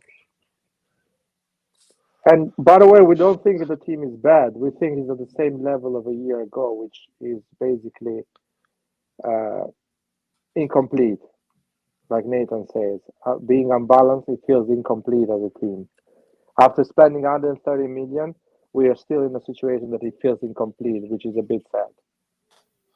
Yeah, but Laird, you have to actually give some context to the fact that you spend 120 million. I think we have had this conversation Yeah, and before. the conversation is simple. Without going forward, I know your opinion and you know mine. The conversation is that if you spend the same amount of money in a different way, and keeping some of the players that you let them go for free or with zero money, maybe now you will have a more complete team. That's simple as that. Um, that's simple conversation. You think no? I think yes. End of the story. I'm positive if we go out of the Champions League, I think we can challenge for the league. I'm positive. Because as much as the team is incomplete and unbalanced, one game a week, he can do it. It's easy peasy. He's doing it Allegri with Juventus, so any team can do that. And it's better to do it now when you are 5, 6 points from first place than do it later on when you are 8, 9 points from first place. Benacer comes back. He plays one game a week. Perfect. You win. You win a lot of those I games. think it definitely becomes more simple for sure. Yeah. For sure. There's no doubt about that.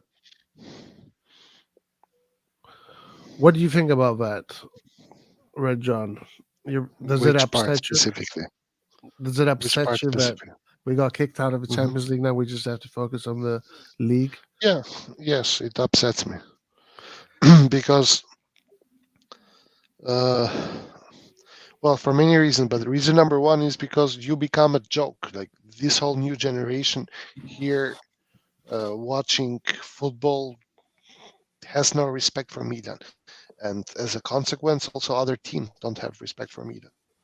This is, in my opinion, kind of a fact at the moment. So how do you do that? You do that by building a better team, by building a I don't know, finding better players by investing mostly.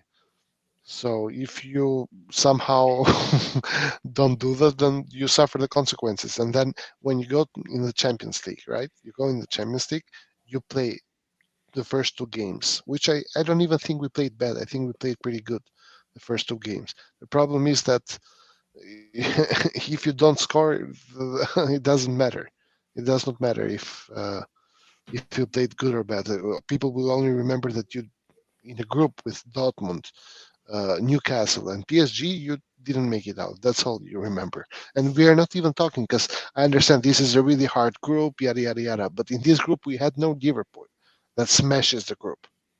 Now, all teams in this group were hard, and this is a really hard group. But every team was beatable, in my opinion. So we failed.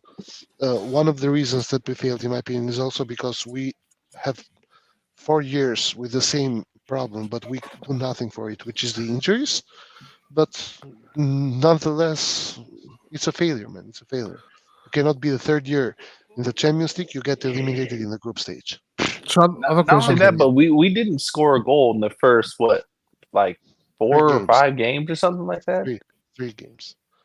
Are you sure it was just 3? I'm pretty sure it was five more than total. that. It was 5 Yeah, total. it was 5 games. We set a record. They were counting the 2 semifinals against Yeah. Inter. Yeah, as the well. They're counting semifinals those two against games there. Inter. So no, that's why it was 5 in total. I want to reply to John about everyone is making fun of us. Fair, but if I win the league, I'm happy. They can make fun. They can. They I will do understand. No, memes. no, I understand that. If we win That's the the league, thing. I'm going to be happy as well. Not even a thing. But if we win the league or if we don't win the league, I want us to go and make some actual investments next summer. And this time around, because you are supposed to have better depth, you should go buy a really good striker now. I need a really good striker and a really good defender. They will do it because Jerry Cardinali and the CEO are best buddies, so they will give the funding to Furlani. They like him, so they will give him the money. They don't want to fire him, so he will get the funding to buy other players. Who will get that? Pioli? Furlani will get the money for the next summer. Another 100 million to spend. But I'm actually not so sure now. Like, actually, I'm curious to see what we're going to do in the summer, because this season, differently from last one, we're going to make, well, for the first time, we're going to make less revenue than the year before. So if this year we finally reach the 400 million, next season we're going to make 300 million. No, just What? we're gonna be like 350 or 360, something like that. How? 70 million last season we got only from the fact that we reached the semifinal. And we also won 3 group stage games. So far, we have won only 1. Yeah, there was a report that said that Milan, with going out of the Champions League right now, Milan, it could cost Milan up to 100 million or more. Yeah. Is he? So if it happened, Fulani needs to get fired. Then. I wanted to ask that. I wanted to ask that. So if that happens, is the narrative Fulani should be fired? Furlani is not, but guys, Because Maldini I'll didn't do get fired I'll play because the stupid game. Because the narrative was like Maldini needs to get fired because of the mistakes he made, and blah blah. So now these guys which made 100. If it's not over yet, by the way, we can still go through. But let's say we don't go through and we lose out on 100 million. Like, is that a mistake big enough to say he should be fired?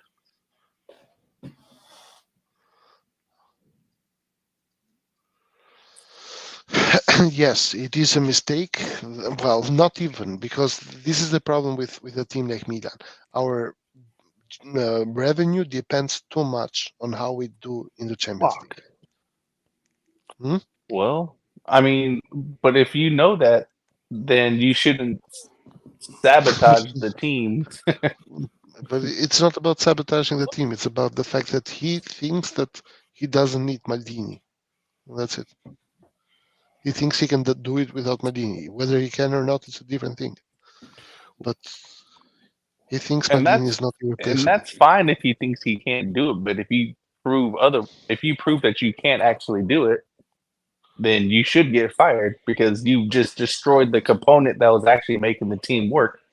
No, but he will be like, okay, Pioli is not good enough, so we need to find someone better than Pioli and invest 60 million next summer instead, or sell a big player because the budget is lower this summer because we didn't achieve those 70 million extra revenue.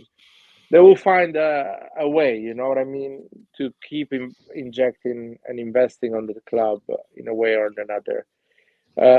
If you take the Tonali money, we spend, I think, 70 million net, Yes. Mm-hmm. something like that. So I guess they will not spend 70 million net next summer. They will spend 35 net and sell another player. And that's the to big keep going question. on trying to build a team, which Will they Yeah. can sell a work. big player You or never will they know. But not sell a big player? I this think is they the will whole point. sell. The point is, I They don't will think they sell. will sell a big player, because if they sell a big player, then we have a totally Well, different. Furlani We have But a said I mean, totally but that's different. what they said, though. That's what they Well, said. a big Furlani I player. recently understand that. said. What Sorry, did when I say Furlani a big recently player, say? I say a starting 11 players. So No, you name it. no, you can say Yeah, big but the player too, players that man. can be sold are our pillars, though. You can say big Yeah, player yeah. too. You can say big player too, because that question was asked to Furlani, and he kind of gave the answer. Yeah, I don't know if we can keep, Victor Hernandez with Mike Mania, and No, that he was his didn't say answer. that. Well, He what did he didn't say say? that. What did he He say? said we will see. We will see No, exactly. but What does that's that what he mean? said. No, but He that's doesn't what he know, said, man. John. We will see. He doesn't know if he can keep them. No, but Anyway, he didn't say it like that. The thing is that if they do sell players, then we have a totally different. Like, I'm gonna have a different opinion about the project. listen. I even if I think they will sell for a simple reason that, as Red John says, we are achieved 400 million revenues and we spend a net of 70. If we lose money this year in terms of revenues, I assume that they will invest less in the transfer window. And if they want to still build a better team than this year, they need to invest more than 30, 40 million net. That's my opinion. Um, Unless they are doing it differently, there's but we will see that. there's there's I think this is more of a school of thought question than or opinion than anything else, because one could argue that because the revenues are so dependent on how we do in the Champions League, they are going to be forced to spend more with the hope that we do better in the Champions League and increase the revenues.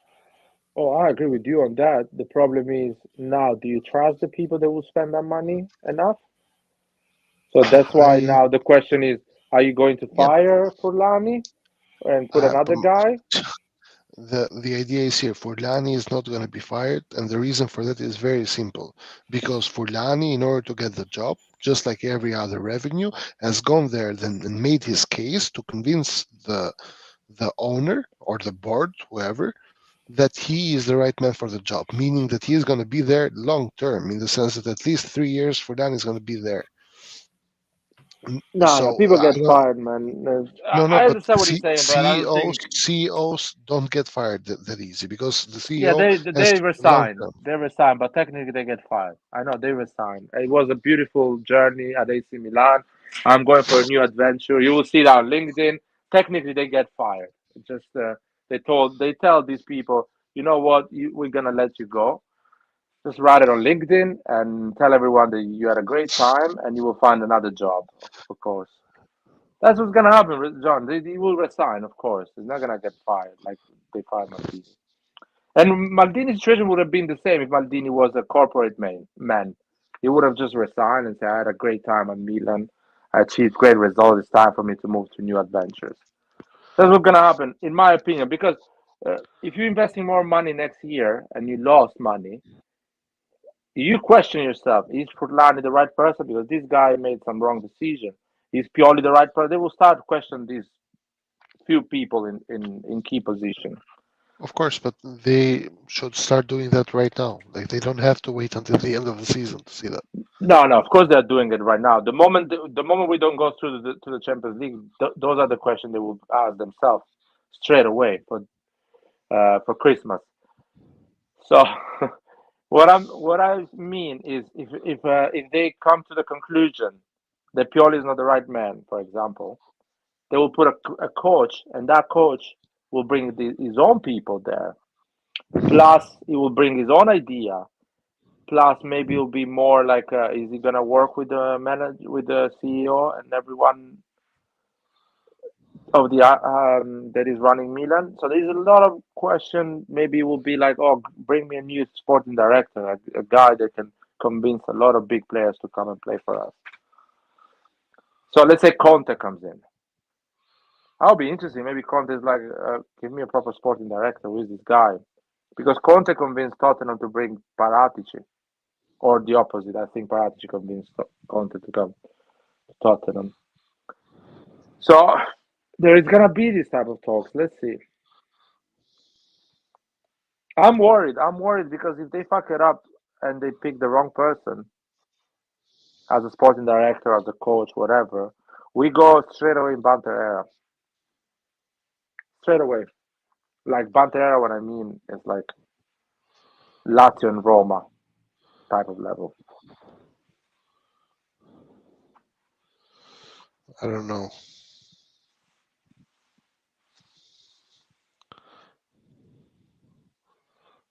Are you worried with John about that? Am I worried? Yeah. No, I'm not worried in that sense. I'm just worried in the sense that I just want to see what the end goal is with regards to the with regards to what they actually want from the club. Because going by Maldini's interview, he wanted to win the Champions League, and he wanted from Maldini a plan to actually go and win the Champions League, meaning that okay, there must be some part of Jerry that actually wants the club to succeed. He doesn't just care about selling the best players and everything. So But if he, John, what about if in that report was written, Jerica denied you need to fuck off? If that is the the yeah, strategy to win the Champions League. that could have been the reason why he didn't answer. No, but in an honest way, probably Maldini gave him like a report, like a crazy report, like all the players we have, we need to renew them. We need to start to buy actual established player.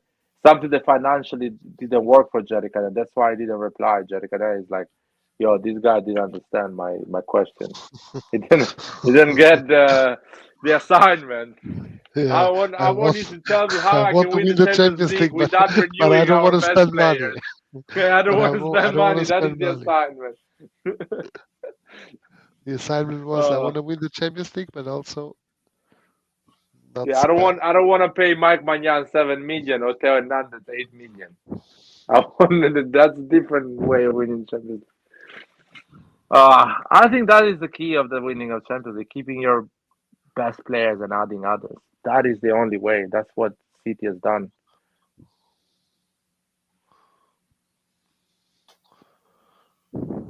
I agree with that. Yeah, it's what I mean, Milan used to do. yeah, that's how every big club does it. Yeah. Keep your best players. So hopefully we don't sell anyone next summer. We are one of the few clubs that has won, even though we have sold best players Yeah. like Lutsenko. Yeah, that's but that was I don't want to say luck, but it was like an Yeah, that was luck. overachievement. Yeah, Overachievement is better. exactly. Overachievement because at the end it's bad to say luck because the players went in the pitch and won those games. They went and won the games, so it's not luck. It's an overachievement for sure in that season. Um, but it would be nice next summer we keep this group of players and we add players.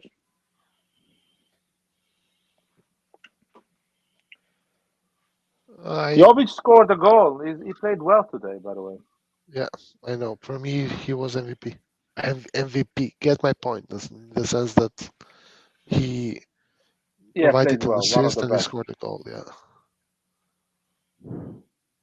Yeah, he played well today. Paul, man, we need to stop this. People need to apologize. When we say he plays shit, he actually plays shit those games, man. I don't Exactly. need to apologize to anyone. The man has been Yeah. in the bench in the last 6 years. He needs to apologize to himself, not me apologizing to him. Apologize to Jovic, Lance. Because he had a good game with Frosinone. Where's my apology? Where's my apology? I'm gonna call my dad tomorrow and tell him apologize to me because I woke up this morning and I went to work, man. And do you remember when you said that I would never When do you that? said that I was not studying, and I see today I woke up in the morning, I went to work, so apologize to me. Can you imagine?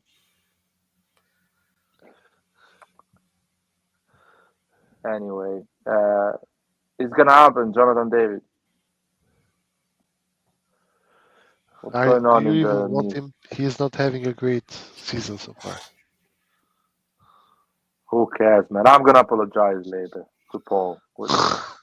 If he does bad, I apologize later. But I want him now. I think he will do well for us. He's a good player. He's having a bad season. Maybe that's what makes him achievable for us. Yeah, and usually when Was somebody have a bad season, it's like, okay, next season I need to do better. I need to start fresh. Is he healthy? Does he play a lot of games?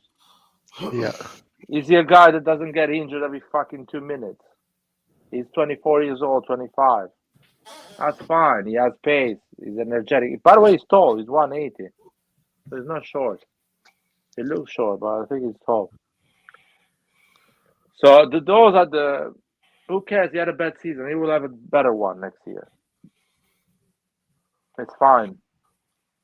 Personality. Does he work hard? Is he serious? Does he go to sleep early? The party man. These are the main things. Everyone had a bad season in their life. Brazil's Yeah, boy. Scott, Jonathan David. Yeah, boy. Let's take Let's this video down, man. Let's take this video down. Yeah, let's take this fucking video down, dude. Put a film there, man. Put a Disney film. Yeah. Um. Okay. I don't remember how this player plays, but I remember he was good last time we checked him out. Take off the comment, man. It's a good player. It's a good player, but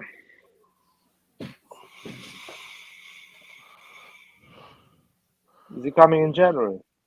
I don't think so. 175. He's 5'9". He's 5'9". Yo, but sorry.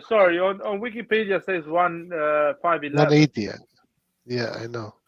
It's kind of weird. I don't know what height. So when this guy video has. came out, by the way, when this video came out? 4 months No, ago. but on Transfermarkt, it's 175 centimeters. In Wikipedia, it's 180. So I don't know. Yeah, 175 is 5'7", right? Yeah, It's Lautaro Martinez a height, I think, something like around that. same as Lautaro. Yeah.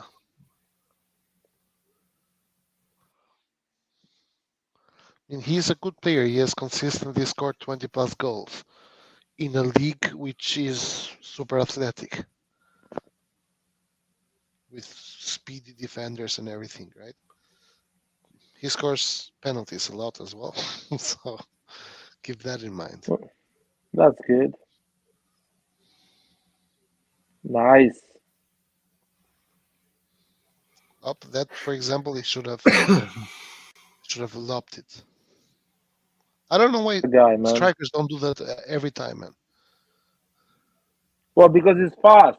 Everything happened fast, so you don't really try to redirect. You just kick the ball. They usually Pulisic today did well. Pulisic, exactly, yeah. But I Because think Pulisic had that extra thought, that extra second thinking, because he didn't shoot the first moment. He just had the thought. That's why he did it. Does he look short to you? He doesn't is, look I think. tall, but he is 175. Wikipedia is wrong. I think he's a good player. You should be like short, like noticeable. No, 175 is Dude, it's 5 centimeters less than 180. Your Yeah, I eye, mean, the eyes, it doesn't really. and also 180 with 185 is 5 centimeters, but Yeah, but believe me, I remember, for example, Cristiano Ronaldo is 185. Yeah. But there is a lot of things in place. Your posture as well, how straight you run, makes it look you look taller. For example, Inzaghi was 183, but it didn't look 183 because his posture was always. yeah. Shevchenko looked taller than Inzaghi, but they had the same Franco height. was like what, 180, 180 something? 183 was Sheva. Hmm. Ronaldo, Brazilian Ronaldo was 181 or 182, something like that. Hmm.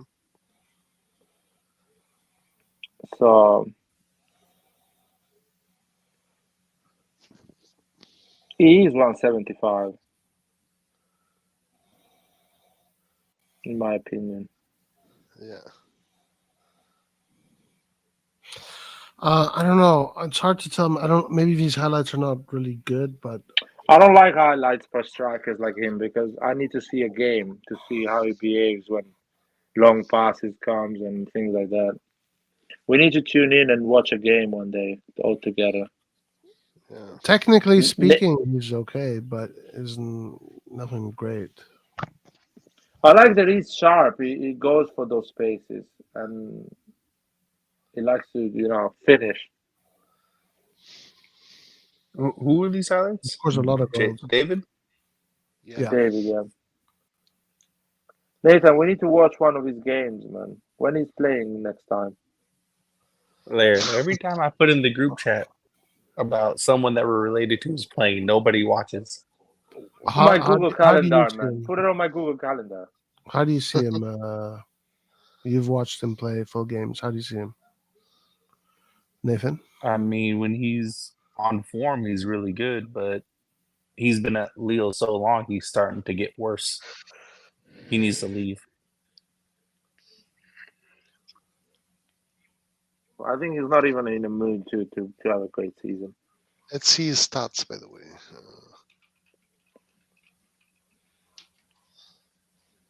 Apart from this season, I think in the last 3 seasons he had like around 20 goals a season. So far, 13 games in France, 3 goals, 1 assist. In Conference League, 4 games, 1 goal. And in the qualifiers of Conference League, 2 games, 1 goal. Nothing wow this season. But he's 23 years old. Pretty young. And by the way, he's having a bad season. We don't know how Lille is doing as well as a team Yeah. Let me check where he because sometimes your performance depends on the overall how the team is doing as well. They play today, by the way. Well, tomorrow, I guess, would be the Do you think this player is a top level player, Nathan? lead is 4th in the table. I think he can be a really good player. It just depends if the coach knows how to use him. He will gel well with Leao, in my opinion. Yeah. I think they can work well together. As a duo, Yeah, as a duo, yeah, for sure. But I see that. I wouldn't use him as a lone striker. Not in how with how No, Pioli I wouldn't do plays. that. But I would do Leao and Jonathan David as a duo. Right, but this is Pioli that we're talking about.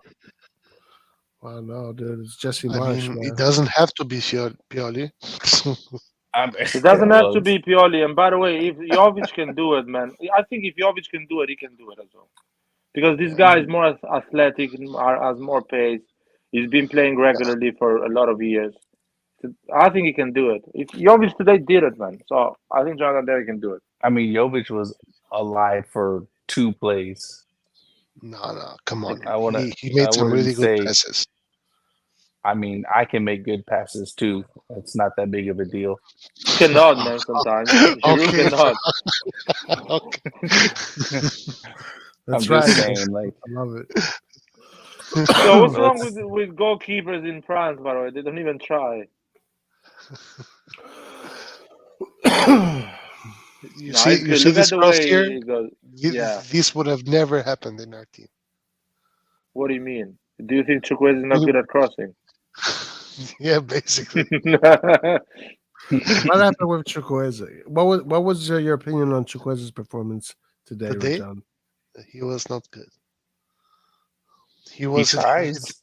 No, the thing is that sometimes I feel like he doesn't even know what he's doing, bro. He's like panicking. Oh, damn. Yeah, but you Really? you have to understand though, like he technically Pulisic is his competition, so he has to attempt to do good stuff, even Yeah, though but he's really doing too much he's most of the not time. doing good stuff. That's the problem. The problem is he just looks panicked, bro. He's like, I have the ball. I have to do something. I have to do something, and then he loses the ball. And then he You know, cuts to the left.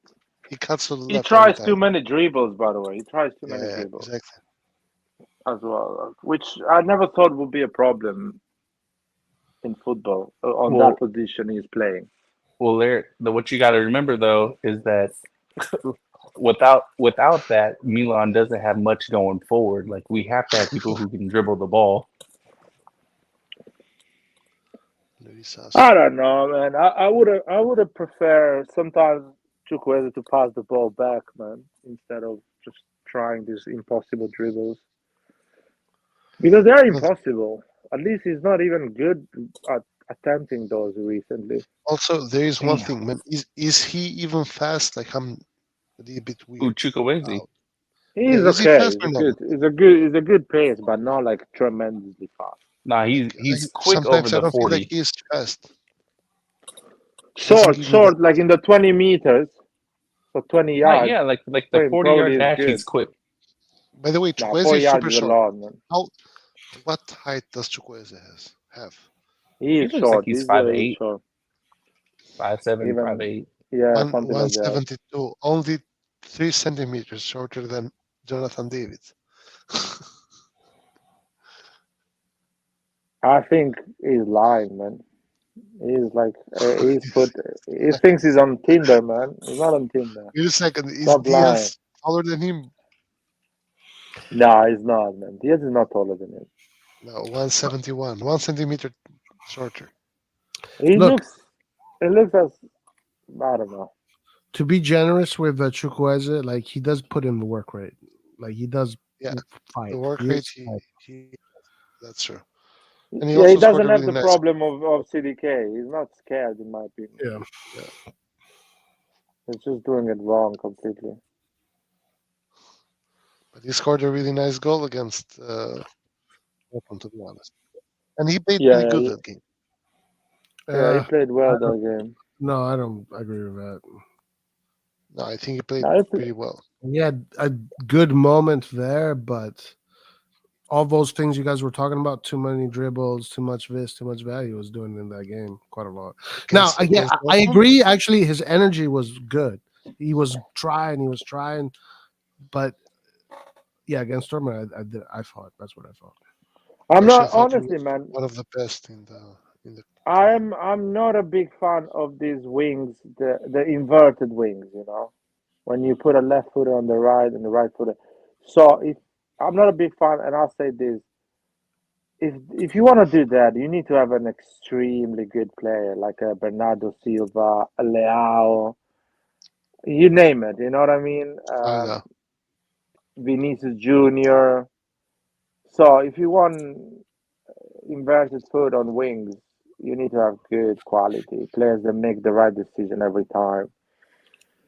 Another thing That's the about thing. him, another thing about him is his foot is not pristine. Like his passing, his crossing, he doesn't have he doesn't have exceptional passing range. Actually, let me correct you there.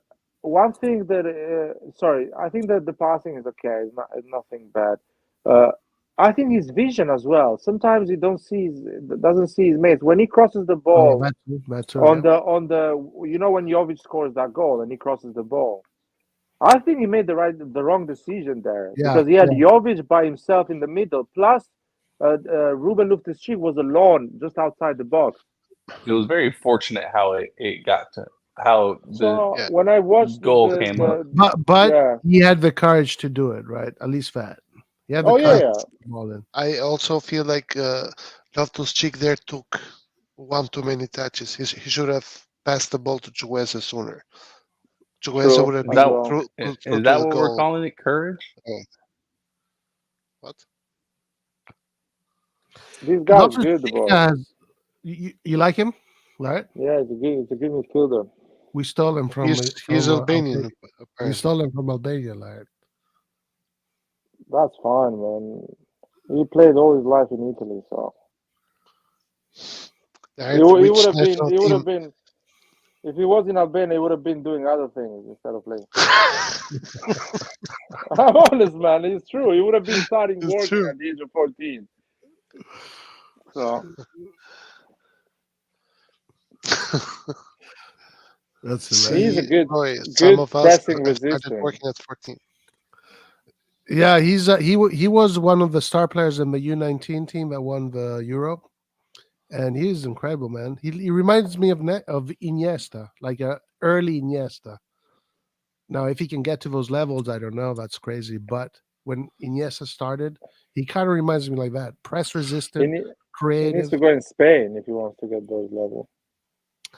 He could, yeah, he's got that game. He could do the game. There were three players: him, Vignato, and Coyote. These three players, top G's. He's gonna get a lot of kicks in Italy. By the way, is he an offensive or he's a pure midfielder? He Offensive does midfielder or both. He pure does midfielder? both. He does both. He's good for his level. He's too good Also, he for the has to kid that fix he is. his shorts, man. Like, why does he keep the shorts so high? What is he, a grandpa? What do you mean, man? Are you feeling insecure looking at his dick? No, but too high, bro. Like, he's 19, not 95. What is it? Look at them.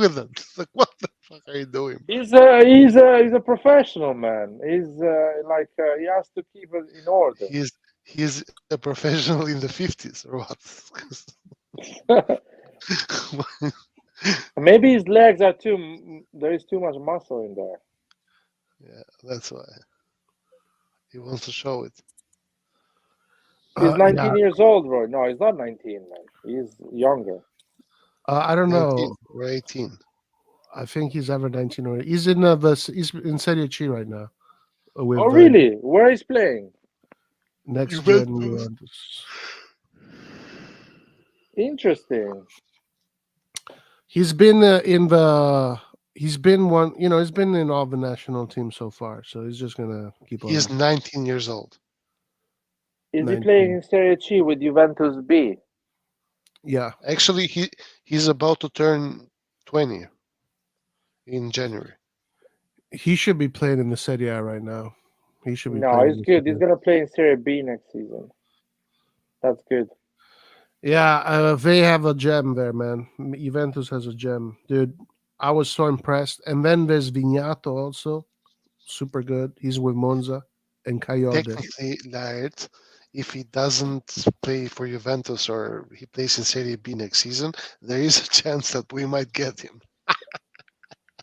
We as in No, how Albania. the fuck? No, he's good. Albania? No, Man, he's. if he plays in Serie B, he's not going to be called up by the national team, by the main team. Oh, Too you're early. saying, Too oh early. yeah. He's gonna go with the There is a U21. chance, So- maybe No, they're already So- calling him.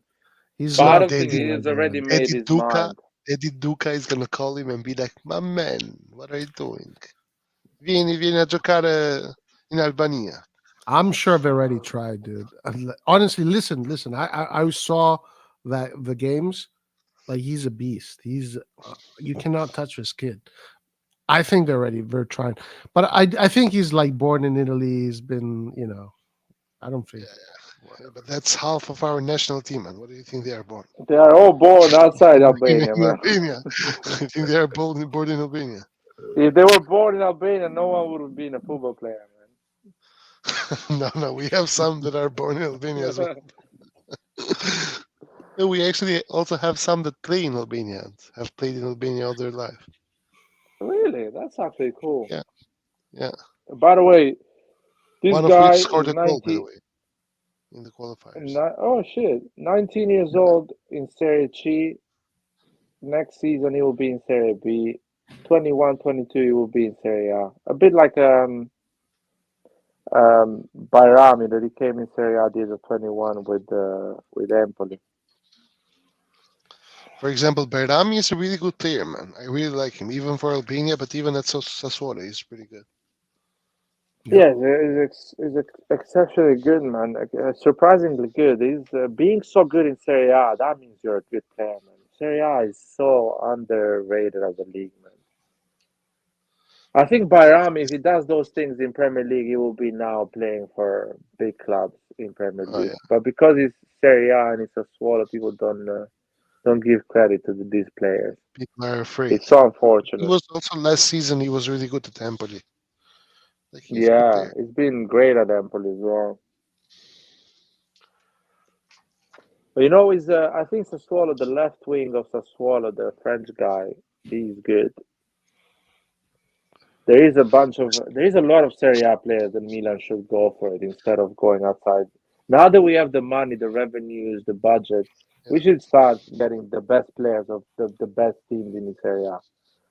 It would be nice Yep. to get the best player of Sassuolo or the best player of Atalanta.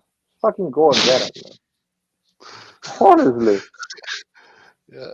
Why are we wasting time on this guy, that guy? Just get Lukman for 40 million from Atalanta. Or get Scalvini for 40 million. Just build, a serious team. Yeah. By the way, Lukman, what kind of a season has he had so far? It's not bad. He looks good every time I see him play. This is basically the 26 proven years Serie A old. player. He looked very good. I saw the last But Atalanta he's game. Nigerian, huh? Yeah. He has scored 4 goals English and 2 assists. Nigerian, yeah.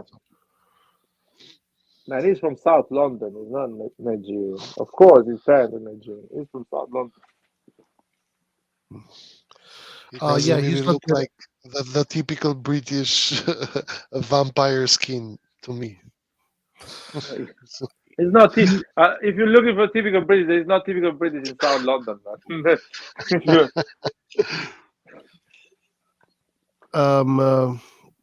Where was he playing before, by the way? Everton. He CDK was. has been playing Oh, okay. Leicester City. I mean, he did all the, youth system of the English national team. He won. Right, he has played everywhere. What the hell? He has played at Everton, Leipzig, Fulham, Leicester City, Leipzig again. Like this guy has been everywhere. Yeah, he's not shy. 26. He goes for it. He wants to play. But what I'm saying is, Atalanta has got him for 9 million, huh? Holy shit. yeah, don't even start, man. You know what? Yeah. Forget about Lukman. Lukman is just an example. I can give you a list of 20 players that have, in the last 3 seasons, have been playing extremely well in Serie A. Extremely well. That you should go and buy them because they will keep playing well in Serie A. They already unlocked the league. They play well. They are young. They don't get injured. They are healthy. They understand teams in Serie A. They understand what it means to play against Udinese, against Napoli. So he's an advantage. It gives you an advantage. That's why you pay that extra 5-10 million. Because these are players that know the league, knows the weather, knows the tactics. They're already scoring goals, assisting. So it's worth it to go and get the best player of an Italian Serie A team.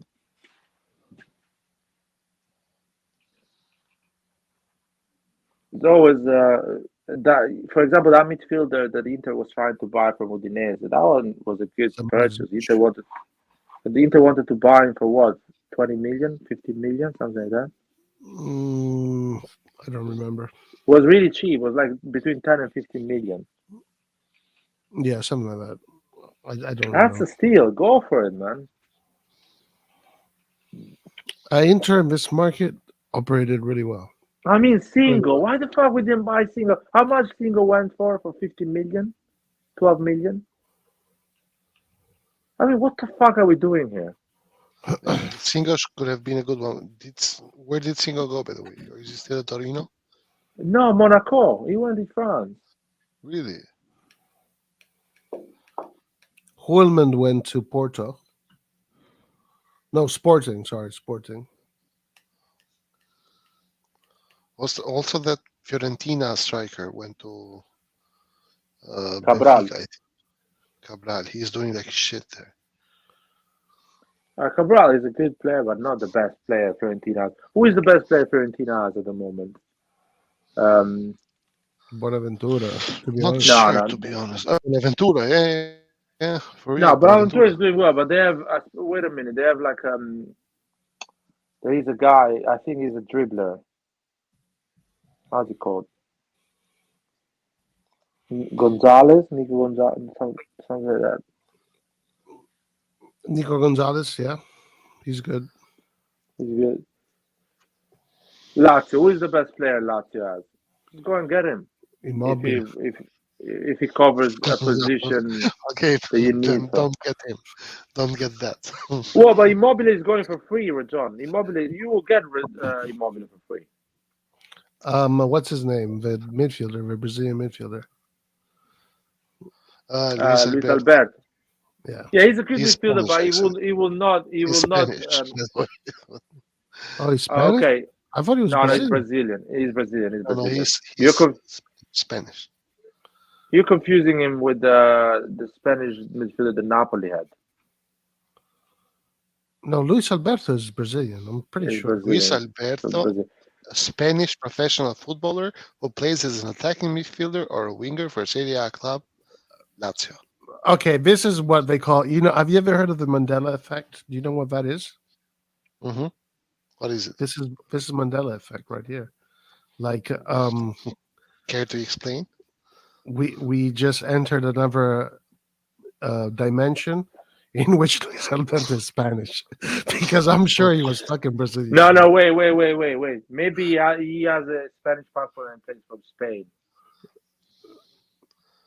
But originally it's from Brazil. No. I think we're talking about someone else. Luis Alberto. Wait, Spanish name Luis Alberto Romero. Blah blah blah. Was he born in Spain though? Was he born in Spain? Maybe I'm saying the wrong name. Yes, he's born in Spain and came out of Sevilla's youth system. Okay, so I've got it wrong for so long. San Jose del Valle. By the way, can I say something? You saw Camarda Actually, with that he was spray. also loaned to Barcelona Athletic. What is this shit, bro? Barcelona B. Never mind. Nah, dude, he was Brazilian, lad. Dude, the Matrix is fucking with us, man.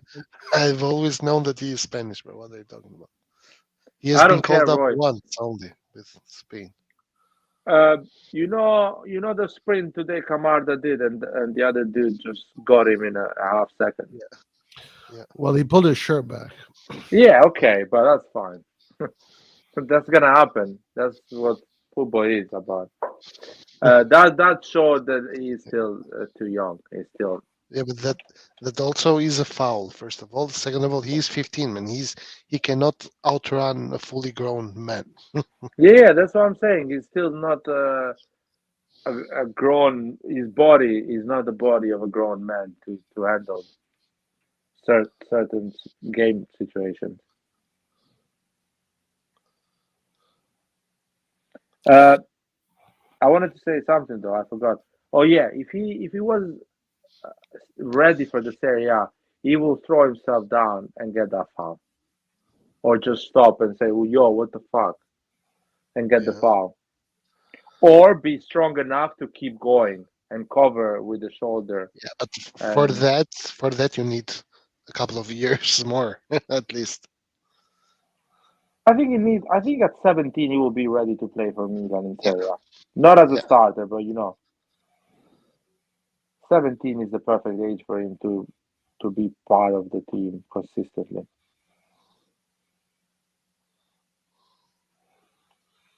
I think today is the last time we see him in a long time because Giroud Giroud is coming back. back. Okafor is coming back. Forget about Hopefully, Roy. Hopefully, Roy. You never know. it. We are in a crisis, you know. There's no doubt about that. Especially all in defense. Would you go and buy a defender, a good one, in January, Yeah, or you will yeah. wait?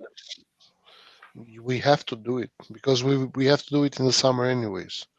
So if you find someone, might as well buy him now. And Did you especially get if, a? Hmm. No, go for it. and especially if we get eliminated from the Champions. Well, if when we get eliminated from the Champions League, and our aim hopefully is winning the league and doing everything to win the league, I would go and buy the striker and the defender. Since we have Benacer back, we don't need. Well, hopefully we won't need uh, CDM. But if I'm wrong, maybe I'm wrong. Few defenders will come at the end of January because Why? Why two? I think, how's it called, the Argentinian guy and Kier, they are coming end of January. They are what? Coming? They are coming back after from injury. Uh-huh. But the Argentinian guy is done, bro. This is, for example, what someone would say burning a young player. The fact that that Argentinian guy played that game, he played so bad. Now people just don't want to see him anymore. And he Like when I broke think his. of him, and he got injured. Yeah. He fractured a foot, so he doesn't even have time to. So Yeah, Done very basically for difficult. this season. It was he very got burned. difficult for He him. got burned. I was against Napoli, yeah. Yeah. Tough He was game, tough game. horrible.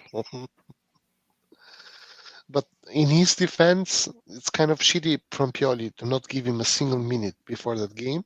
And then that game, because you are forced, you play him. That's his position as in the squad, you know, Yeah, I emergency. understand. But I understand. But the thing is that he could have gotten some more minutes before that game. Like, if you have a young player who you have there trains with the team, might as well give him some minutes. So at least when he has to play because of injuries or whatever, he's not there shitting his pants because this is the first time that he actually uh, gets to play with the main team. Like I think Pioli does this all the time. He doesn't give minutes to someone unless he has to give minutes to the player. Yeah, if that player is also not ready, though, like he does put that in consideration. Maybe he thought Romero is just not ready. Yeah, but maybe he wasn't ready. But then at a certain point, he had to be ready, and he found himself. Right, yeah. I mean that's what it So is. I don't know what does it cost for Pioli, because we are not talking about the Primavera player. We are talking about a player who was playing professional football in Argentina, whatever. And if you are winning 3-0 against X team, just put him in just for so he gets a feel of the game, gets to know the players, and he removes that that stress of having to do something you are never done before, but now you have to do it because you're the last man standing. Like everyone feels like that. Yeah, I mean,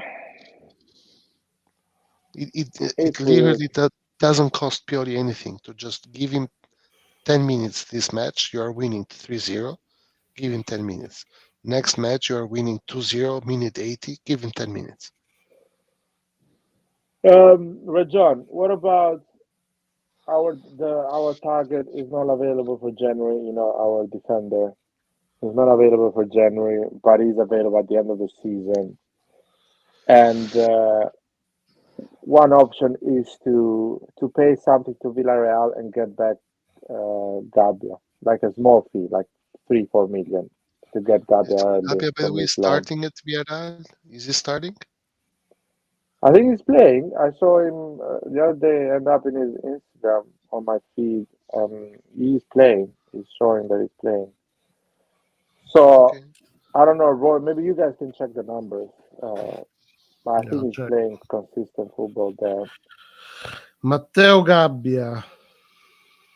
If he's not playing, even better probably. Maybe you can just. No. I've been reading, but he's playing in every game. Let me just confirm.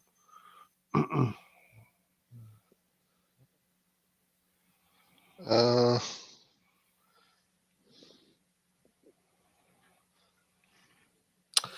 Yeah, total not played sure. 7, started 6. So he's playing not all of them, but he's playing, and 7. then so he played half of the games in La Liga, and in the Europa League, he's played all 4. And It's he actually a started great 3. season for him. He needed a season to play almost every week. You know. Yeah, I think La Liga has probably 14 games now, so he played half of them. But he played every game so far in Europe, Hmm. or maybe not every game because they played 5 games in Europe now, so he missed I one game. mean, 18 games total, and he played 13. It's not bad. Or Yeah. 11, 12. It's not bad.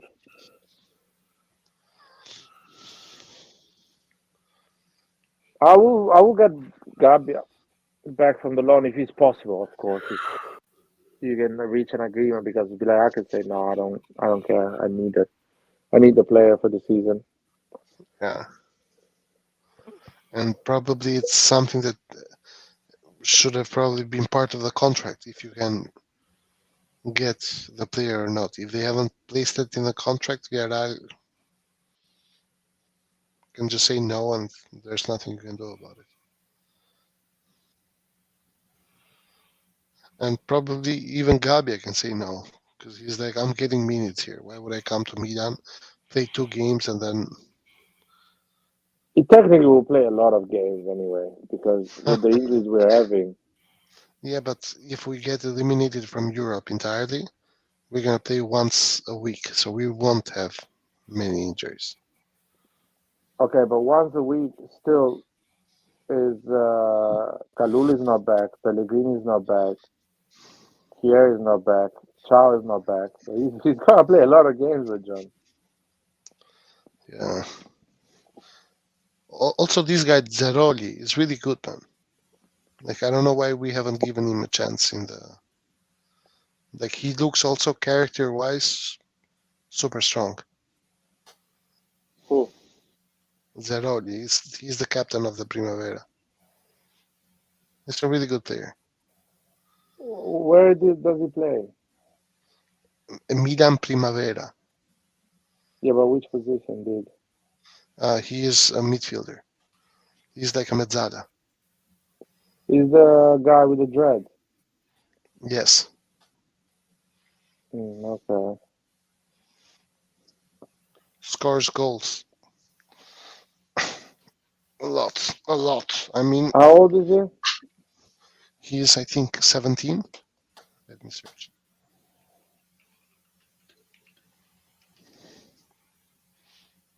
Oh, he is 18.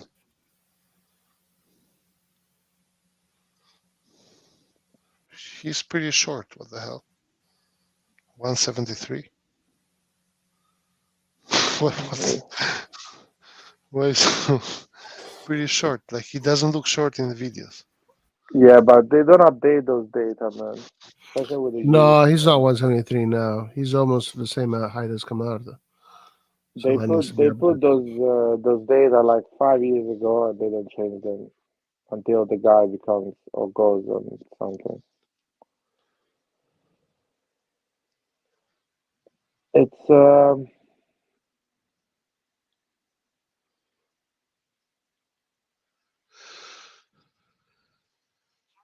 looking good. Cuenca is also good. Diego C. Okay, there's a kid called Diego Sia is Cia. also really good. Yeah, he's a He's striker, got right? some great numbers. Yeah. I or is it Scotty? One of those two. One of them has some really good numbers. 7 goals, 5 assists, or something like that. No, there's another guy. I think he plays with the 16 years old. He doesn't play with the Primavera. He's a number 10. I forgot his name. I always forgot his name, but he's left-footed, Liberali. number 10. Liberali. He's good. He's gonna be really good. Not playing with the Primavera at the moment. Still plays Also, if you look with his age. at Camarda's numbers with the Primavera, he doesn't really have great numbers. 1 goal in the Primavera Campeonato and 2 in the Champions League. Well, because he's 15 years old, man. That's the Yeah, and problem. look at what goal he scores here. Holy shit. Camarda against Yeah, PSG. yeah. But So, but he has pretty. No, I think it's 3 goals in the Champions League because it's Hmm. penalty against penalty, then 2 goals against Newcastle, 1 goal against Yeah. PSG, and he's got a bunch of assists as well in the Champions League. he's still too young, man. He's I know. got, I think he's 15. got 3 goals in the Coppa, or 3 or 2 goals in the Coppa Italia. Imagine how hard it is for him to play It against should be super hard, yeah, 17, because 18. he's playing with other kids who are stronger, faster. Yeah. Like in that age, 2 years make a huge difference.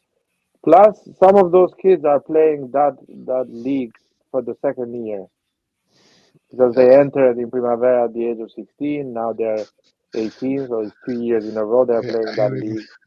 I remember when I was in the 6th grade, a new guy came in my class, and he was one of these guys, that failed classes, whatever. So he was like 3 years or 2 years older, and I got into a fight with A him, man, bro.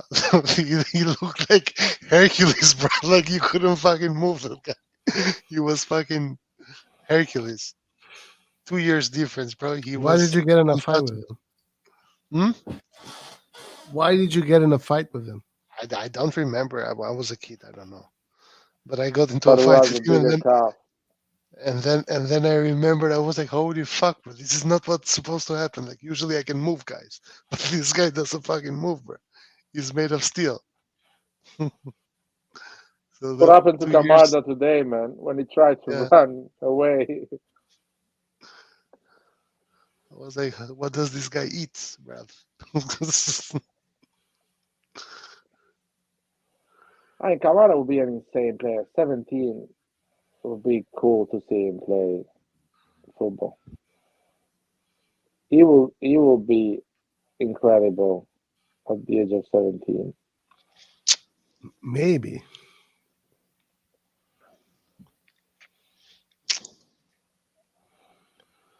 The next 2 years for him will be like when until he becomes 17, 18 will be almost like a nightmare for him.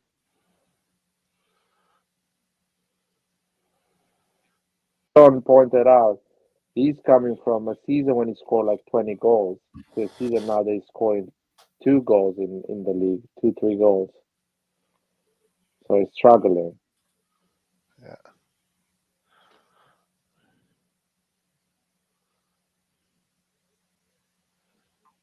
He probably messed it up. He should have stayed another season with with the lower No, level. I think it's okay to play like this because you're playing with people who are faster, so it makes you kind of figure out ways to deal with that. So it will probably teach him one or two stuff that he wouldn't have to teach himself if he played with people of his age. Because here, Can you if guys he's hear playing me? with, Yes. yeah, we can hear you. But here, if he is playing with 17, 18 years old, it means that everyone is faster than him, probably. So now he has to adapt to that. and think, okay, I cannot outrun him. What do I do? Whereas with his age, he probably Yeah, just you're like, right. Probably has too much of an advantage. yeah.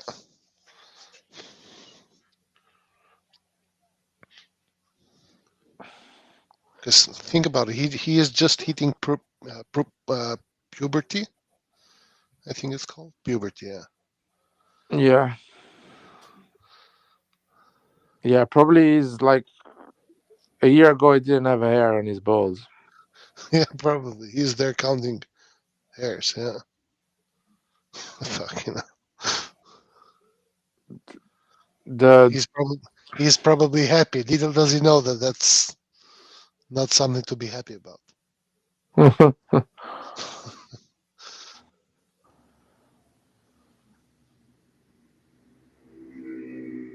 Anyway, Roy, what do you think? What is the age that he will shine and starts? No, I agree. I think 17 is a good projection. If things are going the way they're going, I think 17 is early, very early for Serie A. But because he's growing fast, 17 is what makes sense. Yeah, and he will be. I think he becomes 16 early in the year now, I think so. Yeah. like March or something like that, February. I don't know. Yeah. 10th of March. Yeah, so I mean, Pato, man, how good was Pato, man? 18 years old, Yeah. dribbling for fun, Serie A players. Yeah. Pato was on a trajectory to win a Ballon d'Or. I remember that. He would have won I, it if it wasn't for injuries, yeah. if it wasn't for the fact that he got fucked by injuries. Yeah. Pato is the last player. Pato was really good, man. And also, it's one of the rare that you were excited about. No, he's the last player that I remember that came in Serie A at the age of 18 and literally dominated. Yeah. Because he was 18 and he was playing Yeah. against men and he was But getting the ball, dribbling, getting the fouls, getting the goals, do you also playing like he remember had the the. anticipation? You also Yeah, remember the anticipation before he could play the game because we bought him in the summer, but yeah, because his birthday was a couple of days after the closure of the transfer market, we had to wait 6 months. Well, we had to to wait until register him. Yeah, January. Yeah. So the first game he played against Napoli, he was a beast, bro. Holy shit. He was and really good. he got in at the age of 18. Yeah. San Siro was full against Napoli and not like nothing. Yeah. Didn't give a shit. He had a great game. Like nothing. Give me the ball. That's crazy. Yeah, Was but he too was good, also man. training. He was also training with the other players for X months, 5 months. So he kind of it's not like he was fresh out of the plane. I understand, but still, man, other even other people when they come in, they are training with others, but Yeah. they don't come in and say, "Fine, let me do it." It's it is impressive, man. I don't remember when is the last. Do you remember any other 18 years old that I think maybe No, the other one was Sanchez with Alexis Sanchez. Udinese, the guy that's playing for Inter now. He Yeah, came in Alexis Serie A at Sanchez, the age right? of 18. Yeah, yeah. He's a beast. But Udinese, there is always someone really young on these teams. Do you remember any, Roy? Any player that at the age of 18 comes in Serie A and is like nothing? Well, I mean, I didn't see the debut of Totti, but But that's far away. I'm talking about recently, the last 10 years, 15 mm, years, whatever you can call that. yeah, He was bro. so fast, bro. Pato was so fast. But Locatelli, Locatelli. No, Locatelli man, was Locatelli was not dominating the midfield, man, for Locatelli. fun. No, don't say Locatelli that, was man. garbage, bro. What are you talking about? Pato, dude, Pato was Ancelotti was like, today I'm playing Pato, I'm not playing Brazilian Ronaldo. That was the level. He was really good. Locatelli was not at the level. Today I'm playing Locatelli, not Pirlo. This is a good shot. Pogba was playing Locatelli, like a top player already at 18. but was he 18? Yeah. When he came to Juve, he was 18. Who? Pogba. Pogba. Oh yeah, Pogba is a good shot. No, 19. He was 19. But it's a good shot. Pogba is a good shot, yeah. Pogba is a good shot. Um, Let me think. Zaniolo 17 with Roma. That was something. He gave me that Pato vibe as well. Yeah, true. 17, 18. That was insane. I was like, what the fuck is this guy? Even Bernardeschi with Fiorentina was impressive. I remember. True, true. People were saying, and he was actually really good, but then, I think Juventus style kind of ruined him. and probably his lifestyle or something, because Yeah, he's a bit like a eccentric, I will say. but Pato was so good, man. I'm watching the same videos on YouTube that I used to watch back then of Pato. It's like that there's like Roy, put a part of video, man. there's a scene of him playing in Brazil, so right before coming to Milan, and it's Yeah. him dribbling the ball with his shoulder. Like the ball is in the air and he catches it like 3 times while running. Dude, Pato won the World Cup for club against Barcelona, against Ronaldinho's Barcelona. Yeah. He's dribbling Puyol for fun at the age of 16. But also, do you remember that goal? Yeah, that goal there with Pato, man. He scores in 40 seconds against Barcelona. We still lose that game, but yeah, That is prime Pato, yeah. which was a bit. That was the mistake Milan made, that they wanted Pato to become a striker, which for me that was a mistake. Pato should have been a wing or a I second think striker, not a first striker. for us, he always was a striker. I don't remember him being a winger. No, he played a lot of games on the wing, man. Like we were playing three up front. With Ibra in the middle. I mean, Yeah, yeah. I mean, even before Ibra came, he was playing Ronaldinho on the left, Pat on the right, Borriello in the middle. I remember that. actually, true. Yeah. He was a winger striker. This is in China. I don't care about this, man. Just show me Paro with Milan. Go on some old videos, man. This is in Brazil.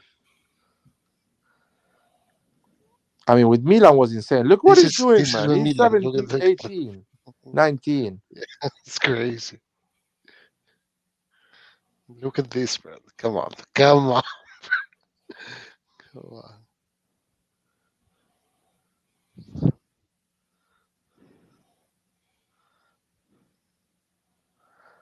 Look, bam. And look at Sedorf. It looks like he's not running there. This is super young, Yeah, 16 years this old. is Look at this. this is the videos of him that I used to watch back then. These videos specifically. People were losing their shit, man. This guy is gonna come. I couldn't wait to see him play for Milan. Now And then people are losing he their played. shit for Chukwueze, man. Can you believe it? I cannot believe it. Who are these fucking idiots, man? Watching YouTubes of Chukwueze getting a boner. To be fair, Pato, I'm so sad for Ah, Pato, man. look at this, bro. Look at this.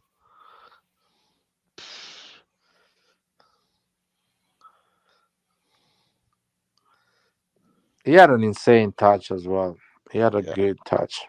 And a really good shot. Like he has scored a lot Yeah. of beautiful finesse shots, but also long shots. Like he was a complete player. Roy, can you find another video? I don't want to watch these Okay, China yeah, videos, give me a man. second. Honestly, get rid of this shit. Give me Pato at his prime, AC Milan Pato, something like that. There must be a video there. Yeah, I got it. I got it. You got it. The Milan Is video. this Villarreal? Man, he played for Villarreal as well. Yeah. He played like 30 teams after he left Milan, but yeah.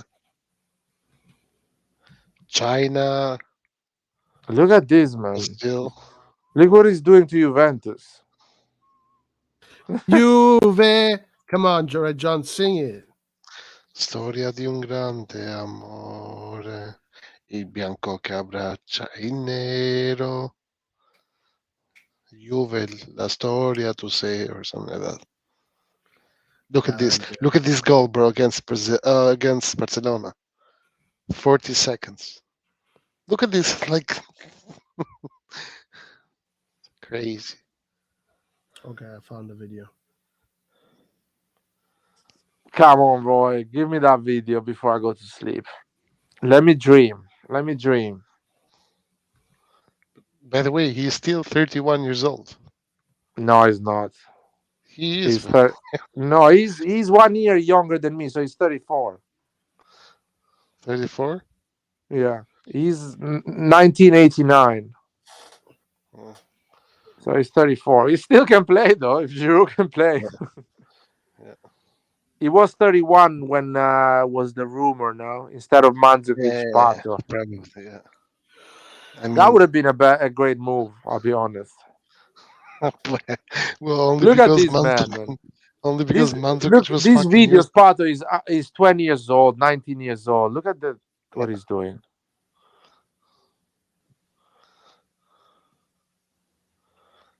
Super young here, 19. He 18 there. Yo, he's 18 here. This is the first Yeah, season. he's super young in those. When he's skinny, and Yeah. I remember Look this at this goal goal. against I Napoli. remember this goal as well. Yeah. We won that game thanks to this goal. Yeah. He scored some important goals at the end of that season when we won the league against Inter because Ibrahimovic got like a 7 games ban. So Pardo had to score a lot of goals. Look at that. He was too good, man. You know, he has an average before there was a stats before the age of 20. He had more goals than Mbappe Really? and Erling Haaland. And Erling Haaland? Yes. Hmm. At the age of 20, he had more goals in with Milan Serie A in Europe than Mbappe and. Oh Oh, shit, he that was fucked up bad. there. Yeah. Yeah, Oh, and also the celebration. I had forgotten the celebration. dude, look at this guy. This is a teenager Yeah. playing for Milan, scoring goals for fun. That was Leonardo's period. I remember because I had that shirt when Leonardo was the coach.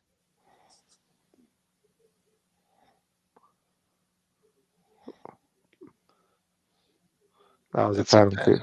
yeah.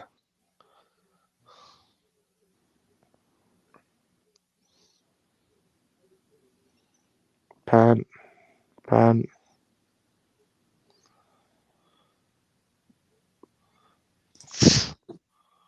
By the way, you know, Pato had an interview. After I left Milan, I didn't get any Yeah. injury on my muscle. He said, Yeah, but the damage was done, to be honest, because he didn't do good anywhere, other than Vieira the first 6 months. no, what he was saying that Milan Lab was not curing him properly. That was the talk. Mhm. That they were not dealing with his muscle injuries properly. He was not trained properly. Good to see that nothing has changed all these Yeah, years. I feel like he was right probably. Yeah. Dude, look at this on the wing. Imagine having Pato on the right wing and Leao on the left. Oh, oh my God. Oh,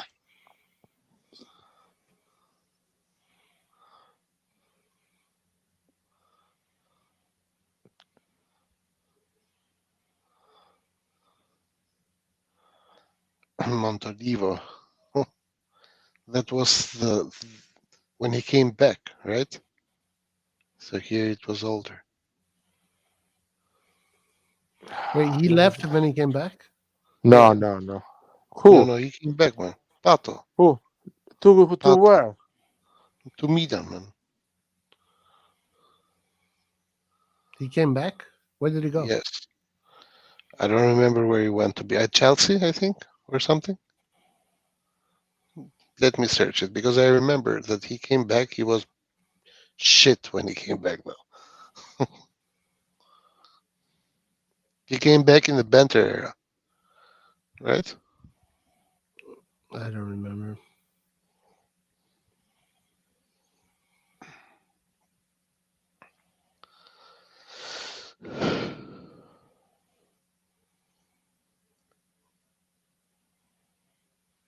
Wait, did he not come back?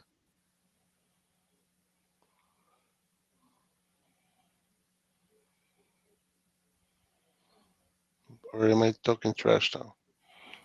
It's a parallel universes, man. A paradigm shift has happened. What is going on?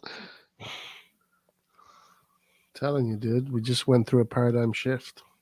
No, bro, he never came back. What the hell? Why do I remember this wrong, bro? I'm pretty sure Luis Alberto was Brazilian up until yesterday, dude. I'm positive. This is crazy.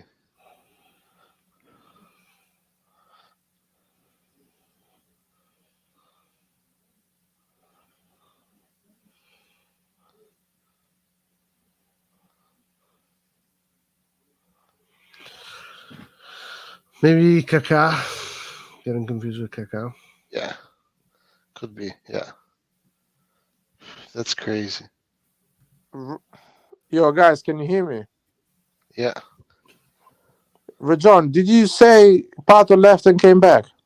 yeah, I said that, but apparently Stop no. I was drinking, wrong. man. Stop I drinking. was wrong. I mean, I would have I would have sworn that that's the case, bro. What the That hell? is, you know what, Rajon, that is not what happened. That's what you wanted to happen.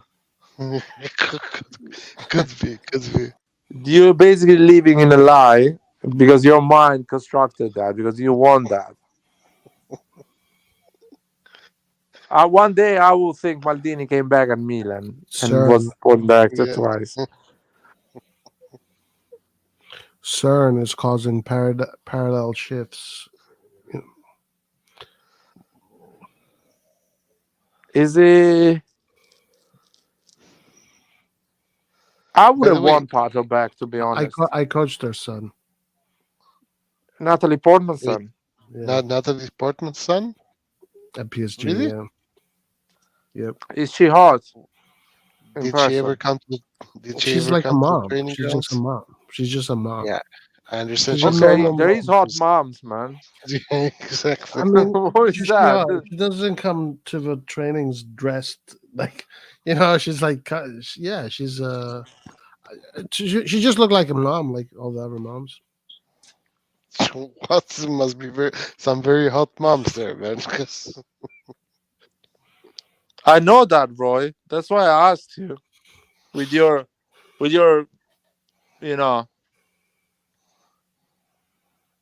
what do you think about it? So she's married to a Frenchman. She's married to a Frenchman, and that's why the son played in PSG.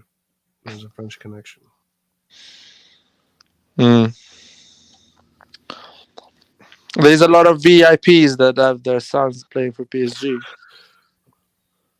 No, but it is pretty common that, Rich people, yeah. I wouldn't say even rich people, but like in schools, like you have sons of actors because they live here. I mean, this is where they live. So it's Oh, not it's like, the district, yeah. So they are registered there in that yeah, neighborhood. yeah. so how was she? Was she one of those soccer moms? Like, come on, Nathan, you can do it. Nathan.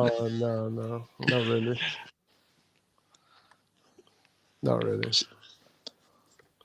She kind of just they kind of just stayed there with her friends, talked. I think I think she understands us because she became famous when she was super young as well. Yeah. I think she was 13 or 14 when she did her first film. So She understands what? What do you mean? the fact that you should not put pressure on a kid, let him be and play. That's Oh, it. oh. Yeah, Yeah, but I yeah, don't. yeah. Yeah, But different thing. I don't think they. Their hope is so the kid becomes a football player or anything like that. I think they just do it for sports, right? Yeah, right. Yeah, but some parents just are competitive. They want their son to be Yeah, amazing in everything. yeah, absolutely. There are parents that are like that. In their case, the kid wasn't like super competitive. Like, but he's a role player. He was a role player. But yeah, it wasn't like we're gonna become professionals. Blah blah blah. Yeah. It's more just for the sporting. Have the kid do sports.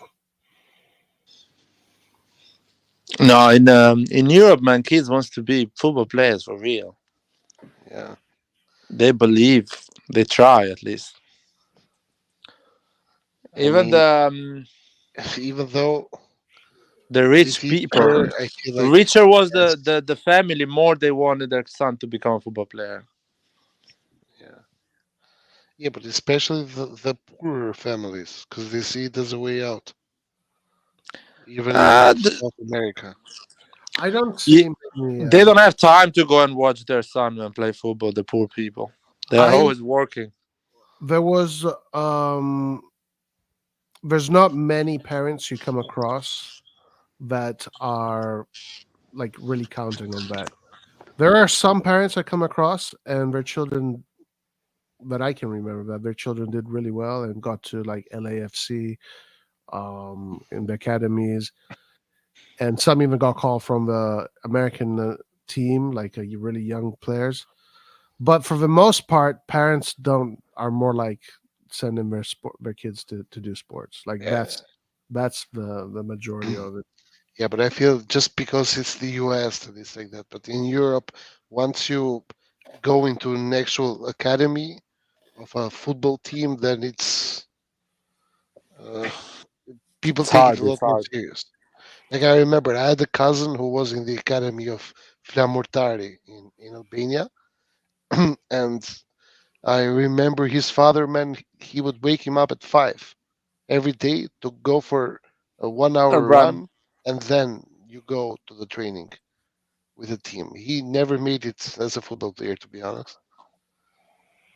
Yeah, Like, but yeah, like the parents got it like super seriously. Like his no, father yeah, would wake up to. yeah. The one kid that is probably going to become a professional, maybe he already is now. His father was on him all the time. It's like a job. His father was very close to everything he did. And still probably still does. I haven't seen him in a long time. Yeah. I mean, being Like close is one I'm a thing. bit mixed about it. Like I feel like sometimes the parents, man, break your balls because they kind of force you to do it, and therefore you don't like doing it Yeah. anymore. Like There there is has that to be a balance. There has when to the be a parent balance. pushes too much, the kid will react for sure. Yeah. Like I remember with this cousin, like it came to a point. This guy, even though I don't think he was super good, but he was relatively good. He was a right winger. And at some point he was like, man, I hate football. Yada, yada, yada. he, he was playing with the academy. Fucking hell. Mm. Yeah. So with the kid that we were working with a long time ago, like you could tell the kid wanted it, and he's like, "This is what I'm going to do. I'm the best. I'm better than everybody else," Mhm. and he wanted it. So it was like, and they did really well. Like they I don't know what level he's at right now, but he got all the way to the best academies, best youth. Man, there is no point to wake up at 5 a.m. if you want to become a football player. Should sleep. You should train with quality training, no quantity. It's Yeah. all about the quality of the training. But it's true. Yeah, Like but, parents can push you so hard that then you just lose motivation, and it's no, but his father was obsessed with the fact that doing matches, he would put his arms in the belly. You know this Oh gesture, yeah, like these you bullshit look like things. you're Yeah. tired, and he was obsessed with that. Like he was like, if you put the arms there, it means you are tired. How can you be tired? You're 15. Get it? This kind of bullshit. So he would be like, okay, we're going every day for runs, so you build stamina. Never build that stamina.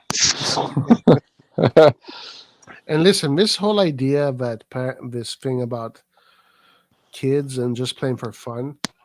Now that we're talking about this, when I was coaching a U6 team, and this was PSG U6 team, U6, like you're coaching 5-year-old, you're competing with 5-year-olds. Some are 4, maximum is 6. The parents are like fucking screaming, they're shouting, they want to win. Like it was super competitive, even at that age. So like the parents are weird. Parents are weird. Yeah. Yeah, parents are so stupid, man. If I have a kid and he plays football, I'm not gonna talk. Yeah, but I mean, it's also something which is super, super, super, super hard, man. Like, there are millions and millions of parents that want their kids to become footballers, and out of all these million of kids, only what 0.2% make it to become Yeah, professional in the end. It's very like small. super, super hard. Oh, there's no way. What?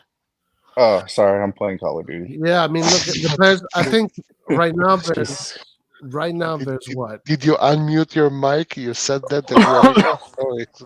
20, I couldn't really tell you what happened, to be honest. 20.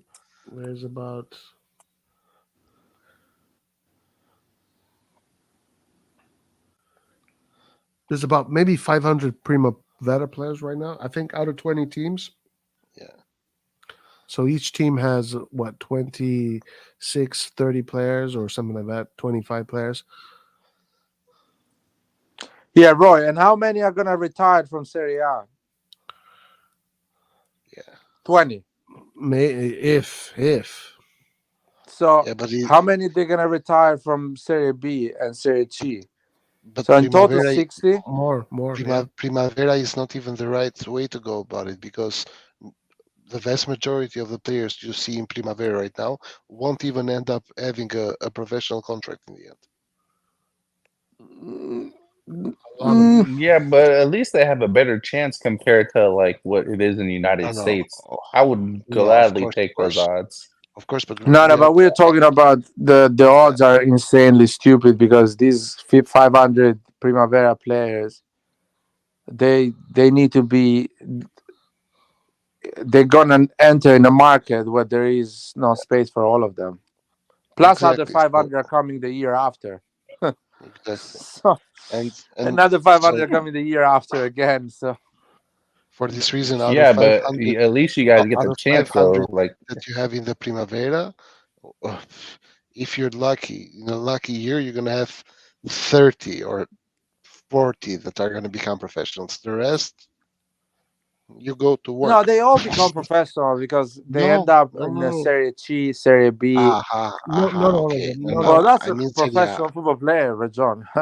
I'm sorry, No, no, but that's the definition. But some of them don't even get I mean contracts. Serie A. No, no. The majority of them don't even get contracts. But the I'm talking about Serie A. I'm not talking. I'm talking so No, that Serie A, we don't go. a few, just a few, I 20 of wouldn't. them, Yeah, Yeah, yeah, it's really small numbers.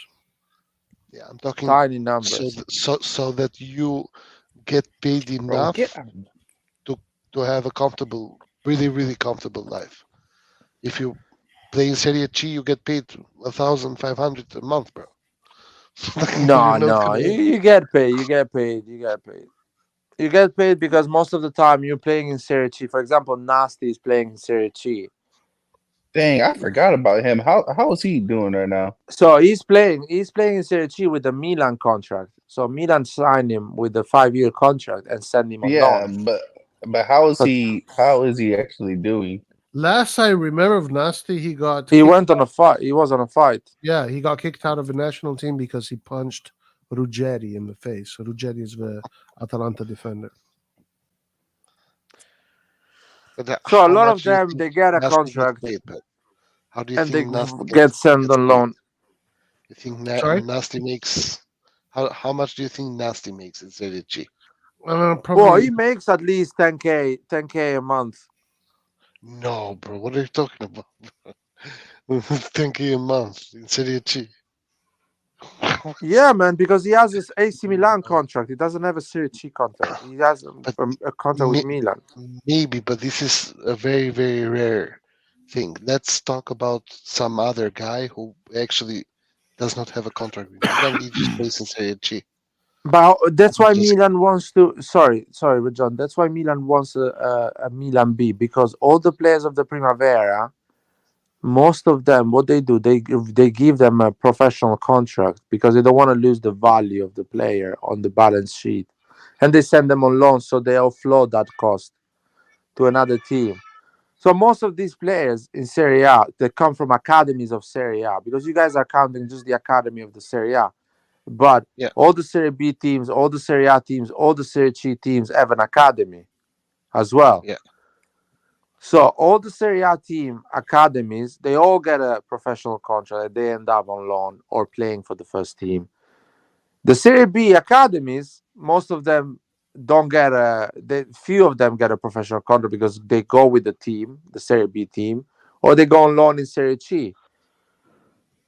And the Serie C academy, they never get a professional contract, or they go to the Serie C team. They are actually, you know. So that's how the waterfall goes. So all the academies of Serie A, most of them, 90% of them get a professional contract.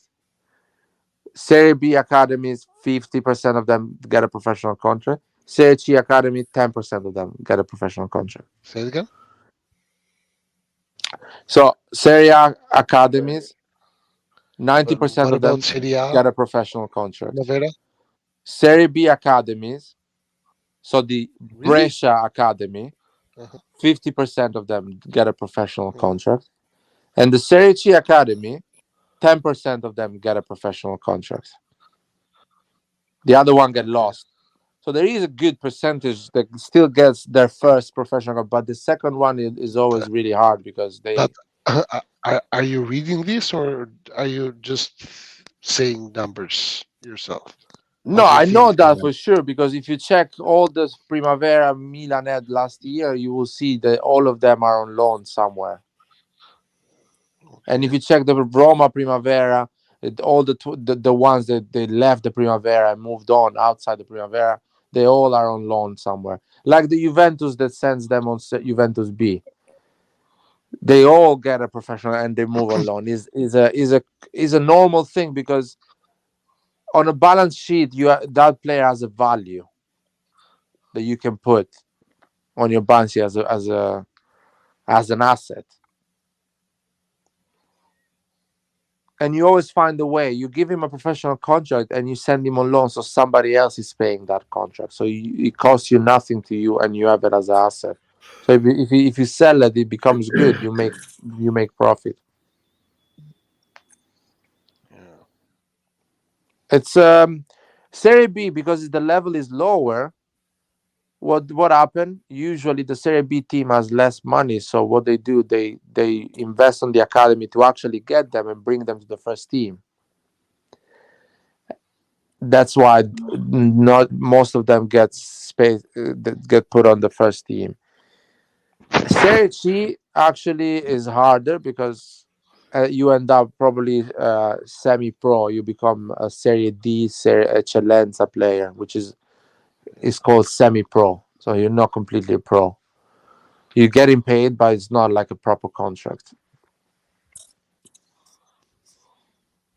In England is better because there is more money. More money there is in the country and in the league, and better is gonna be for the I players to get a saw a professional YouTube, contract. I saw an Instagram short of a Serie B player in Saudi Arabia, Yeah, and he was saying but they're making a lot of money just playing in the Serie B.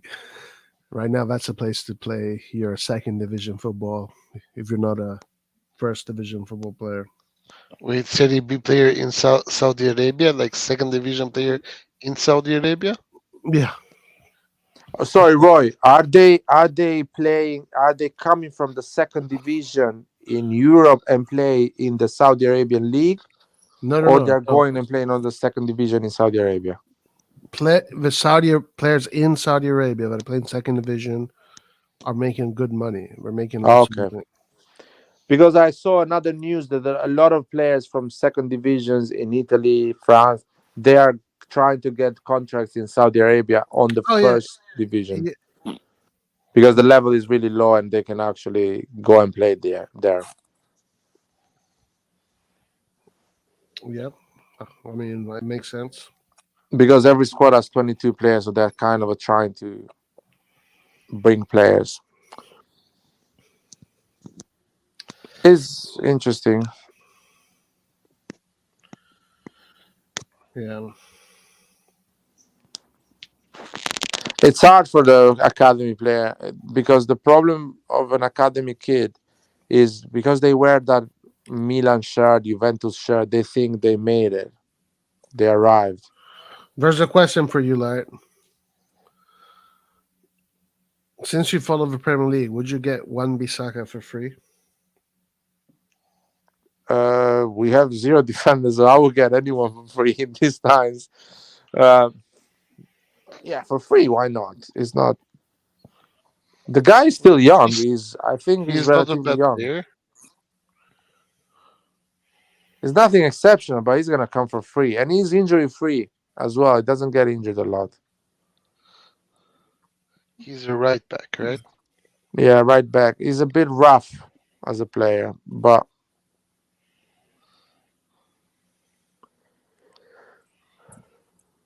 I don't know. It's for free. That's the problem when you put free. Is it tricky? Is it tempting? Yeah, because you really don't know how they are. E- Even if they're young, if they're a free agent, and there's a reason why. Yeah, and you're like, oh, I sorted. I get this guy, but maybe it doesn't adapt to the league. He doesn't have the technical ability, or I'm sure he physically is strong and he's powerful. It's a bit rough though. What is with his foot? I don't know. Elite is a big word. He's good. He's a good player. I wouldn't say no, Is he but like there is a chance that he can fail. is he the Chukwueze of defenders? Of fullbacks? No, no. Sure, who is it? He's a bit like physically speaking, he's a bit like Kalulu, but he doesn't have good feet, in my opinion. He doesn't have good feet. But he has pace, energy, is strong. He's good on 1v1, so it's not easy to dribble. But when he goes up there, he doesn't know what to do really with the ball. What national team does he play for? Is he I in? think England, England. but it doesn't Well, get he called doesn't by play. England. It doesn't get Doesn't. called. Yeah, he's English. English.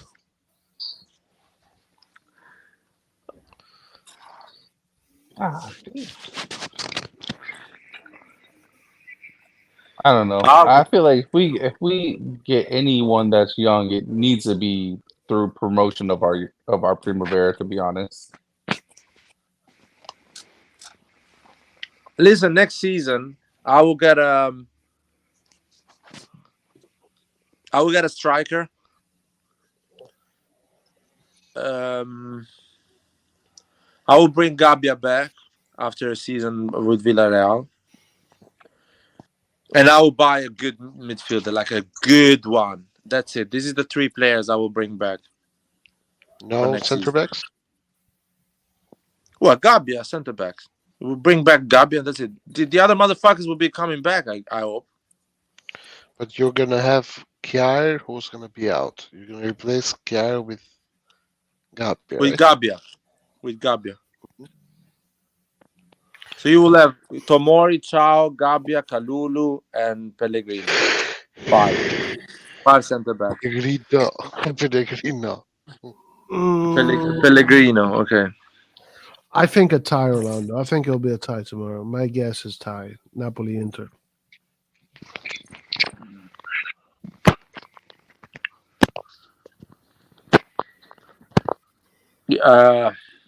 So that's what I will do. I'll bring Gabbia on a free after a season playing a lot of games. It will be a good player, good value to add to the squad.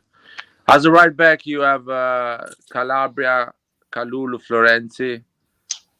Left back, you will have, or maybe if how's it called? Pellegrino is not ready.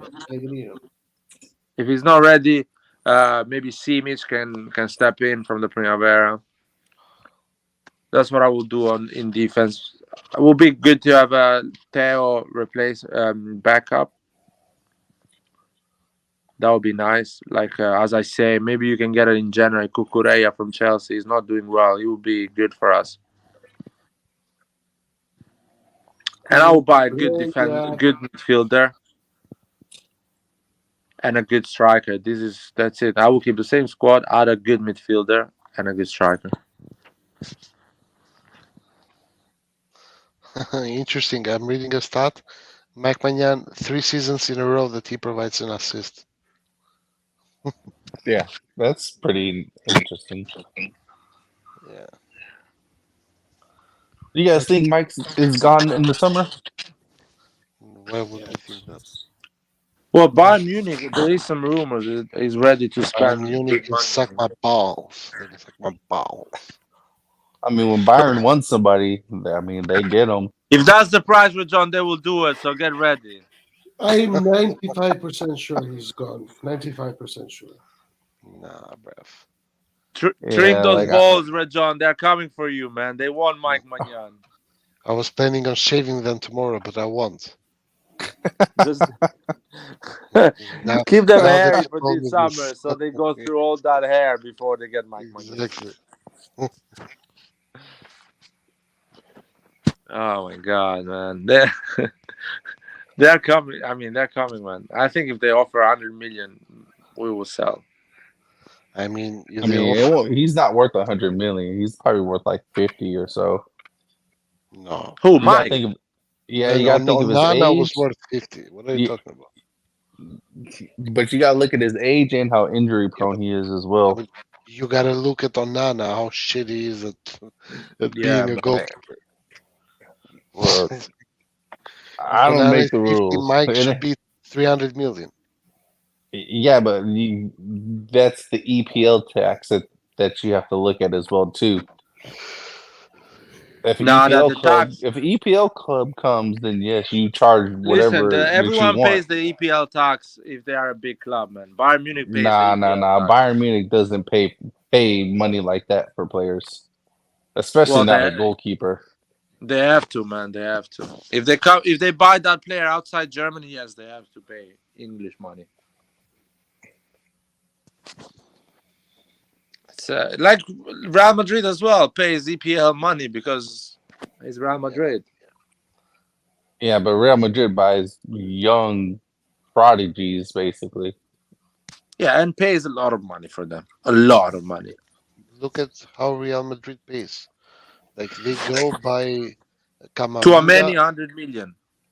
Yeah, they go by Tchouaméni 100 million. They go by Endrick 60 million. They go by Rodrigo in Brazil 45 million. Vini Jr. 60 million. Like, come on, bro. Like these are all numbers. Bellingham 120 million. That is English money, man. Yeah, but Bellingham is one of the best young players in the world. Like Real Madrid's not spending 100 million on a 28-year-old player. No, but what we're saying that's what big players do. Big teams do. They pay extra. They have their tax. Yes, exactly. not for older injury-prone players. They don't. Oh, but Mike Magnan is not old, man. Mike is going on what, 27, and 28. he is injury-prone. 28, and he's injury-prone. Man, but No one goalkeepers, spent 100 million for that, goalkeepers bro. stay in their prime until 36, man. It's not about staying in their prime. If you are that old and you're injury prone, you're not going for He's, that type of money. That's but just he how it is not is, injury prone, and at Milan, everyone is bro. injury prone, bro. Mike gets injured for weeks at a time every single year, bro. What do you mean he's not injury Yes, prone? Okay, same okay, as every okay, other okay. player. Went for a Nathan, save today. It slid on the Nathan, ground and strained his muscle, bro. Nathan, Nathan, He's injury prone. Nathan. Before Nathan. coming to Milan, he didn't have a single injury in his career. Yeah, He comes to Milan and Listen, he get butchered. Okay, I hey, it's just not want to say Mike. something. One I, second. Forget about the injury prone for a second. If Bayern Munich wants a new goalkeeper because Neuer is basically retiring, they will look at the options, and the best option for them is Mike Magnan. Do you agree with me? That's that's the best goalkeeper um, they can buy in the market. yeah, but they're not gonna spend 100 though. No, but that's the best. That's how much they have. Just one option is Mike Magnan. The fact that they have just one option and they have to buy a goalkeeper puts them in a weak position, and that's why the price goes from 50 million to 100. That's Yeah, every. I don't know It's simple. if they are going to spend 100 for a goalkeeper. It's not Mike itself that it's not worth 100. It's the fact that the They goalkeeper need one. position. Yeah, but not 100 Mm, million. Like people don't spend that for goalkeepers. They Well, might but Bayern back Munich is kind of a sorted. The whole team is quite sorted, so they will spend 100 million on a goalkeeper. I And personally prices are doubt. going up. Inflation in football is crazy right now. while I do agree that inflation is ridiculous, I mean, if a price of like maybe 70 comes in, he's gone. But I can guarantee you it ain't gonna be no 100. Yeah, I agree with that. 70 something, 75, something like that. Because we are I talking will. about top three in the I'm world. 99% sure he's gone. I hope they play hard this time because Mike Magnan is extremely valuable. So I would expect them to sell Mike Magnan 30 million, the money you need to bring a new goalkeeper, plus 60 million profit. I The don't think question they is, should who do That's sell we him. that's get what is the as a what I think the replacement? price of Mike Magnan should be. Onana, bro. On loan. Bravo, John. Bravo. Man, Onana has costed Man United 50 games this season. What the fuck is wrong with that goalkeeper, bro? Like, how did Man, Inter but you can pay this see him goalkeeper? since he signed to Inter. I knew he was a scam. No, I've always said that he was a shit goalkeeper. And when Inter sold, Yeah, I but knew that was to a me big scam though, for Man United. to me the difference is still going to be the fact that in Italy we simply have better goalkeeping, like training and in readiness and all that stuff in Nathan, regards to this goal. bullshit. No, we do. In Italy, we We produce do. better goalkeepers. That's just what it is. And every Who, time a goalkeeper leaves Italy, who it's is not good who news is for the them. best? Who is the best goalkeeper in the world at the moment? Honestly, it's kind of a toss up because nobody's really playing I particularly think well. Mike Magnan is with the best at the Yeah, moment. like if I'm being honest, I'd have to agree. Like Courtois not really playing that good. I Yeah, but mean, you can't really tell how good if you City's look goalkeeper is because no team gets close to the goal. I if you mean, look eh, if you look at the best goalkeepers in the last 15 years, you won't have a single one from Serie A. No, nah, Rejon, that's not Rejon, true. Rejon. Let's. I think what Nathan is trying to say, which I agree with Nathan. I think the best school in Europe for goalkeepers is Italy. It's in Italy. It is what But it that's is. I Why? agree with Rejon on the other side that actually, if you look at the best goalkeeper in the world, they almost all of them come from different countries as well. So it's not like so Brazil has been doing really good recently with goalkeepers, but their school is not the best, Yeah, but in my the thing opinion. is, this thing with the schools, I find it a little bit ridiculous because Mike Magnan is not the Italian school. This is No. But let French me give school. you an example. Let me explain it to you. The school. Who is Vicario? 20. No. But 20. There is most of the seasons in Serie A. Almost 90 to 85% of the teams have an Italian goalkeeper. So Yeah. the league is full with a lot of Italian goalkeepers. Yeah. Now, and Mike the French Magnan, league has French Chesney, in my goalkeepers. opinion, is not better than the guy that is in the bench. How's he called? Perin. Perin? No, I don't think come on. he's not better than Perin. Believe me, he's not better than Perin. He makes a But lot of mistakes. He's a mistake pro. Perin is more solid as a so goalkeeper. does Perin. And if Inter goes for Vicari instead of the goalkeeper they have now, you will see that probably the Serie A has every team has a Serie A goalkeeper. Yeah, but they didn't. Well, because Donnarumma left and went in France, and Vicario went to the Premier League. If you keep them to the Serie A and don't make all those moves, Serie A basically has 20 top-level goalkeepers. Yes, but Generally speaking.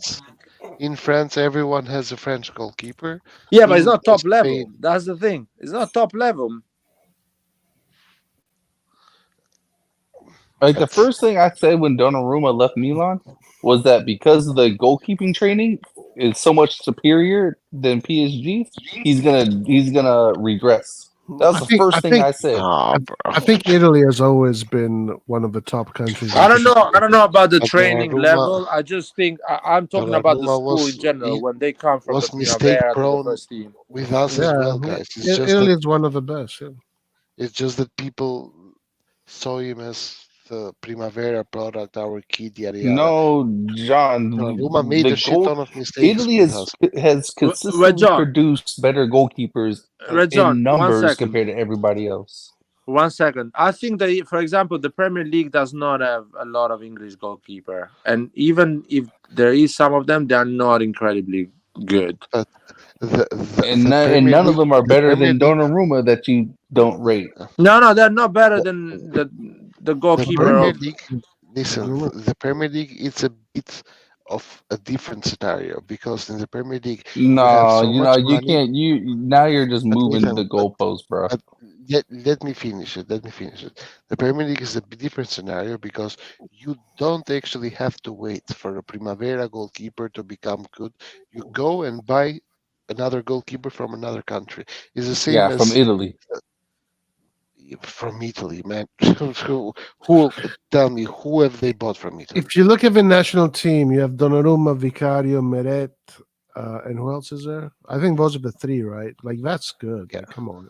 And then you have Desplenches coming up as well too. Oh, Desplanches. Remember Bruh, this John, name. this ain't Remember even a this conversation. name. This Yo, ain't even a Desplanches- conversation. He is French, bro. He is French. No, he's He Italian. plays on the Italian team, bro. Desplanches. Remember this name. This is the next big goalkeeper. Are you talking about Yeah, the yeah. goalkeeper that the Primavera of Milan has, or what? I don't think England has a good school of goalkeepers, John, and I don't think But Spain as well has a good school none of of goalkeepers. none of them do. None of them do. It's simple as that, and there's nothing wrong to that. You can still not have a good school of goalkeepers and have top goalkeepers. You know what I mean? Right. Top goalkeepers, because you need one at the end. You don't need 20. But what I'm saying that Italy has such a good school that it can provide 20 good goalkeepers. Guys, listen. If you go to the Spanish teams, you will see that 90% of the teams have a Spanish goalkeeper. But they are not good, John. They're not good. They're Who not says good. that they are not good, man? Because I know, I've says seen them. Who? They're not good.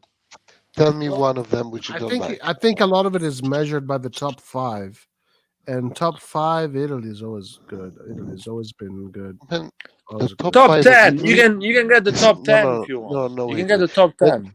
let's go with the top Like five. look how long it took Brazil to get a top goalkeeper That's since guys. Dida, Listen, and look at the that's mistakes Dida made on a that's consistent basis. man. What are you talking about, man? Dida wasn't even the best goalkeeper. Okay, I said, look how long It it was. took them to It, come out with a top goalkeeper since Dida.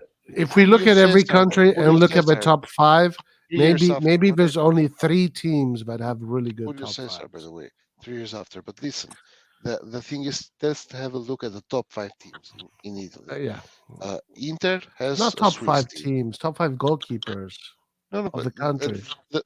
because when Dara tells me that the Spanish goalkeepers are not good, I'm guessing it's because he thinks of Barcelona, Real Madrid, and Atletico not having No, the no, I same. think about the whole league. I think about the whole league.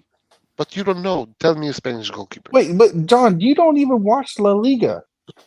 But I don't So need what are to we watch the talking? Liga. I don't need So to how? watch So the then Liga. how can? Well, Wait, John, John, who is hold on, the wait, John, starter of the John. Spanish John, national team? if you don't watch the league, you cannot sit here and tell John, no, no, someone that no. they have Nathan, better Nathan. Sorry, one goalkeepers. second. That's Who is the ridiculous. starter of the Spanish national team? Probably the guy who is at Real Madrid right now, which they got from Chelsea. What's his name? I forgot his name. That they bought for a lot of money. Courtois. No, not Courtois, man. The guy that they got to replace Courtois. He is the Spanish. So he was at the bench of Chelsea, Kepa. and he's the best Spanish Kepa. goalkeeper. Yeah, that guy, Kepa. Oh, so you're telling me Kepa is the best goalkeeper in Spain? Man, either Kepa or it must be the other guy who plays for Atletico Bilbao, Unai Emery, or no, Unai Simon or something. Kepa was this Kepa. Come on, Kepa is a we're not. disaster as a goalkeeper. Yeah, Makes a right, lot of right, mistakes.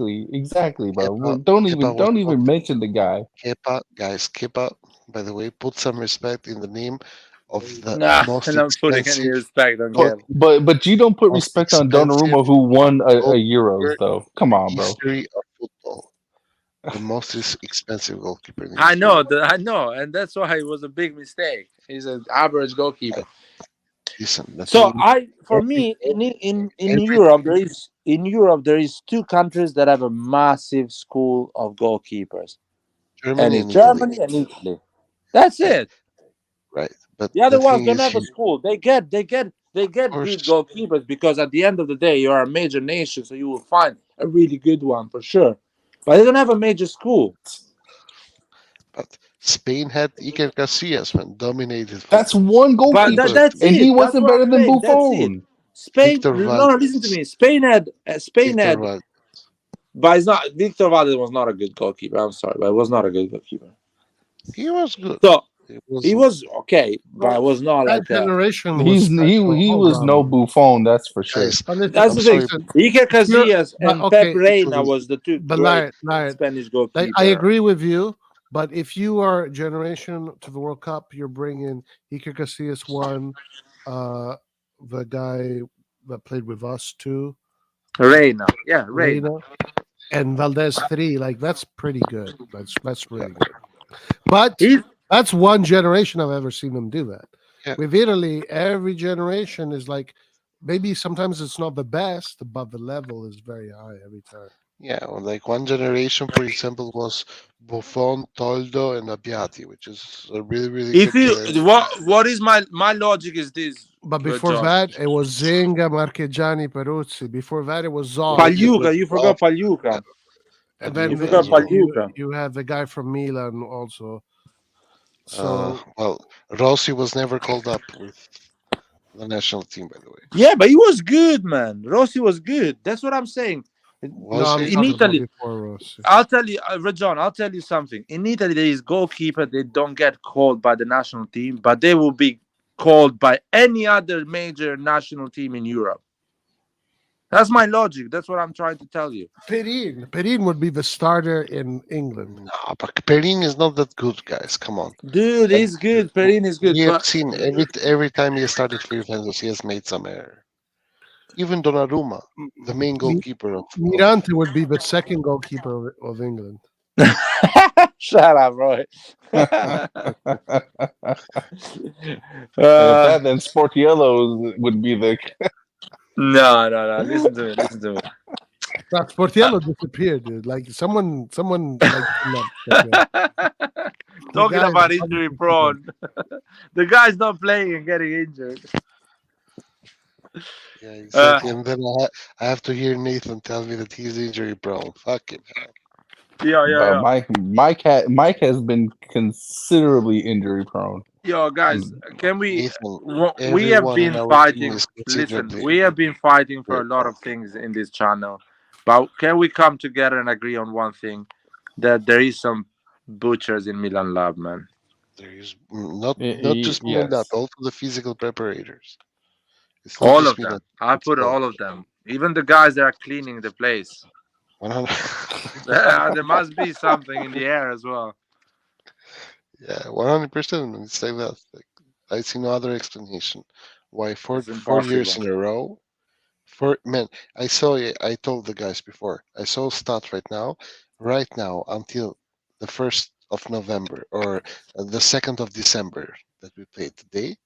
Milan has more injuries than under Gattuso during the whole season. In 3 months of football, we have more injuries than Gattuso the whole season. And not just two more, but like 15 more injuries. Yeah, this is a reason that Pioli needs to go for me. Yeah. I don't even know if it's Pioli's fault, but that's why we need to change. Well, Because it's if a new Pioli's person team. comes, we'll kind of complain or at least put his input and change things. The thing Pioli is, clearly is not changing things. it's So. Pioli's team, so I mean, he's the one who doesn't want to fire the physios and things like that. So, Yeah.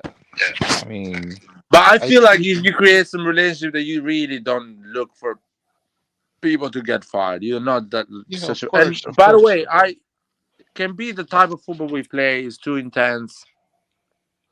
But too intense. But I But don't believe on these things as we, well. I don't know. we Maybe they don't play train intense too football, much. guys. They What are you train talking bad. The training is wrong. I don't know. But there is something. Something is wrong. I think it's the physical preparators because there's no way that every game, man. Not only do we have injured players, but while playing, our players get injured as So well. I'll tell you what. I'll tell you what. What Pato was saying. I need to find that interview because he had a good interview about this. He was saying that when he was getting injuries, muscle injuries, what they were doing to him, he was telling him not to train, to rest. They were doing some massage to him and putting him back too early to actually train. And what he actually did when he left Milan to recover from those injuries, that the physical preparators they were doing the right massage and they were actually training him on muscles to balance his body. So when his left muscle leg, left leg muscle was injured, they were making sure his posture and every other muscle was trained properly, so it will not go again on that injury. So there was a studying behind to make sure that when he recovers, he doesn't get back on that injury. Which I'm pretty sure we do that really bad because I see players getting injured on after coming back of injuries. So clearly the recovery is not right. The preparation after the injury, or when you recover, you need to prepare yourself so you don't get injured again. And our players get injured if they sprint. Like if you sprint, boom, you pull a hamstring.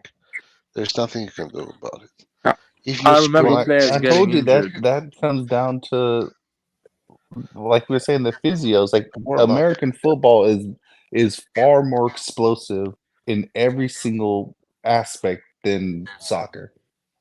So it's all down to how the physios prepare the players. So what which the they fuck, obviously are not Nathan? doing a Why he good job. fired Maldini and doesn't fire the physios? Just Hey, fire the I physios and can't bring tell some you, bro. Americans there instead of firing probably Maldini. Hey, probably because the physios are part of Pioli's team, so they have yeah, probably gone to Pioli, told him we want to fire them. Pioli has told them, no, bro, because I worked with this guy for 20 years. I know this guy like my brother. You're not gonna No, I fire think him. the physios are part of Milan. I think Pioli has his team, but I don't think that's the physios. No. The physios are part of not physios, but the physical preparator. So the guy who does the Okay, exercises, he's part probably, of yeah. the yeah. So fuck it, man. These people needs to go, man, because it's clear now. These people are butchers, bro. They are vampires. They feed on the blood. No, man, it's so embarrassing. Oh, so many injuries. Chow is a bad injury, man. Oh, Chow is out for like 2 yeah. months, if not more. I heard he's gonna go under surgery. If he does surgery, his season is over. Well, it really just depends on what type of surgery he's doing, though. Like if the surgery recovery is the same as It's a the hamstring waiting. injury, right? So if Yeah, you do a Yeah, hamstring surgery, you're out, bro. When are you gonna recover? it's I fucked mean up. Even if maybe he he wants to come recovers back. for what? For the last Maybe 5 games of the season? Yeah. yeah. And by the way, I don't believe. I think he's never gonna come back the way he is. I mean, hamstring should recover slowly but well, right? Like I don't see what. Pato had something similar, never came back. But Pato was like But Doku. He the was really knee, skinny, and he right? didn't put any. There's no muscle on Pato. If Pato would have put on muscle like Doku, he would have been perfectly fine. But I also feel like Pato got knee injuries. That's why he got fucked up. No, it Not wasn't ham- a hamstring. Yeah, I thought it was all muscle. All muscle, always Wait, it injured. was hamstring? Yeah. All the muscle every time was getting injured. It was not the knee, it was the muscle. Okay. I remember because I was telling my dad at that time, I was saying Pato should just stop playing for a year because his hamstring was not recovering. They were always bringing him early. I remember when he got injured against Udinese, he just came from a 2 months injury of his hamstring. Comes back after 20 minutes, get injured straight away. Another 3 months. Yep. I remember. When you get that type of injury, you should just stop. Forget about the season. Come back in the summer, warm weather, That's what I was preparation, saying. Like everything. just instead of coming back into play, just go to the weight room, do a lot of weight gaining, like Yeah, cycling, weight weight training stuff. gaining, Yeah, stamina, everything. But don't play football, swimming. Just let the muscle rebuild again because it's basically there is ripped. It kind of rips all the muscle. It needs to regenerate again. I had something similar, but smaller than that, of course. Dude, it's so annoying because you never fully recovers.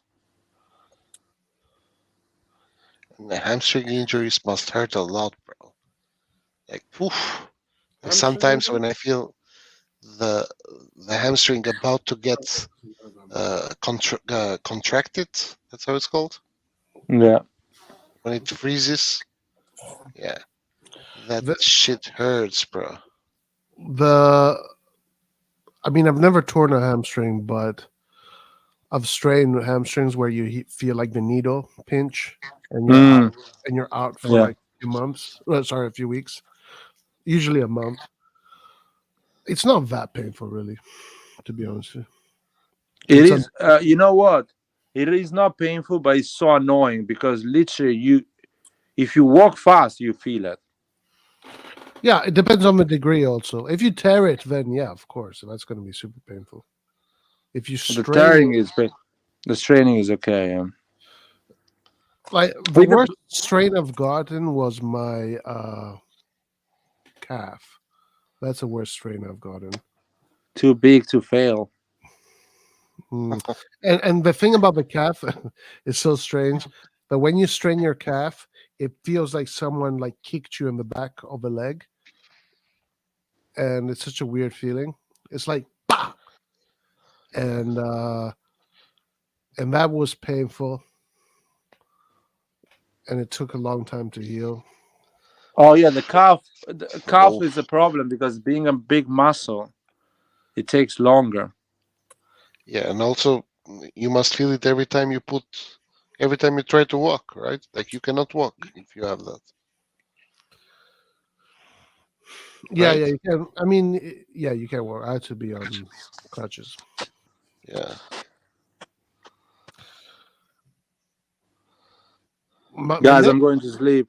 yeah, we're gonna close, but the next right back should be Coyote. Yeah, I agree. That's the next right back. We should be Why not? Why not get him in now? Who? Why not get Coyote? Let me put that. Wiley Coyote. Let me put that fucking Snoop Dogg meme. Who? Nah, that's not Snoop Dogg. That's Mike Jones. No, there is a Snoop Dogg one. But I think he uses the N word as well. Which It's a which famous animal? one. Huh? What N word? Come on, man. Which one Snoop Dogg uses every 30 seconds? Not right. Yeah, no, that's the The word's ninja. It's ninja. ninja word. Exactly. Who is that ninja? Yeah, that's who it is. The word is ninja. That was a good one. Oh my god. All right. I'm gonna send you that meme. Let me find it. Oh man. What happened to Kanye West, by the way? Is he still alive? He's running for He- president. Is he still running for president? No, he's not. No, not really. He's too good to be a U.S. president. Yeah, I don't know what he's doing. He has a big problem with the establishment of America. He's in a war against the establishment. God What do you damn. think, So, Roy? Is he right or wrong, in your yeah, opinion? exactly. Is he right or wrong? Yeah. About certain things, I think he's right. Same. I feel like he's right about a good chunk of things he's saying. He's Yeah. just because he looks a weirdo at the moment. People don't laugh at him. Don't take him seriously. Well, the mainstream is his enemy, so the mainstream is going to put him in a, in a weird. We're going to compromise his image because he's crazy and all this shit. He sounds pretty sensible to me, man. To be honest with you, he sounds more sensible than many other people. And he knows things that we don't know as well. But He's like, been on those rooms. you're gonna Met get canceled. people. You're gonna get canceled, lad. You're not allowed. You're not allowed. How the fuck Yeah. we gonna get cancelled, man? These 6 minutes live. They need to find the exact moment we've said something to get cancelled. Yeah. In 6 hours. Good luck. The CIA will be like, "Who fucking cares, man? I'm not going through that 6 hours of video No, I'm not talking talking about about. soccer." I'm not talking about the incident that he had with the people, with Jewish people in corporations. I'm talking about other things that he talks about. Really. Are you protecting yourself from Bro, corporate you America? No, give I'm me just the saying. I'm fucking not talking about just- that. God damn, bro. Yeah. Actually, that's the part you disagree with, right, Troy? Well, yeah. If I want to be safe, of course. No, I don't know, dude. Like, yeah, it's not a secret that a lot of Jewish people work in the industry. Like, if that's, it's always been like that. They make a lot of money. And that's the way it is. But there's nothing It's a wrong big with that, right? community, the Jewish community in the United States. Yeah, of course. What? It's It's a a big huge community. community, bro.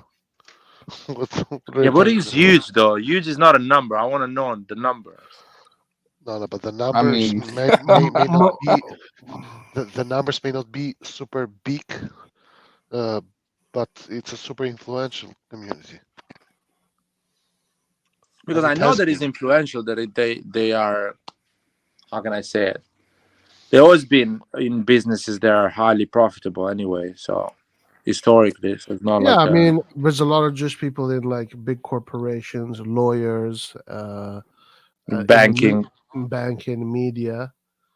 It's because, I guess when the kids grow, the parents tell them to fucking get a real job. And they have that culture. They have that culture, and that's what happens. Yeah, but they are also. I feel like a community or John, they're or canceling you, man. You say something is not good. each other. What? Like every They're after him, They're dude. canceling, right. man. They're after him. They're after you. The Matrix is after you. Agent Smith is after you, bro. Agent Smith.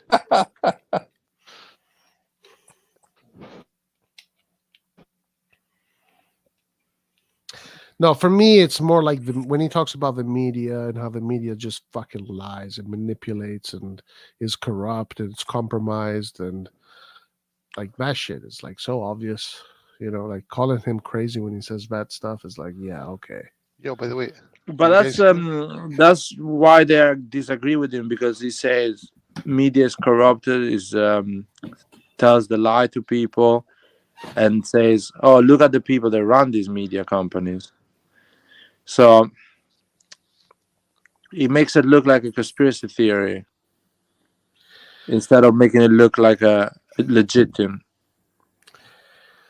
Yeah, I don't know about that. I mean,